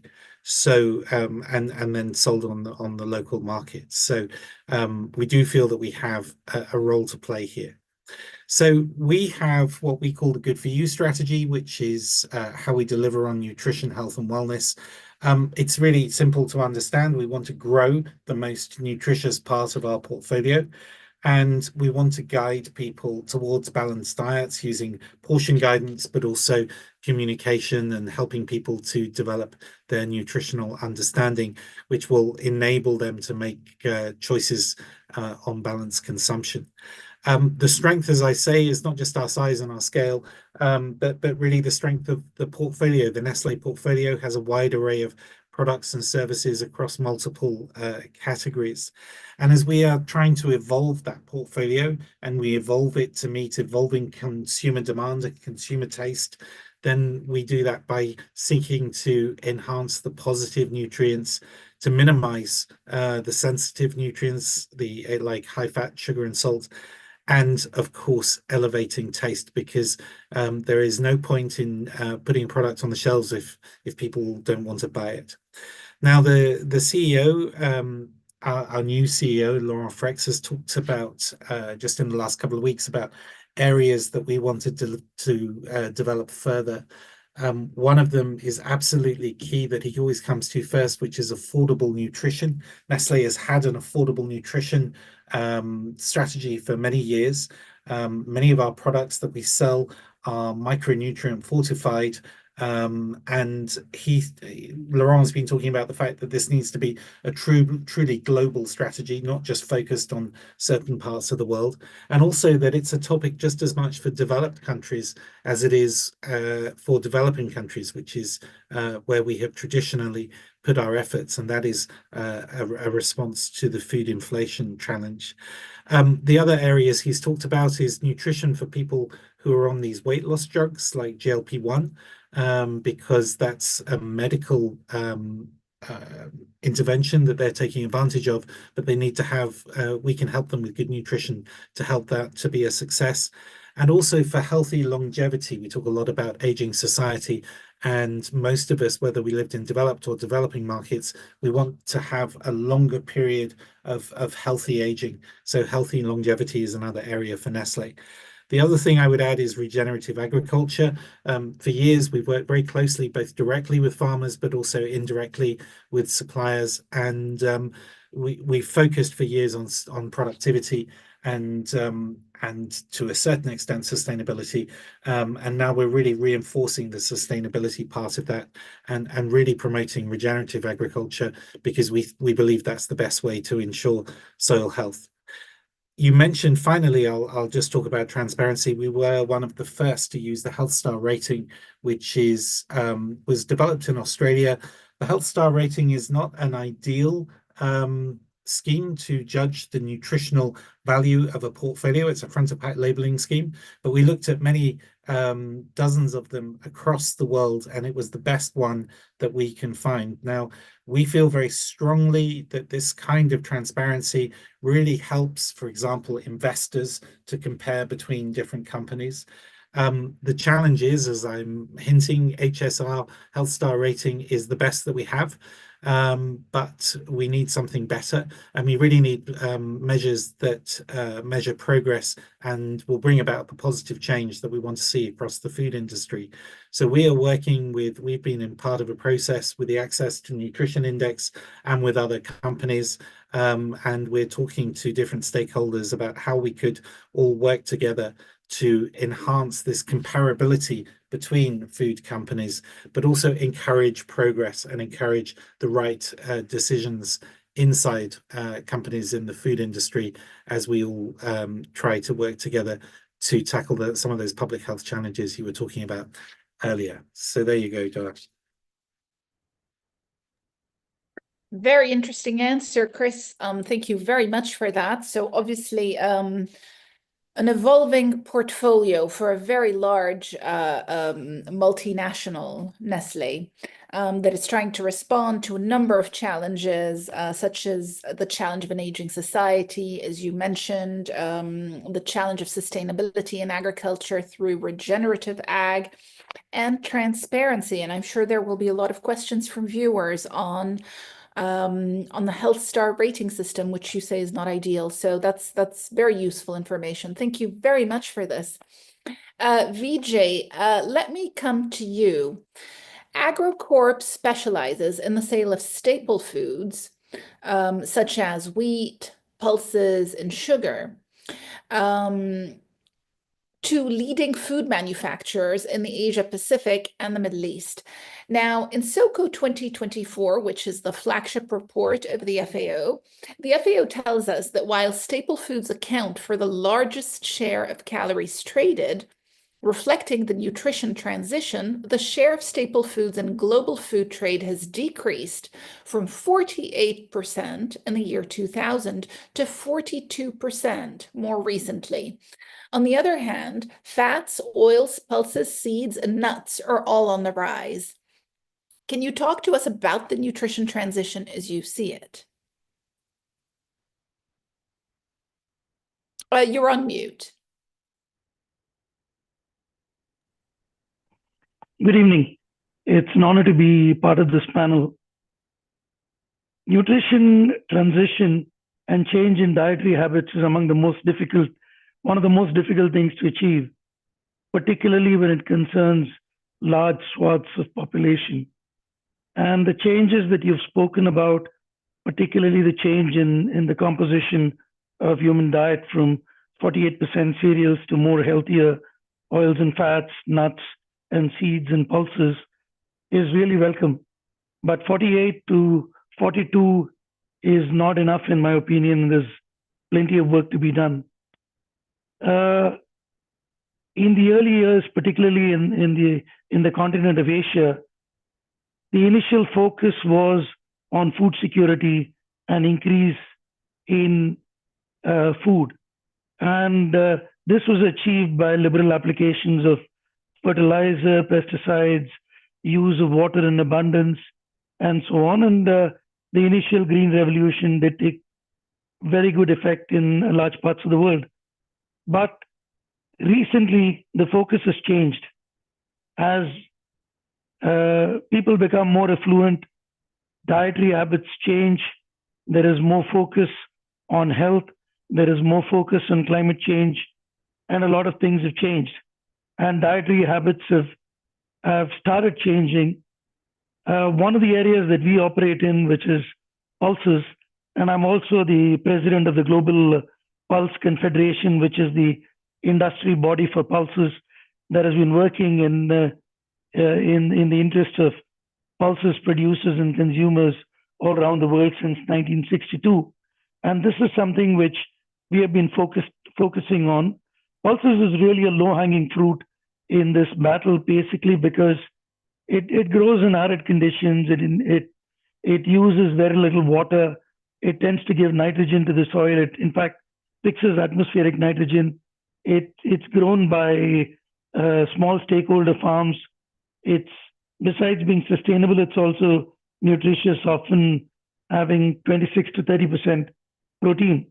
So this is something which is really important, and I think that is somewhere where we see changes, and we've been participating in the last two COPs, trying to make the case that here is something which is nutritious, it's low-hanging fruit, it's something which we need to really focus on in this nutrition transition, as you call it. Pulses also give biodiversity to the soil because of their deep roots. They're part of regenerative agriculture because they tend to also be part of crop rotation and give certain amount of crop cover as well. So that's something which is important. What are the concerns that we feel and we face in this change and what we're trying to do? One is, of course, food security, price and affordability, and taste and consumer acceptance are very important. And I think that's where there is increased role of government, civil society, academia, industry. All of us play a role in this transition, and all of us play a role in disseminating information, academia, particularly in some of the research that accompanies any change in dietary habit. Governments in changing, as people mentioned before me, tariffs, and governments can play a role in changing farmer and consumer behavior by selective use of tariffs. So these are the kind of things that we can do. So what do we all have to do? Promote sustainable food systems. We have to encourage sustainable agriculture practices, reduce food waste, and support local food systems. This is something which Chris mentioned. Campaigns like the Indian government campaign for the Year of the Millet, our own GPC's campaign for Year of Pulse in 2011, and since 2016, we celebrate an annual Pulse Day on February 10 every day with campaigns at FAO. I think support healthy eating habits, educate consumers about healthy eating habits, provide access to nutritious food systems, and promote labeling and nutrition education. Beans as Our, which is part of the UN, is a campaign to double production and consumption of legumes, is a step in the right direction. A lot of policies which address food insecurity, improve access to healthier food options, and support marginalized populations with targeted subsidies for production and consumption is important. We have to continually monitor and evaluate the impact of nutrition transition and adjust policies and interventions accordingly. Industry can reformulate some of their offerings, basically taking care of the changing nutrition requirements and climate change as well.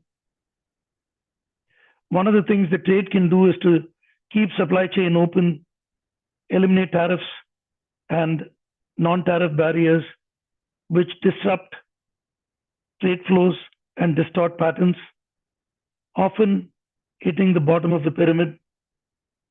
Shipping in conflict zones is something which Mohammed referred to earlier. We should all at least keep supply chains open for food, particularly with shipping companies, insurers, and government, and making sure that costs are kept in control. finance, particularly blended finance, may be required for investments in the sector. One of the areas that governments can help is the nationally determined contribution for better nutritional outcome. And this is where governments can set policies to dictate what they want to achieve in terms of nutritional transition. Now, this is all that I've got to say. Thank you very much. That was terrific. And thank you for putting the emphasis on pulses. So as you were speaking, my team has sent me some information on pulses, indicating that they're highly nutritious, rich in protein, dietary fiber, various vitamins and minerals. They're low in fat. They have a low glycemic index, making them an essential part of diets around the world. They include, for our viewers, things like lentils, chickpeas, beans, peas, etc. So I guess central to your answer, Vijay, is that we also need to be thinking about what we're growing and to prioritize crops that give back to nutrition, but also to the soils and help us address some of the environmental challenges, given that you've mentioned that they also help give nitrogen to the soils. So thank you for that. And I'm sure there will be a lot of research on pulses after this intervention. Let me now kick off the second round of questions. Mohammed, I'll come back to you. With Arasco being such a powerful player in regional and international markets, can you talk to us about how important international trade is to you, how it can help achieve better nutrition outcomes, and any protectionist policies that you have to contend with? Thank you so much, Dua. Yeah. Arasco was established, as I said to you, we started in 1987, the feed production. And since then, we have never looked back, actually. So it was based on quality and the growth. We have a job to serve as our ex-director, who was the founder. He used to tell us always that we are serving not only the country, we are going to serve humanity as well. On top of it, we are saving a lot of water for the country by bringing all the nutrients, which is grown with a lot of water in a fiber form, which is a full Nile River is needed to produce this much refuges in the country. At one point of time, the country used to produce 6 million tons of wheat, which was a waste of water, groundwater. And then we knew very well that it is going to be stopped very soon because it was not sustainable. So these are the things. And today, the country is buying, let me give you the figures. The country is buying today 3.5 million tons of wheat, 5 million tons of corn, and 3.5 to 4 million tons of barley per year.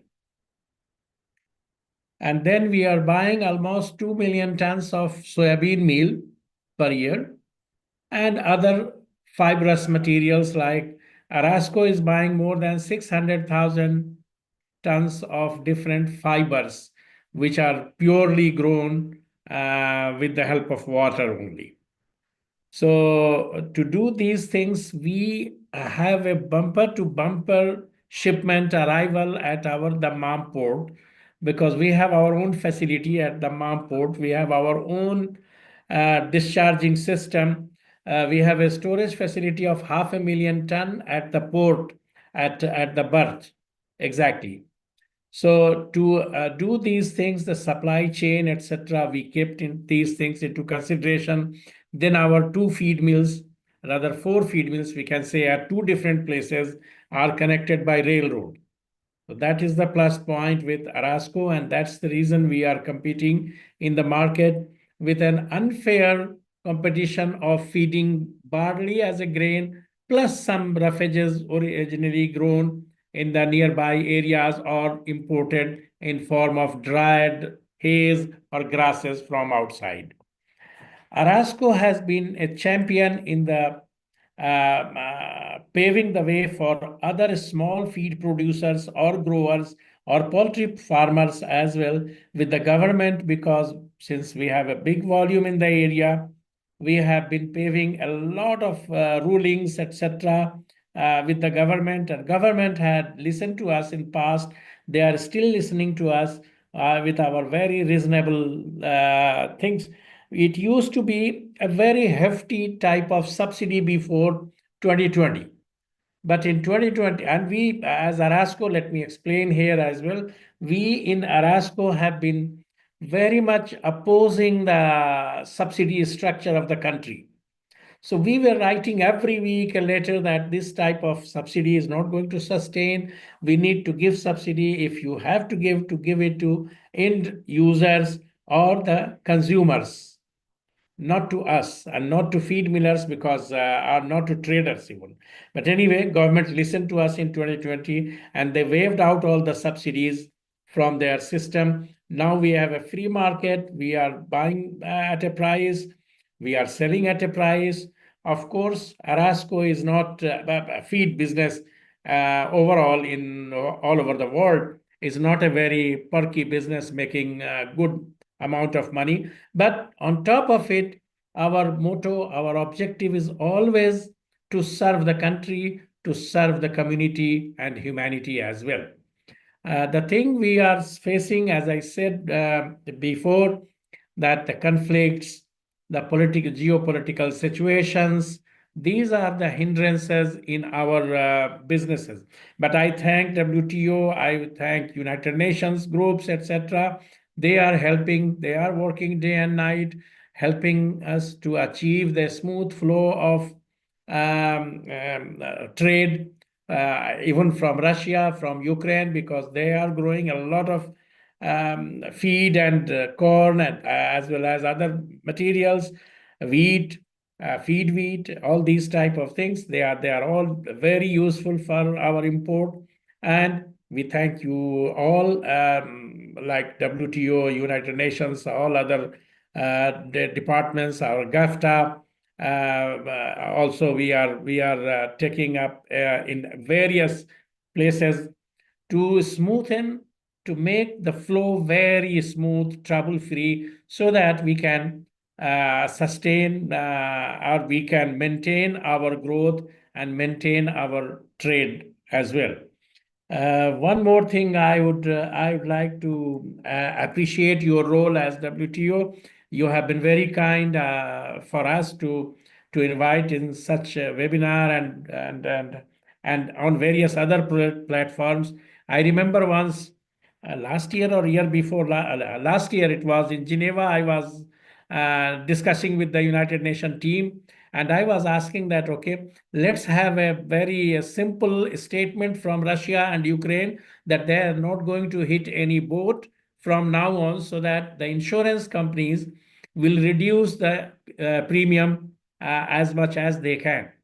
And the moment we finished the meeting, I went to the conference room to attend, and I saw on my mobile that Russia has hit a boat already just now.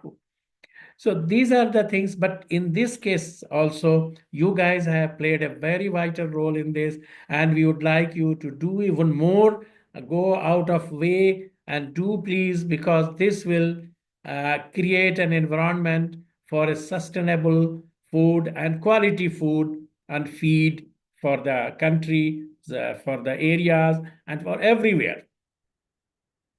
Dua. Thank you very much, Mohammed. I mean, this was an incredible testimony of the importance of the WTO and of trade in food, international trade in food, for your part of the world and the region that you're sitting in as you speak. As you mentioned, importing fiber into Saudi Arabia and the Gulf Arab region is to import water, essentially. You mentioned bumper to bumper shipments to the King Abdulaziz port, or the port of Dammam in eastern Saudi Arabia. Clearly this is very important, and attempts by Saudi Arabia to achieve wheat self-sufficiency have not gone very far because of the wheat shortage, and therefore we absolutely need to oil the international trade machinery so that countries that are short in water, in regions that are short in water like yours, are able to achieve food and nutrition security. So moving on from that, Alzbeta, I will come back to you. How important is international trade in the area of fertilizers, and can it help keep soil nutrients moving across the globe? What are the main obstacles from a trade perspective in this area, and what can the WTO do more of to help your sector? Thank you, Doa. And I'm going to build up on Mohammed to say how important international trade is and how important WTO's role is in making sure that plant nutrients move around the world where they are needed. The industry, the fertilizer industry, represents around $290 billion worth of products. And a lot of that product is traded around the world. Now, you can ask, why do we need to trade so much in plant nutrients? It's a very simple reason. Most of grains and oilseeds are produced in about 6 or 7 countries in the world, essentially in South America, in North America, and in Eastern Europe. But that's not where the plant nutrients happen to be. 2 out of 3 plant nutrients are mined commodities. And as with any mined commodity, they happen to be where they happen to be. They happen to be where there are deposits of those commodities. For example, potash in Canada and Belarus and Russia, and phosphates in Morocco and China. And nitrogen is produced where you've got deposits of energy, such as natural gas. So fertilizer is one of the most traded products around the world. And any kind of constraint in a supply chain movement has a ripple effect throughout the industry. And today, these constraints come from geopolitical instability, but also from environmental factors. So as an example, we've got from 2022 to 2023 constraints on exporting from the Black Sea, which had a major impact on how commodities are traded. It's obviously the Red Sea, which has impeded some of the trade and lengthened the journey going around the Cape. We've got issues in Panama Canal driven by drought and other environmental factors. We have seen a number of rivers, continental rivers, that have been stranded because of drought. So we've got a perfect storm, if you will, of geopolitics, trade restrictions in some cases, and environmental issues that cause disruptions in international trade. So this is actually amplified with another topic, and that is the nature-dependent time sensitivity of applying plant nutrients. When you want to apply fertilizer, whatever that is, mineral, organic, you name it, it has to come at the right time. It has to come when the farmer is planting. And so you don't have a choice of just sending it whenever. You actually have to send it when the farmer needs it. And when they get it 2 months later, it's no longer relevant or no longer needed. So it's a fine, sort of finely attuned global trading system where plant nutrients need to go where they are needed. And generally, that's not where they happen to be, just because of the natural factors. And second, getting them at the time when the farmers need it. So I just like to end with just building on what Mohammed just said. WTO is essential in ensuring that there is fluid trade in plant nutrients so that we can ensure fertilizers at the right time, at the right place, at the right quantity, and at the right structure. Thank you.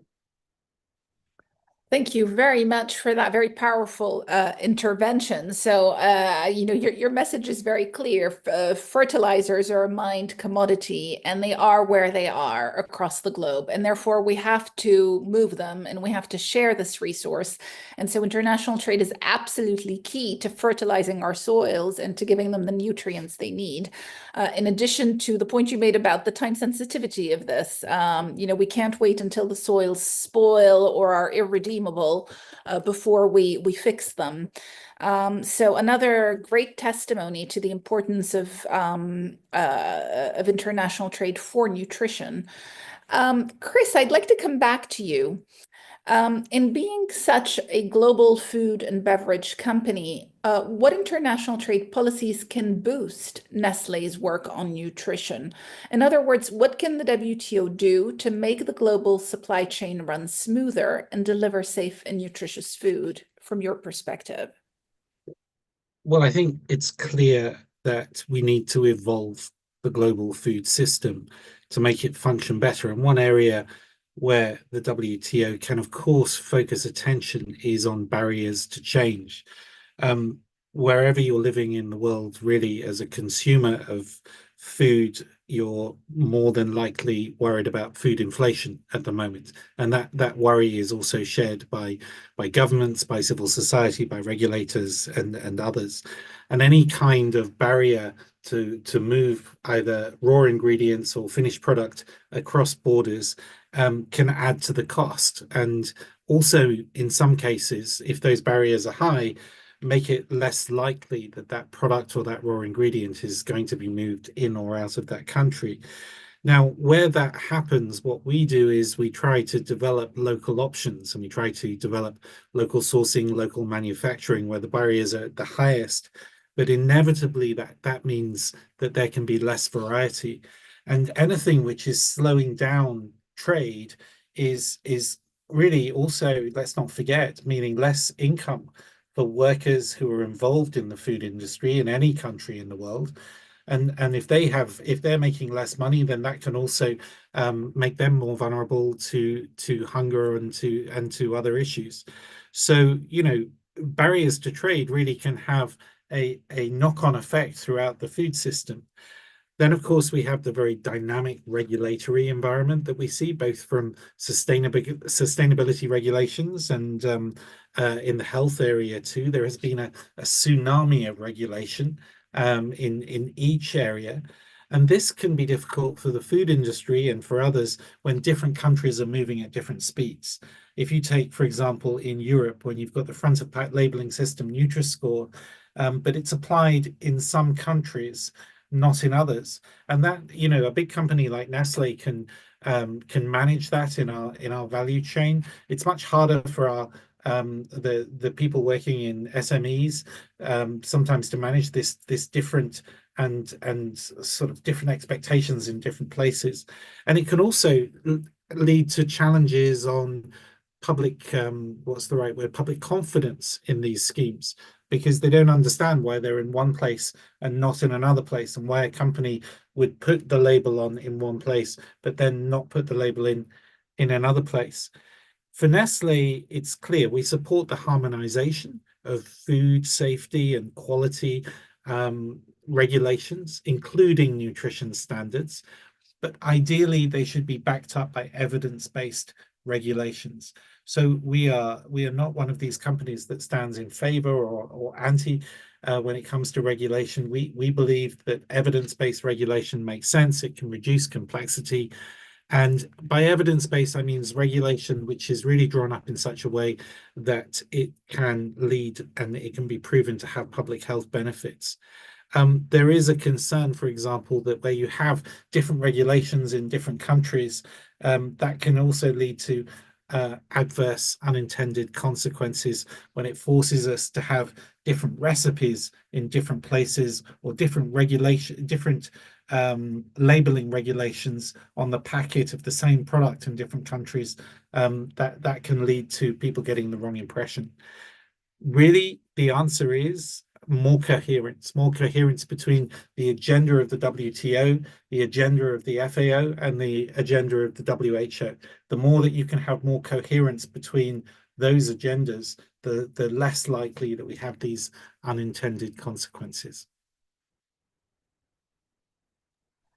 Thank you very much, Chris. Thank you for reminding us that the food system is part of our economic system. So it creates jobs and incomes, and that in and of itself can contribute to more food security and more nutrition security when people can find food more affordable. But your point on regulations moving across the globe at different speeds is something that we wrestle with in the WTO every day, and it creates problems at the WTO sort of negotiating table and in the regular Committee on Agriculture every single day. Countries have different priorities. There are different levels of development, and that's part of the issue. The other part of the issue is, different value systems and different approaches to regulation, with some countries favoring a more precautionary approach than others, some countries consulting industry more than others, and so on. And so that's a really complex issue. Of course, we recommend international standards and harmonization, but we also recognize that it takes a very long time to produce an international standard. And that's something that probably the global community needs to work on and to help accelerate. So thank you for this excellent intervention. Vijay, I will move on to you. So how, in your view, should international trade accompany the nutrition transition? What is the role of trade policy as you see it, Vijay? Any insight that you might have on Asia in particular would be hugely welcome.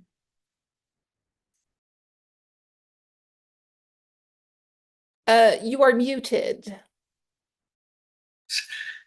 Trade policy is actually vital in pushing the direction of nutritional transition, as we all know. And I think keeping trade channels open is also vitally important. Over the last 2 decades, we've seen several instances of the use of both tariff and non-tariff barriers, which have impacted some amount of nutritional transition. And I think commodities like rice have suffered in the bargain. Asia is a big producer of rice, as you know, and 90% of the world's rice is produced in Asia. Rice, of course, deserves some government attention, basically because it's got high glycemic index. It's pretty high in carbohydrates, and change needs to be done both in the manner in which rice is cultivated as well as in the manner it's consumed. So those are the kind of things where governments and trade policy can play a role. The other area that recently I was reading in The Economist, that Asia's middle class is not growing as it once did. Between 1991 and 2014, the average annual growth rate in the number of middle class households in Asia was 6%. In the last decade, it's slowed down to 2%, and in a few countries, it has shrunk. Throughout the 90s and 2000s, an average of 1.9 million households in Asia joined the middle class every year. That acceleration tailed off over 2010s. Since 2021, only 12 million households have been added to the middle class every year. And this is a huge factor if we want to achieve nutritional transition. And this is where governments and policy intervention is much required. A growing middle class, of course, will be a big factor in nutritional transition. In October this year, the Commission on the Economics of Water released a report. And one of the recommendations that they made was that we should aim to achieve 30% share of plant protein in our protein diet by 2050, particularly in higher income countries with high red meat and dairy consumption. This is something which we should all aspire to, and we would really commend the lead of Denmark, where dairy farmers have to pay an annual tax of close to $100 per head of cattle from 2030. This is with a view of reducing emissions and changing dietary habits. So some of these interventions are important. I think what we are espousing as a company and as GPC is also that all of us should aspire to 30% plant-based protein diet among our overall diet. And this is not at the expense of one.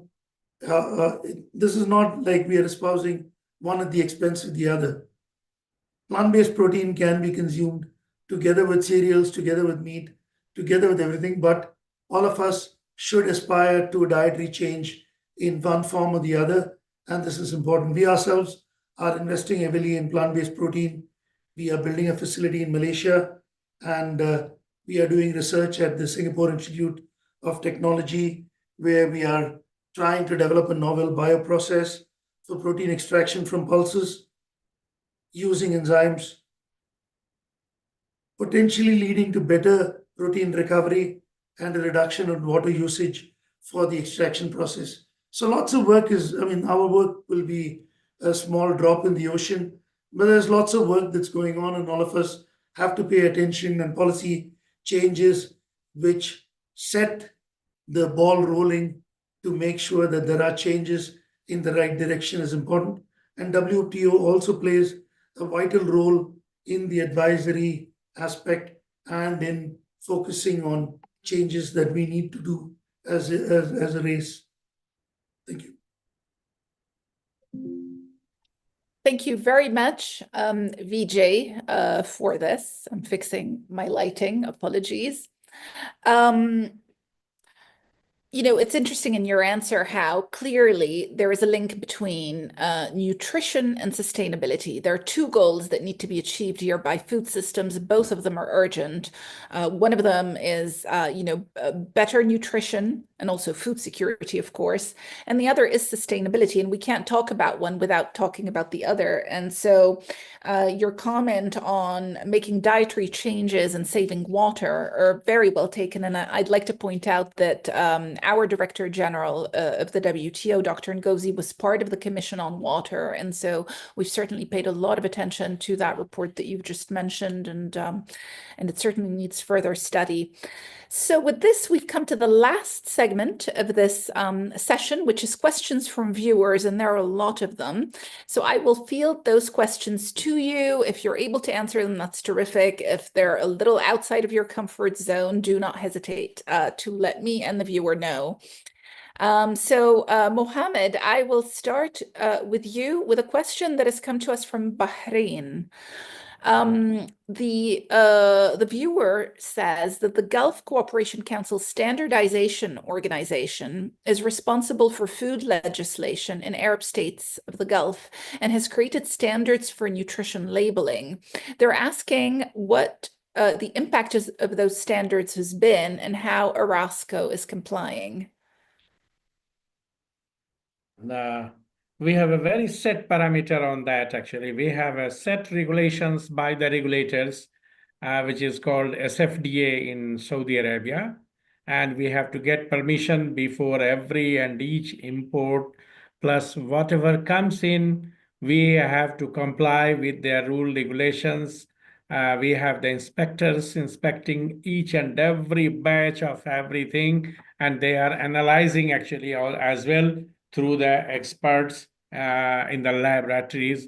And we are running one of the best sophisticated lab, but we are doing almost 70 to 80% of the total imports. But there are some other small labs who are also involved in those tests, etc. So it's a very nice regulation and regulatory body we have in Saudi Arabia, I can say, as far as the food quality and their security and safety are concerned. Thank you very much. Alzbeta, let me move to you. A question from France. Nitrate, a compound in fertilizer, often contaminates drinking water in agricultural areas. Infants who drink water too high in nitrates can become seriously ill and even die, the viewer is saying. Symptoms include shortness of breath, blue-tinted skin, a condition known as blue baby syndrome. What is the IFA doing to prevent fertilizer runoff from damaging human health? Thank you, Doa. This is actually a very current topic, and it is being studied both with us and our partners at the Fertilizer Institute in the United States. I'd like to go back to what I said earlier, which is that when it comes to plant nutrients, nitrogen, potash, and phosphate, and other nutrients such as sulfur and zinc, they have to be applied at the right quantity, at the right formulation, at the right time. Using too much is dangerous. Using too little doesn't produce food. So it is very, very important that we go through continued education of farmers in terms of health and safety when it comes to fertilizers. We have to study alternatives. We have to look at what biological sources can do. So biologicals, microbials, and other new ways to nurture plants. So there is not one solution. It's a compendium of solutions that we need to take into account and continue to educate farmers and ourselves about how best to grow the food we need. Thank you. Excellent, thank you. Let me turn to Chris. Chris, I have a question to you from Germany. The viewer is saying that they had read an article in the Financial Times in 2021 where Nestlé had acknowledged that more than 60% of its mainstream food and drink products did not meet recognized definitions of health, and that some food categories and products would never be healthy no matter how much Nestlé innovated or tried. He's asking whether this is still Nestlé's position or whether the situation has changed. So, look, thank you. That's an excellent question.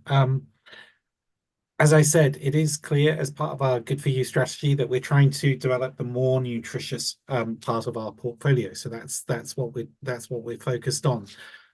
We are humble enough to say that there's not to try and claim we have the perfect portfolio now, and that over time we want to shift to grow the more nutritious part. We've set ourselves a time-bound target, which is to grow the more nutritious part by 20 to 25 billion Swiss francs by 2030. So we're hoping that by setting that target, we're absolutely clear. The other part that you refer to is just really the reality when you look at our portfolio. We don't have a lot of what we call center of the plate products. We more sell things that you add to fresh vegetables, protein, that kind of thing, in order to make a nutritious meal. So that's why I probably I'm not aware of that quote, but that's where it kind of comes from, to say that the reality is that when you look across our portfolio, when it comes to the food part, we're less center of plate, more selling bouillon cubes and flavorings and other kind of things that consumers can use to prepare a meal. It also reflects the fact that a lot of our portfolio, more than 50% of our sales, come from coffee and pet food and nutritious infant nutrition and other nutrition products. So that's just the reality of the nutritious of the Nestlé portfolio. But you know, I bring you back to what I said at the beginning. We're very much about trying to evolve our portfolio, which means growing the more nutritious part, but also guiding people towards responsible consumption when they are enjoying some of the more indulgent parts of our portfolio, like a square of really good quality chocolate. Thank you very much. I certainly indulge every once in a while. Despite being aware that I am indulging, there's very little Nestlé can do to help me when that happens. So Vijay, let me come to you with a question from Turkey. The viewer is asking, what is the end-to-end business model of AGRI-Corp? How does it work, and what does it mean for a nutritious global food supply chain? You're muted. Sorry, my apologies. You know, our business model is basically in some of the commodities that you referred to earlier, we function as merchants. So we especially serve customers in Asia and Africa and the Middle East. And we trade a lot of the cereals and other mainstream products that you referred to. In the area of pulses, we are fully integrated. We work in many areas where we procure at the farm gate and we process in certain countries, and we distributed ourselves in various areas. We have a protein facility in Canada, and we are building one more in Malaysia, where we hope to integrate from end to end with the final protein product that can go into as a ingredient into industrial applications. So this is what our global model is. And we, some of the products we are bigger than others, but we tend to operate in areas. Our primary business model is we operate in either countries or in commodities that we know. And this is our model. Excellent, thank you. Let me come to Mohammed for a second question from a viewer, and this time it's from the UAE.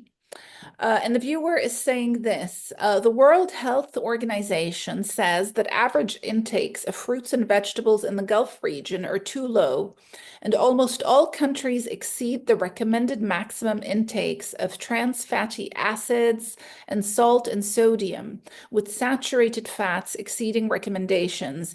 In addition, intakes of sugar and sugar-sweetened beverages are high. This leads to diet-related non-communicable diseases. How is Arasco tackling this issue? Very well, actually, because we are a producer of some sweeteners as well. We are doing some corn wet milling, producing fructose and glucose with a starch. So these are 52% actually. So we are replacing the raw sugar to be used in beverages and chocolates and all these industries, which is very healthier in this way. But today I can say people are much more aware than it used to be 10, 15, 20 years ago. Because everybody is very diet conscious. They go very picky on their food, etc., etc. Plus education, they are most of the people, they are Western educated. In Saudi Arabia, there are 30 more universities working day and night in Saudi Arabia in giving education to the people. So boys and girls, they all are very well educated. And I go to my gym and I see my gym is full of people doing all these type of exercises and everything. So these are the trends happening a lot in the area, in this whole area. Now, I'm not saying in Saudi Arabia only. So people are becoming very picky. As far as Arasco is concerned, we are in, as I said to you, we are not getting any hormone used in our poultry production. We are not allowed to use any antibiotic or these type of things in our feed or even food or anywhere, whatever we are doing. So these are all regulated by the government itself. So these are the things, these are the control measures, and it is not from today. It is, I remember last antibiotic we bought 20 years ago or 18 years ago, I bought for Arasco's poultry actually. So these are the steps we are into. Excellent. Thank you very much. And it's good to know that things are heading in a good direction. Alzbeta, a question to you from Brazil. The viewer is saying that Brazil is a very important importer of fertilizer and that it would not have become the agricultural powerhouse that it is without the import of fertilizer. And they're saying that during the COVID pandemic and now the war in Ukraine, there were fears of fertilizer shortages. They're asking you whether the situation has now eased. Thank you, Doa. This is indeed back to the point that whether food is grown is not necessarily where the fertilizer happens to be. So indeed, Brazil is the third largest consumer of plant nutrients, mainly because of its large agricultural base. And while there is an opportunity to bring in nitrogenous fertilizers from the region, potash is not available in Brazil and neither is phosphate. So we have seen in 2022 and 2023 severe shortages of nutrients. Fortunately, this situation has now normalized despite the issues in shipping, as we discussed earlier today. There is a pretty fluid trade in plant nutrients, and trade routes have, to a degree, rerouted themselves, and to a degree, the world aligned itself along a different axis. So we are seeing good trade, for example, from Canada to Brazil in potash. We are seeing exports of phosphates from Russia and from Morocco to the region. We are seeing nitrogen trade. So I think by and large, the situation has improved. But having said that, we are seeing an effort by companies in Brazil to start producing nutrients. We have seen a recent listing of a company called Brazil Potash, which is looking to mine potash in Brazil. We have just seen earlier today an announcement from Petrobras to get back to fertilizers, which they left about 15, 20 years ago, and go back to producing nitrogen. So there is an effort to do so domestically, but trade cannot be replaced. And it's going to be essential for Brazil to continue to be the agriculture powerhouse that it is today. Thank you. Excellent. Thank you for that. And again, it's good to hear that the situation is improving. Chris, I'll come back to you. It's a question from Malaysia. It's a viewer who asked the same question in a previous panel, and they now want to hear your opinion on the same topic. They're basically saying that processed foods get a bad name in their view, but that people have forgotten why we started to process our food. Reasons for processing food include converting inedible raw materials into edible foods, increasing digestibility of raw foods, ensuring food safety, altering shelf life, simplifying meal preparations, improving transport, palatability, etc. Can Nestle comment? The answer is yes, we agree wholeheartedly. I think it really is, but the person that's asking the question is raising, a particular challenge really for our industry and for companies like ours, which is, as I was saying earlier on, packaged food is absolutely key to modern life. When it comes to making sure that you've got the right nutrients, but it also means, convenience, all of the reasons which your questioner has just mentioned. I worry a lot that some of the debates about processed food lead to a lack of confidence amongst consumers. It's quite confusing because every time you open a newspaper, there's something different. And when you have a lack of confidence, it's really hard to make the right decisions for you and for your family. So I think we need to do a better job within the food industry of explaining the benefits of packaged food and processed food, the fact that these different products, when put together well, and we've heard across the panel what that really means in terms of using the right ingredients, grown in the right way, and manufactured properly with the very highest levels of quality and safety. Making sure that those products are affordable and accessible for the widest possible population. This is what we talk about, and this is what we mean when we say that the food system needs to evolve. And it's got, in order for that evolution to happen, you need to have everybody around the table, whether it's the food industry, the governments, the regulators, the logistics people, the manufacturers, and of course, absolutely key, the farmers and the farm workers. So all I would say in response to your questionnaire is absolutely we agree of the importance of processed food, but Nestle and other companies like us need to do a much better job at really conveying that and communicating that so that we get the right outcomes and the right outputs for an evolved food system. Excellent. Thank you for that. Vijay, a question for you from Malaysia. How does AgriCorp address the issue of food traceability? How can traceability further the goal of better nutrition, and what are the challenges?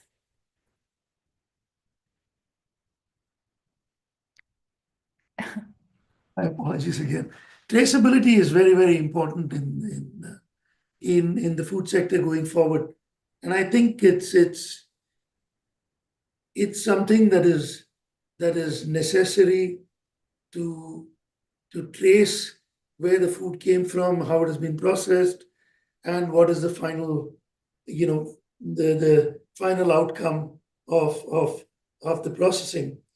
But one of the areas where the initial efforts have sort of stagnated would be that this is something which the consumer needs to ask for. And that is where in certain areas, the consumer is more price-centric than in understanding traceability and requesting traceability. So we find that it's something which the industry is unanimous on the need for, but it depends upon what it will cost and whether the ultimate consumer really looks for it. The consumer at the moment is looks for the ingredients. I mean, this is something which Jack referred to earlier, and sorry, Chris referred to earlier, and this is something about what the how processed foods need to be dealt with more information, and more information also comes from the level of ingredients, what are the number of ingredients that you've used, and so on and so forth. So that's the kind of information that is required, and traceability is part of it as well. Thank you very much. I will now field a final question to Chris, and then we will close. Chris, I have a viewer from France who is saying, who is asking whether Nestlé has noticed that sometimes on the same product, we are now beginning to see contradictory social, environmental, and nutrition labels. Social labels that give a negative score, a nutrition label that gives a positive score, and an environmental label that gives some other score, all to the same product, leaving a consumer very confused, he's saying, as to whether they should prioritize social issues over environmental, over nutrition. Are you seeing this type of confusion? I wasn't aware of that kind of confusion, but I have an enormous amount of sympathy with the questioner, because really we shouldn't be asking any consumer to prioritize between any of those three important issues.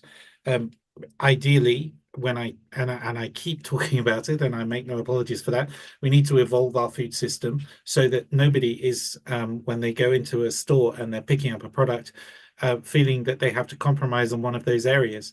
The solution is a more holistic approach.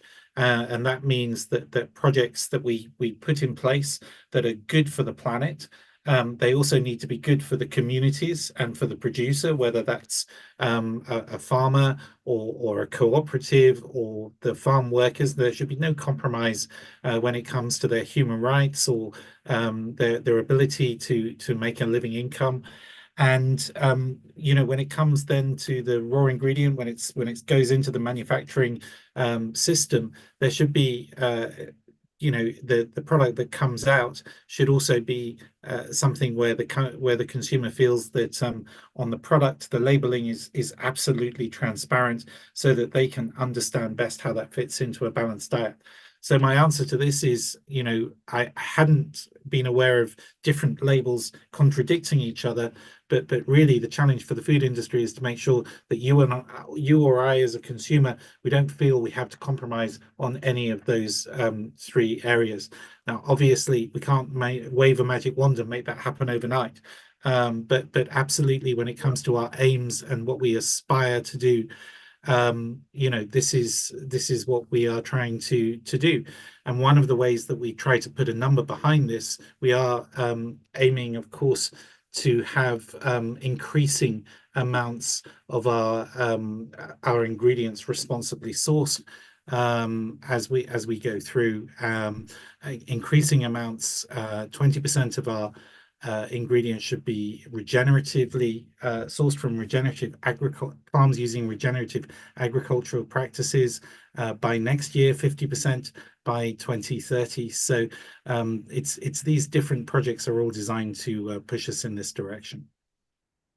Excellent. Well, with that, we've come to the end of the session. I'd like to thank each and every one of you for the wealth of information that you've provided. And we in the WTO certainly hope to continue to collaborate with you. So this is not a one-off event. With that, let me tell our viewers that we will be back at 6 p.m. CET for the closing session, and that they can use the same live stream link to follow that session. Thank you very much, everyone. Thank you. Thank you. Thank you. Thank you. Bye. Bye-bye. Bye.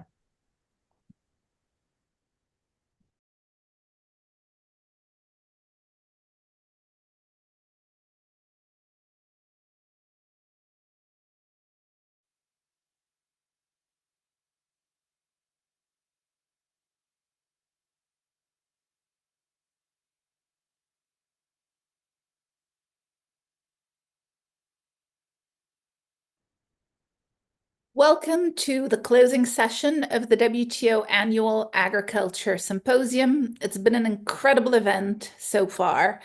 We've heard from the heads of international organizations, from civil society, from the business community, from many food and nutrition experts from around the globe. It's been truly extraordinary. My name is Doa Abdelmutal, for those of you who have only tuned into the closing session. Otherwise, you would know by now who I am. I've moderated a number of panels throughout the day. I'm Senior Counselor in the WTO Agriculture and Commodities Division, and I will be moderating this closing session. I would encourage viewers throughout the session to send questions to dialogues@wto.org in case we have time for them, although the closing session is only 1 hour long. The closing session will be an opportunity for us to take stock of all of the rich information that was presented throughout the day, as well as to hear a variety of national experiences and to hear the views also of the International Seed Federation and the seed sector, which we haven't heard from actually during the day. The panel will also discuss the way forward on the trade and nutrition nexus. Here is how I will be running the session. I'll be putting 2 rounds of questions to our panelists, and time permitting, I may take a question from viewers for each of the various panelists. So to the viewers, please stay engaged. Let me, without further ado, introduce this very distinguished panel to you. Jean-Marie Pogan, WTO Deputy Director General. Welcome again, Jean-Marie. Her Excellency Ambassador Nella Tavita Levy, Ambassador and Permanent Representative of Samoa to the WTO. Welcome, Ambassador, and thank you for making the time. Her Excellency Ambassador Sofia Bozza, Ambassador and Permanent Representative of Chile to the WTO. Welcome, Ambassador, an honor to have you with us. And I'm very pleased to see such strong female ambassadorial representation.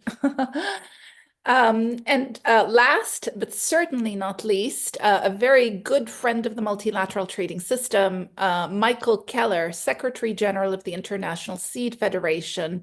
Hello, Michael. So let me start with the first round of questions. Jean-Marie, I'd like to start with you.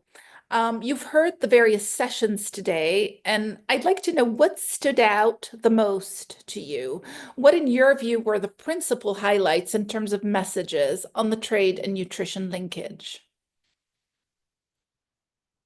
Thank you very much, Doa. Thank you for all your moderation throughout the day. Good afternoon, everyone. I'm very pleased to recognize my constituents, the ambassadors from Samoa and Chile, and also enter into relation with Michael from the International Seed Federation. Listen, Doha, to your question, I think I would say that I take away 3 facts and 1 idea. That is a little bit what impacted me. The first fact was this notion of nutrition transition that we heard this morning, which is fueled allegedly by structural trends which have nothing to do with trade, such as growth, urbanization, globalization. But the message was also that international trade can act to accelerate and shape the form of this transition and lead it to positive outcomes. So this interaction between structural phenomena and what we do daily was something that I first took away. Second fact is that beyond prices and quantities effects, which we are more familiar with in the WTO, since we usually negotiate on those incentives, there are many regulatory dimensions that impact the capacity of international trade to achieve positive nutrition outcomes, namely product safety, health labeling, and packaging measures. And it's very interesting to see that these are the heart of the so-called specific trade concerns. This is our jargon to say the questions that the members ask to each other in the WTO regarding technical regulations. And this highlighted the importance of the agreements that we have on technical barriers to trade, like SPS and OTC for the people who are familiar with those acronyms. And we really realize that the respect of trade rules and the discussion that the WTO members have about this regulatory dimension is very key also to shape this nutrition transition. Third fact, and I think I was really impressed by some of the declarations that especially were made at the opening session, is that what we do at the WTO matters. For instance, Assistant Secretary General Khan to the UN mentioned this, and also coordinator of the third movement, mentioned this morning some alarming statistics that I'm picking up here. 50% of child deaths in 2024 is caused by malnutrition, not to mention the problem of child stunting.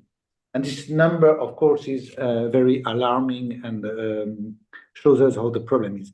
Another one was even more bluntly said by Lawrence Haddad from GAIN, and I quote that he said, the WTO and its members could have a bigger impact on nutrition than UNICEF.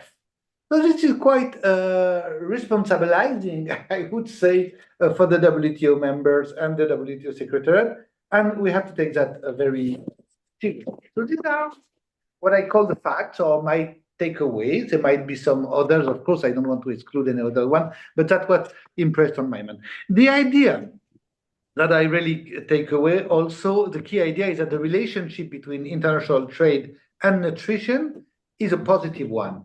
It depends on us. I'm not, of course, going to say yes, we can, because this has already been used in other contexts. But the idea is that we can use and leverage trade policy toward better nutrition outcome. We can, if we want, penalize food saturated with fat or with sugar, and we can incentivize or reduce the level of price of natural food or nutrient-rich food. It's possible to do that with trade policy. And it's quite a new notion, because traditionally, trade policy is here to grow trade, not really to serve non-trade objectives. And here we integrate that notion that trade policy can leverage both in a win-win strategy, trade and health objective. And since we are responsible of 25% of the world food produced and which is being traded, the weight of what we can do through trade policy and in the WTO is very important. So this is what I am candidly bringing to the table. I'm really very interested to hear how my co-panelists, how they think about that. Thank you, Doa. Back to you. Thank you very much, Jean-Marie. And indeed, yes, we can, and the relationship can be positive. Ambassador Nella, Your Excellency, I'd like to turn to you. Samoa and the whole of Polynesia has struggled with the issue of malnutrition. In fact, Polynesia faces what is called a malnutrition burden, with an average of 30% of adult women and 26% of adult men living with diabetes. Meanwhile, nearly 60% of women and 45% of men live with obesity. Could you walk us through your country's experience in improving nutrition and diets?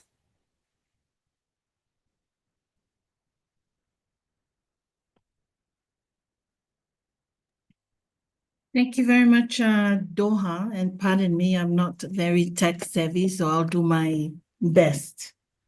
But thank you very much. You know, those statistics they're not very, they're quite concerning. And the burden of this crisis of the malnutrition crisis is felt more heavily in developing economies, or as the discussions today saw, lower income countries.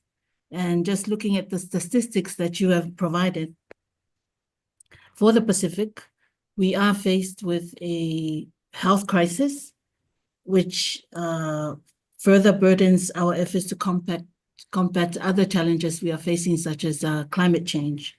In fact, in the Pacific, our leaders in 2011 expressed deep concern that NCDs had reached epidemic proportions in the Pacific, and that it has become a human, social, and economic crisis, requiring an urgent and comprehensive response. Leaders had called to expedite the implementation of tobacco control, improve diets, mainly through the reduction of salt, fats, and sugar, encourage physical activity, reduce alcohol intake, and access to essential drugs and technologies. Our leaders had also taken note that many NCD interventions are revenue generating, such as increasing of taxes for tobacco and alcohol.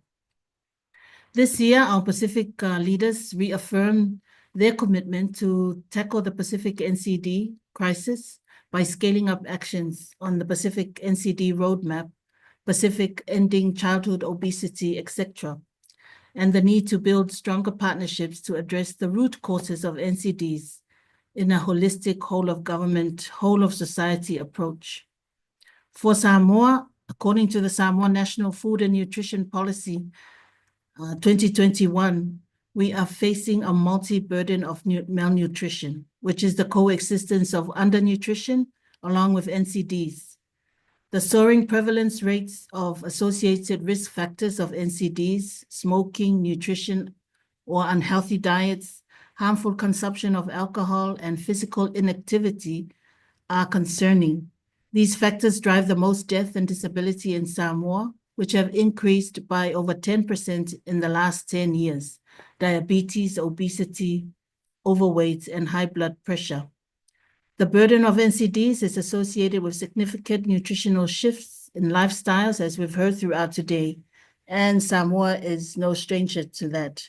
With urbanization, monetization, and globalization, dietary patterns have changed from traditional foods to increased dependence on imported foods, which equates to the increased consumption of canned foods, sugar-sweetened beverages, and micronutrient-poor processed foods.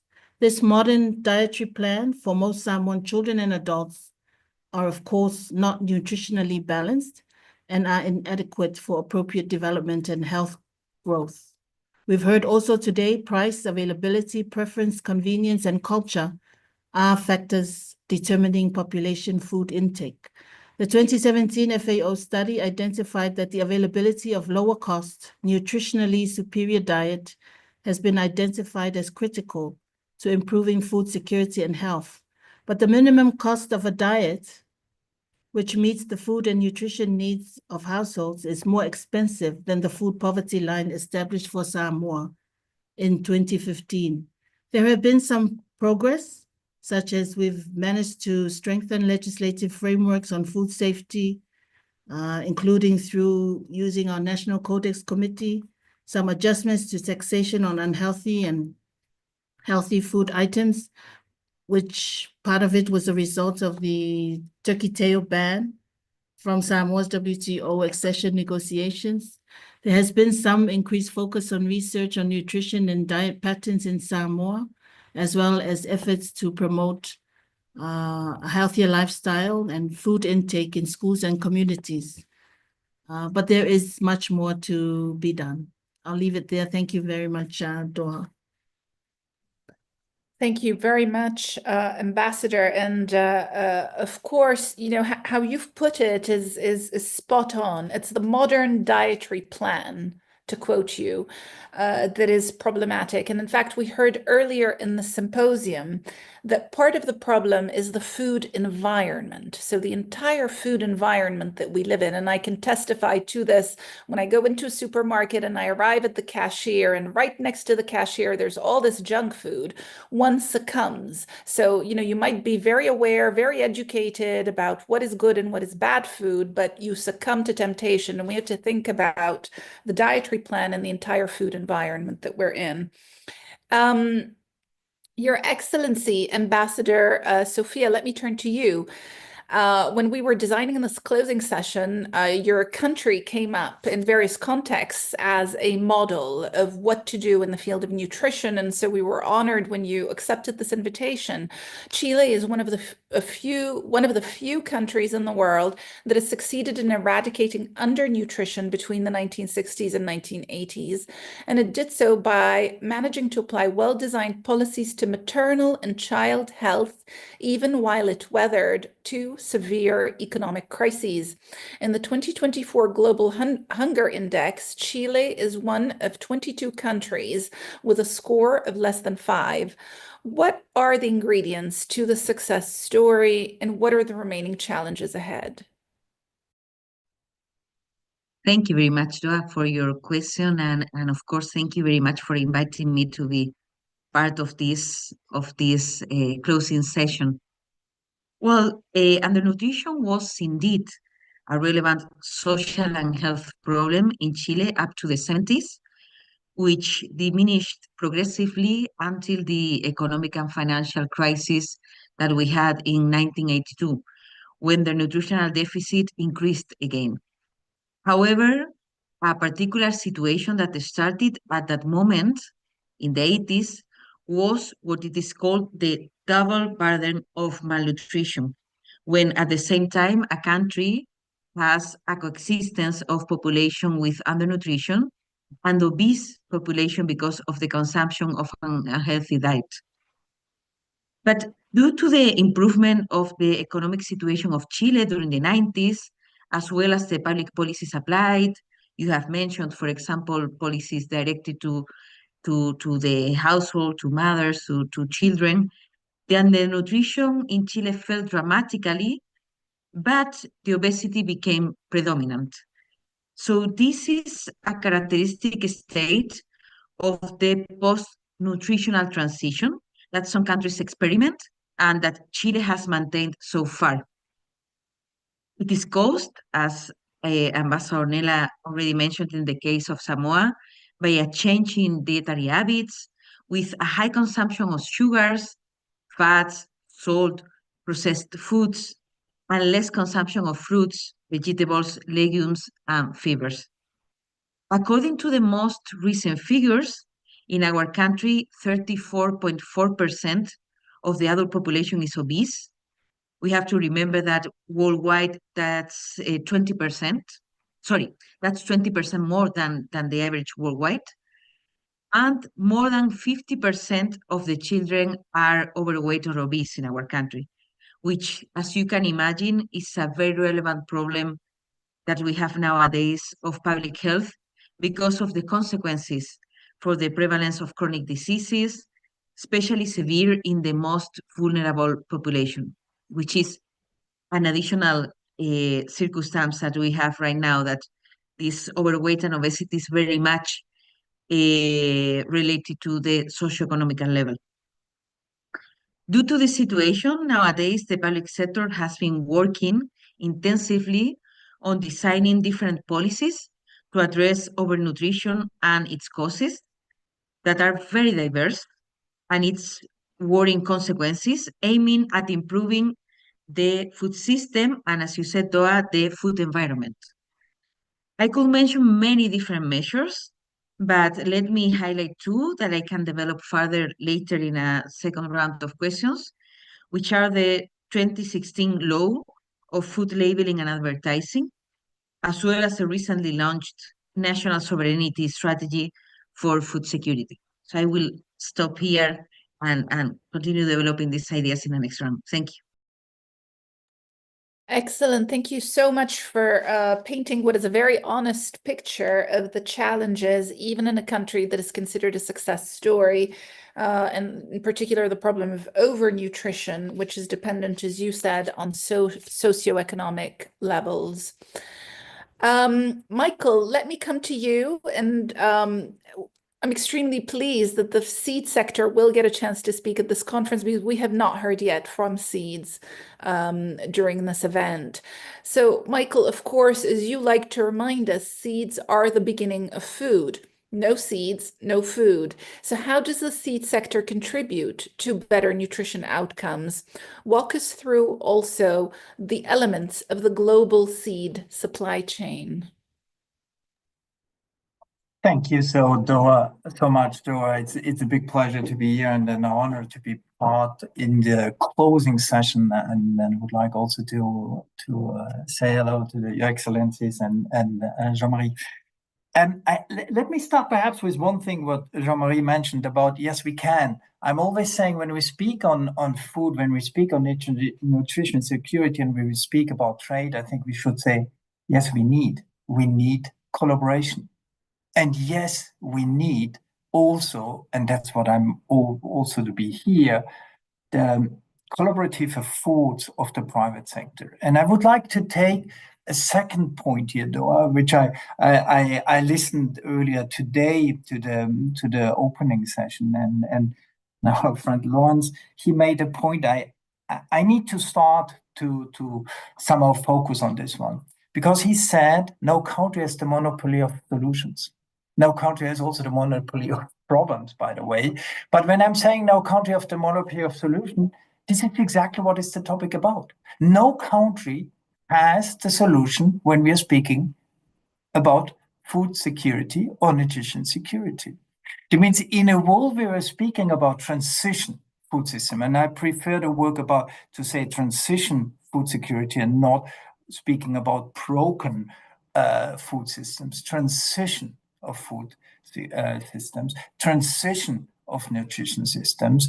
Yes, we need to think on where's the seed systems, because we are speaking on a holistic approach. And as you nicely mentioned at the beginning, seed is the starting point of food production. Seed is the starting point also of nutrition security when it comes vegetables for vitamins, for fiber, pulses for proteins, cereals for carbohydrates. That means we could continue on this one. That means, and the FAO General Director always is saying, 80% of our food is plant-based. That means, we need to think and we need to take into account when we're speaking about all these transitions, where's the seeds?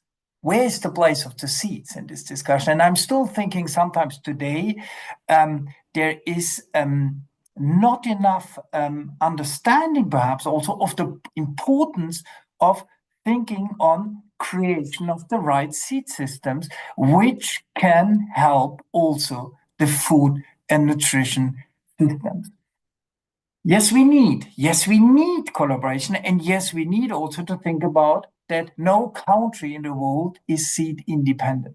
All the countries have, not on all the crops, I agree, but they cannot be independent on all the different crops which are planted by the farmers.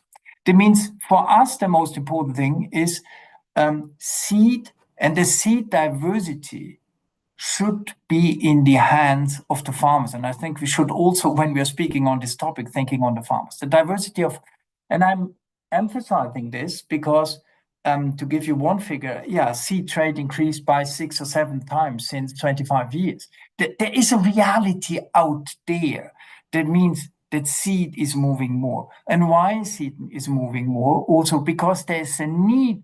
We spoke on broad nutrition, on the more diverse nutrition. That means also on how to think in many countries where today, there are not enough diverse vegetables planted, how we can increase vegetable production through a seed supply and a diverse seed supply in this country. That means the dependency is here.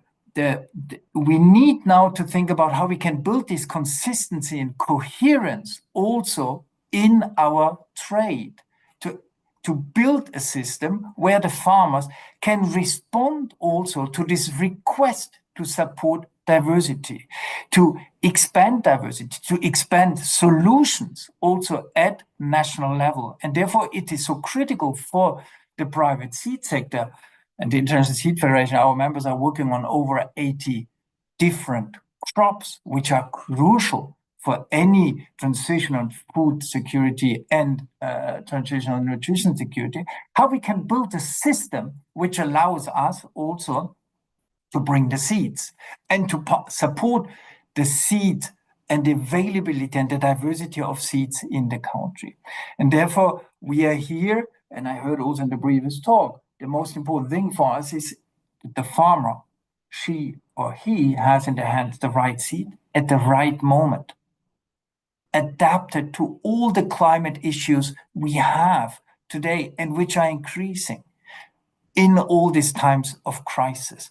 And therefore, the locally adapted seeds, which is absolutely essential, needs to be available for the farmer to allow, at the end, to think about how we can build the right nutrition security on vitamins, on fiber, on proteins.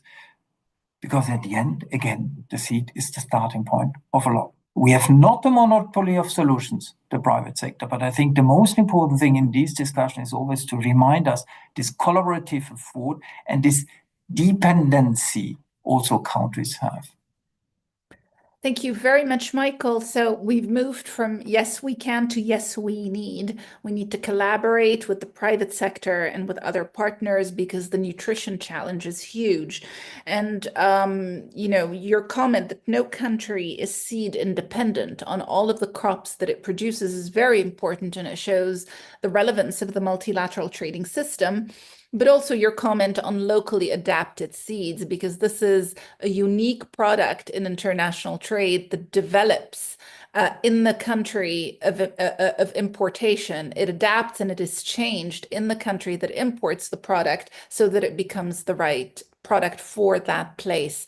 So indeed, a very unique feature of the sector. Jean-Marie, I'd like to kick off the second round of questions with you. Going forward, how should the WTO tackle the issue of nutrition? In other words, how can trade policy be leveraged for better nutrition based on what we've been hearing throughout the day and now from the ambassadors and the International Seed Federation? Thank you, Doa, and thank you to my co-panelists for the fascinating discussion. The short answer to your question, I think, is that a big part of, based on what I hear, the big part of the answer is probably about onboarding or embedding a little bit more the trade dimension in the design of domestic policies for better nutrition. And I would, to achieve that, I would suggest three remarks. The first one is that, as often, I think the trade agreements are quite well designed and offer a vast array of tools and possibilities to accommodate both and to support both legitimate trade policy objectives, but also individual approaches to implementing them. So there is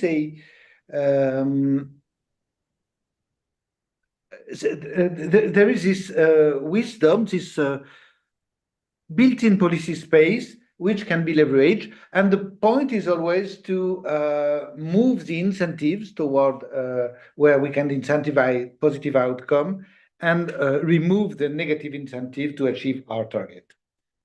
Second remark is that there will not always be an immediate convergence between different trade patterns and national priorities from diverging countries. And that's all right. That's exactly what the WTO is made for, is to discuss these divergences. And for instance, take one very important element that we have been discussing this day, all the day, which is trade nutrition labels. They are essential tools for promoting informed consumer choices and encourage healthier diet. And while we become increasingly connected, these labels have impact on cross-border trade. And we know that there are objectives for this label, like developing, for instance, color code labels or front of package label to inform consumers. But some exporters may argue that those labels could unfairly stigmatize their products and make them appear less healthy simply due to regional food practices or other motivation. This is where the WTO is invaluable in helping, in offering a platform to balance those different views. So just the second element of my remark, just use it. We have the tool, we have the platform, just use it. The third element, I'll be briefer. I think I completely subscribe to Michael's point about the need for enhanced public-private dialogue. This type of strategies is always much better informed when you discuss with the sector, because most of the time it's sectoral issues which are being raised. So while we have the global framework and the horizontal framework in the WTO, I think we benefit from this private dialogue and collaborative effort. So that would be my take on your question, Doha. Back to you. Thank you very much, Jean-Marie, in particular, for giving us a sort of real-life feel of what happens around the WTO negotiating and a sort of discussion table where something like a label can become, controversial, with countries who are promoting the label focusing on the nutritional aspects of a product, and those who are exporting the product worrying about the stigma that the label may lead to. So those are the real life issues and day-to-day issues that the WTO is confronted with, and the balance that it has to strike. Your Excellency, Ambassador Nella, I would like to come back to you. How can trade policy be leveraged for improved nutrition in Samoa? And what do you see as the role of the WTO at the international level in this debate? Well, thank you very much. I think food, first and foremost, food must be safe and nutritious for consumption. Therefore, our food system must be protected from the commercial and vested interests of the food industry. Economic, financial, or political interests should not undermine efforts aimed at mitigating nutrition-related problems and diseases in our food systems. So as we sit here in Geneva and discuss and negotiate trade rules here at the WTO, we must do so in the context of the realities that we face at home. And we also have the opportunity to collaborate, as we've heard from fellow panelists, to collaborate with other multilateral organizations in Geneva and abroad, as well as across the sectors in our own national economies, on how we can work together to address these challenges. I guess from Samoa, as a net food importing developing countries, we need support, and we look to the WTO and our partners to build a capacity to ensure that the food that we import are safe and nutritious. So we look at capacity building for food importers, distributors, and processors on ways to reduce fatty, trans fatty acids, salt, and sugar in our food products. We look at how we can promote healthier food intake for our population. We look at the root causes. How can the WTO and international partners help us in addressing the root causes of malnutrition and NCDs? And then we look at food production and food processing. So this is something that we would like to encourage, is traditional and local foods, and cut down on imports. And I know when we sit at the WTO, it's about each member promoting the exports of their products into other countries. And we have to ensure that those products are safe and nutritious for our populations. And I thank you very much. Thank you very much, Ambassador. Let me move to Ambassador Sofia. Your Excellency, how has the Chilean government leveraged trade policy towards improved nutrition? And what would you like to see the WTO do more of at the international level? Thank you very much for this second question. So in my previous intervention, I have mentioned two policies that I think have been especially relevant for Chile in the last years, with the aim to improve food systems and food environment, and that have an impact on the behavior of food markets, of food trade. The first one is a 2016 law on food labeling and advertising. And this law regulates three elements. The first one is the front of package labeling. The Ministry of Health established a front label with the phrase high in packaged foods that exceed a certain threshold on critical nutrients, salt, fats, energy, and sugars. And this is somehow related, I think, with what DDG Pogam was mentioning about labeling this in this context. But this law has also elements related to school environment, aspects such as the promotion of healthy eating habits and physical activity at all levels of preschool, primary and secondary education. And in addition, the sale, marketing, promotion, and advertising of foods containing the front package labeling that I have mentioned before is prohibited on school facilities. And the third pillar of this food labeling law is the advertising. The advertising of foods that have front labeling to children under 14 years old is prohibited. The use of commercial hooks not related to the product's own promotion are prohibited when they are targeting children under 14 years old. For example, giving them toys with this type of foods. So this law, in the time that has been enforced, has had an impact on the behavior of Chilean consumers, but especially in the industry, specifically on the formulation and product development. There we have seen a very, very relevant impact. That's on the food labeling law and advertising, which was something very relevant for our food and nutrition policy in these years.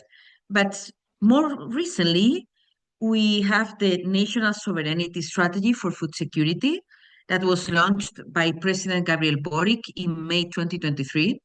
It established a double objective that I think is somehow related with what Ambassador Nela mentioned. The double objective is continue promoting Chile as a strong and competitive food exporter, because 25-30% of our exports come from the agricultural sector, but at the same time, recognizing the value of local production for the food system, trying to promote both sides. Some measures under this strategy are promote food microbanks, financial education for families, monthly payments to face food price increases, research and development for farming technologies, strengthening sustainable production of traditional crops, as cereals and legumes, and at the same time improving the irrigation system, among other measures. Finally, I also want to mention, because of the relationship with trade, that the modernization of our free trade agreement with the European Union contains, for the first time, a chapter dedicated to the cooperation on sustainable food systems that has elements as the promotion of the fight against the food fraud, the reduction of food waste and losses, that, as you know, is a very relevant issue for the food systems, animal welfare, among other issues of common interest. And finally, about the role of the WTO that you were that was part of your question, Doa, I think it has been a great advance that food security is already a concept that is familiar to the organization and that has been more and more present in the works of the WTO. However, I think it is also important that we recognize that food security is a multifaceted concept, and that not only one type of policy that we discuss in the organization has an impact on food security, but any aspect that alters the food systems, including, among others, subsidies, market access, as well as was mentioned by DG Pogam, SPS, and TBT measures, for example. So I will stop here. Thank you very much. Thank you very much. This was a great answer, and thank you for putting schools right at the center of this and for sharing with us what you're doing with respect to schools, because indeed tempting children with food that is not nutritious is the start of the problem. And I'd also like to thank the ambassador of Samoa for talking about the traditional diet and the need to protect the traditional diet from the forces of globalization. Michael, let me come to you. Given how global the seed industry is, what would the industry want to see from the WTO, and how can trade policy facilitate trade in seeds? Yeah, thanks so much, Dora. And perhaps one point I would like to emphasize, perhaps the seed sector is very international, and more percentage of the seeds is moving around the world. But I would like really to emphasize, whatever the seed sector is offering to farmers, wherever seed sector is acting, needs to be really adapted to the agroclimatic environment the farmer is acting. That means this is an absolutely essential driver. And I'm saying this because I would like to emphasize one thing. Is also seeds is it's a touchy topic, can be very political. And I'm always saying also what the private sector is doing should be complementary. What you have, like traditional seeds, land races, and all the diversity of seeds. And here I'm coming to the point. But we are today living in a world where all things are evolving, like nature is evolving. That means we need constantly think about what not only are we looking for kind of nutrition we want for the future, but also what can we do within the natural boundaries. That means science and innovation is absolutely critical. That means we need to continue, and we need to be able also as the seed sector to invest. And I'm always saying there's no other private sector or industry out there who is investing such a high percentage of its turnover into research and development. It can be up to 25%. In some crops, it's even 30% reinvested. And why we are doing this? Because constantly nature is changing. Constantly the farmer is more and more exposed to climate change, and constantly also the correct request from society or also from policy is changing. And somehow all starts then at the seed level. And I'm saying this when you ask me what the World Trade Organization should do, very essential also that you're there, we need your voice. Because we have a lot of fora where we're discussing food security. We have a lot of fora, I will say not too many forums, but we need to pay attention. We have perhaps also too many forums where we're discussing this kind of topics. But what is essential? All of this, we need to think about trade. This dependency is essential. And what is more important, and here I'm speaking from the private sector, is also what we need is trade. We need open markets somehow. We need to move the seeds, and we need predictability, because nothing matters more for the private sector to have clear rules. Nothing matters more to have consistency. And I agree with Your Excellency, all is about safety, all is about security. And I think this is the starting point. Also, when you work in the private sector on seeds, security, safety is the most important thing. And here I'm coming to one thing, what we really like, what WTO is co-organizing with the private sector, but also FAO, IPPC, is e-phyto. We spoke about SPS. For us, when we are seeing how WTO can support trade facilitation through electronic certificates, which are based on clear rules, which also price-wise is good, but which is also based on really consistent rules and building also trust between the different actors. This is perhaps also the direction we should go. And I think it's a good learning, because very often what we heard also in these previous talks is, safety, security. Can we trust? Can we trust the seed who is coming in our country? Is there not seed as a pathway of a pest or a disease? And I think therefore it's so important. Clear rules, consistency. We have the same level of engagement. We have the same scientific approach on, that's sure, that's safe. And then we can move things. That's essential. I think, therefore, World Trade Organization has a capital, crucial role to play in shaping also new policies, new ways of digital communication, which is helping in a consistent, predictable way also to move goods, products, or seeds around the world. And it is helping perhaps also, as it's a collaborative effort, to build more trust. Because I think trust is something which is essential also when you speak about trade. Trust into how the private sector is acting within this globalized world, within this joint responsibilities on food security and nutrition security. Yes, we can do. Yes, we have to do. But yes, we can also support the great engagement on collaborative effort in clear, consistent, and coherent rules. Thank you very much, Michael. And indeed, your message on science and policy-based evidence is, or evidence-based policy measures rather, is something that has come out very strongly during the course of the day. Many speakers, in particular members of the private sector like yourself, have stressed this message that they really want the WTO to help ensure that science remains the basis for regulations and that regulations remain evidence-based. So thank you for reminding us of that. Now, I am getting the same question from a number of viewers, so I will put the same question to all of you. And I think because it's the closing session, they are all thinking of the future. And that question is, what is the low-hanging fruit for your country or for the organization you represent, ISF or WTO, in this area? What are the low-hanging fruits, actions that can most readily be taken to help improve the situation?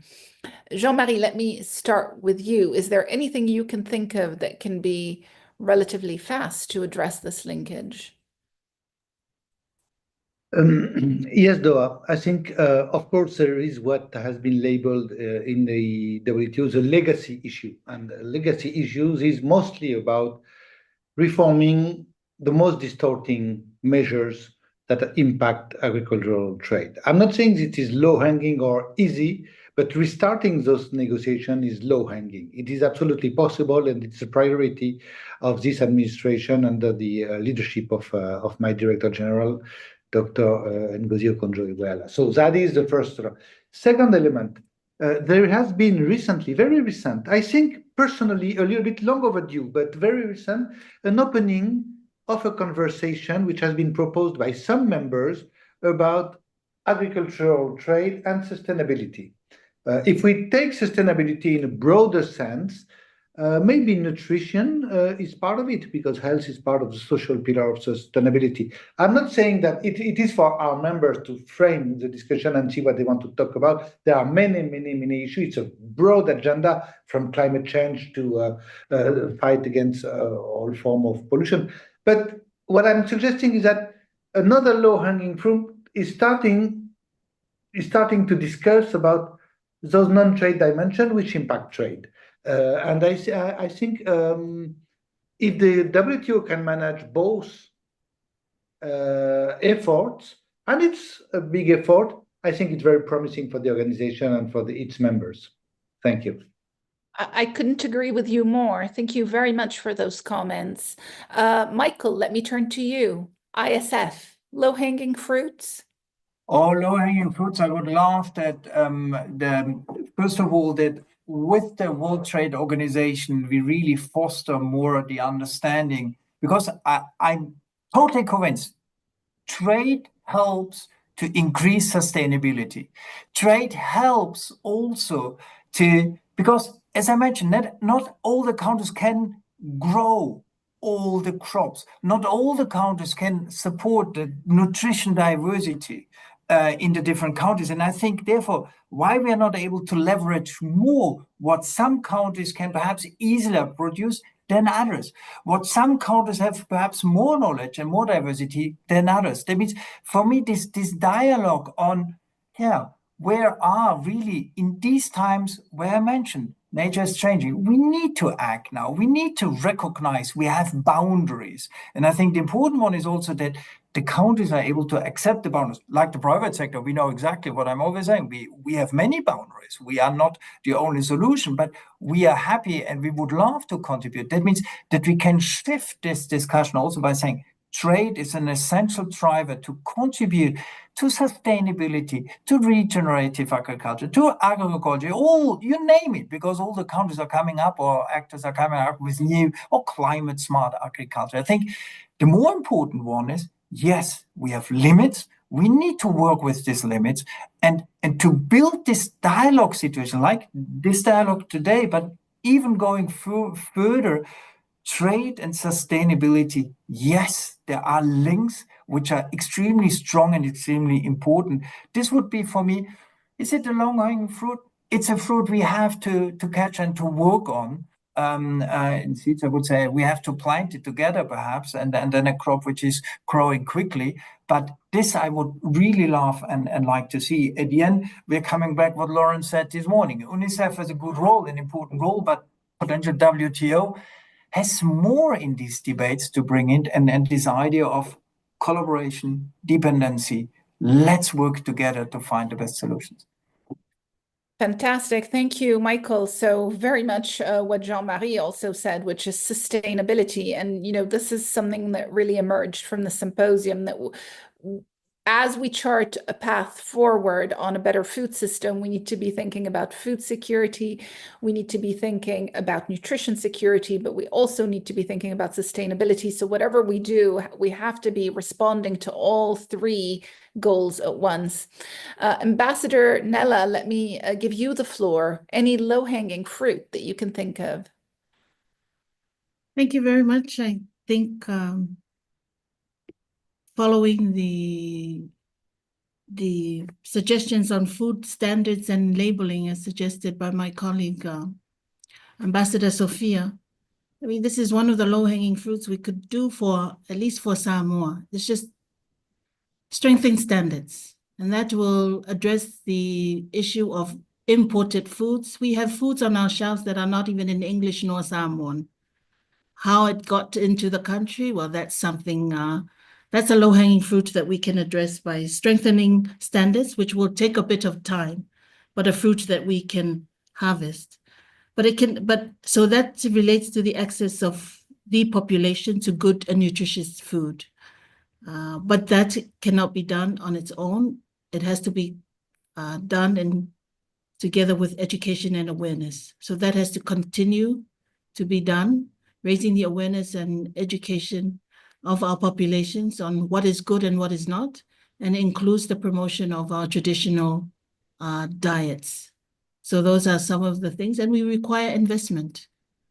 These are economies that are low-income economies, and we require the support of our international community to mobilize these programs at home. Thank you very much. Thank you very much. Standards, indeed. And I really hope that with the FAO having issued SOCO 2024 on trade and nutrition, that will be an opportunity for the development of those standards and a segue, if you will, for that to start. They've really touched a very sensitive issue with this report, and there are many examples about Samoa that are given in the report, and I really hope that it will be the start of a very important process in your country. Ambassador Sophia, same question to you. Any low-hanging fruit in the context you see? Thank you very much, Joa. Well, I will not repeat what the other panelists already said, because I fully agree with that, with the new narrative, the importance of food security, sustainability nowadays, also standards, the working SPS activity. But I want to add something else that I see as an opportunity, is that we are going to have in 2026 our ministerial conference in Africa, which is a region especially sensitive to food security issues, that has countries in which the agricultural sector is very relevant for their economies, and also agricultural trade. So I think that gives us a context in which is even more important that we can deliver on agriculture at that conference. So I think that's a very relevant opportunity that we have. And I have seen that there is a an intention to try to advance in that sense, even if the discussions at the COAS sometimes are a little bit difficult and a little bit slower than we would like. But for example, Ken's group, to which Chile pertains, an African group, have been advancing in technical conversations, trying to put in the table some ideas to continue the discussions at the COAS that are comprehensive of the different pillars and mandates. So I think having our next conference in Africa is a real sign, a real opportunity to have results on agriculture that will have an impact for sure on food security. Thank you. I couldn't agree with you more. Thank you very much for those remarks. And with this, we have come not only to the end of this session, but to the end of the symposium. So let me thank each and every one of you profusely for having taken the time out of what is for sure a very busy schedule that you have to be with us at this event. You know, I'm sure, and I can already see from the reaction of viewers and the emails I'm getting that the session has been incredibly useful. So thank you very, very much for your participation. In closing the symposium, I'd like to say that this is not the end of the conversation on trade and nutrition, but the start of the conversation. We organized the symposium in collaboration with the FAO, and we capitalized on the opportunity of SOCO 2024, which was dedicated to trade and nutrition, to hold this event. So we'd like to thank them for the eye-opening report that they've issued, and we will certainly continue to work with them and with all of you on this issue going forward.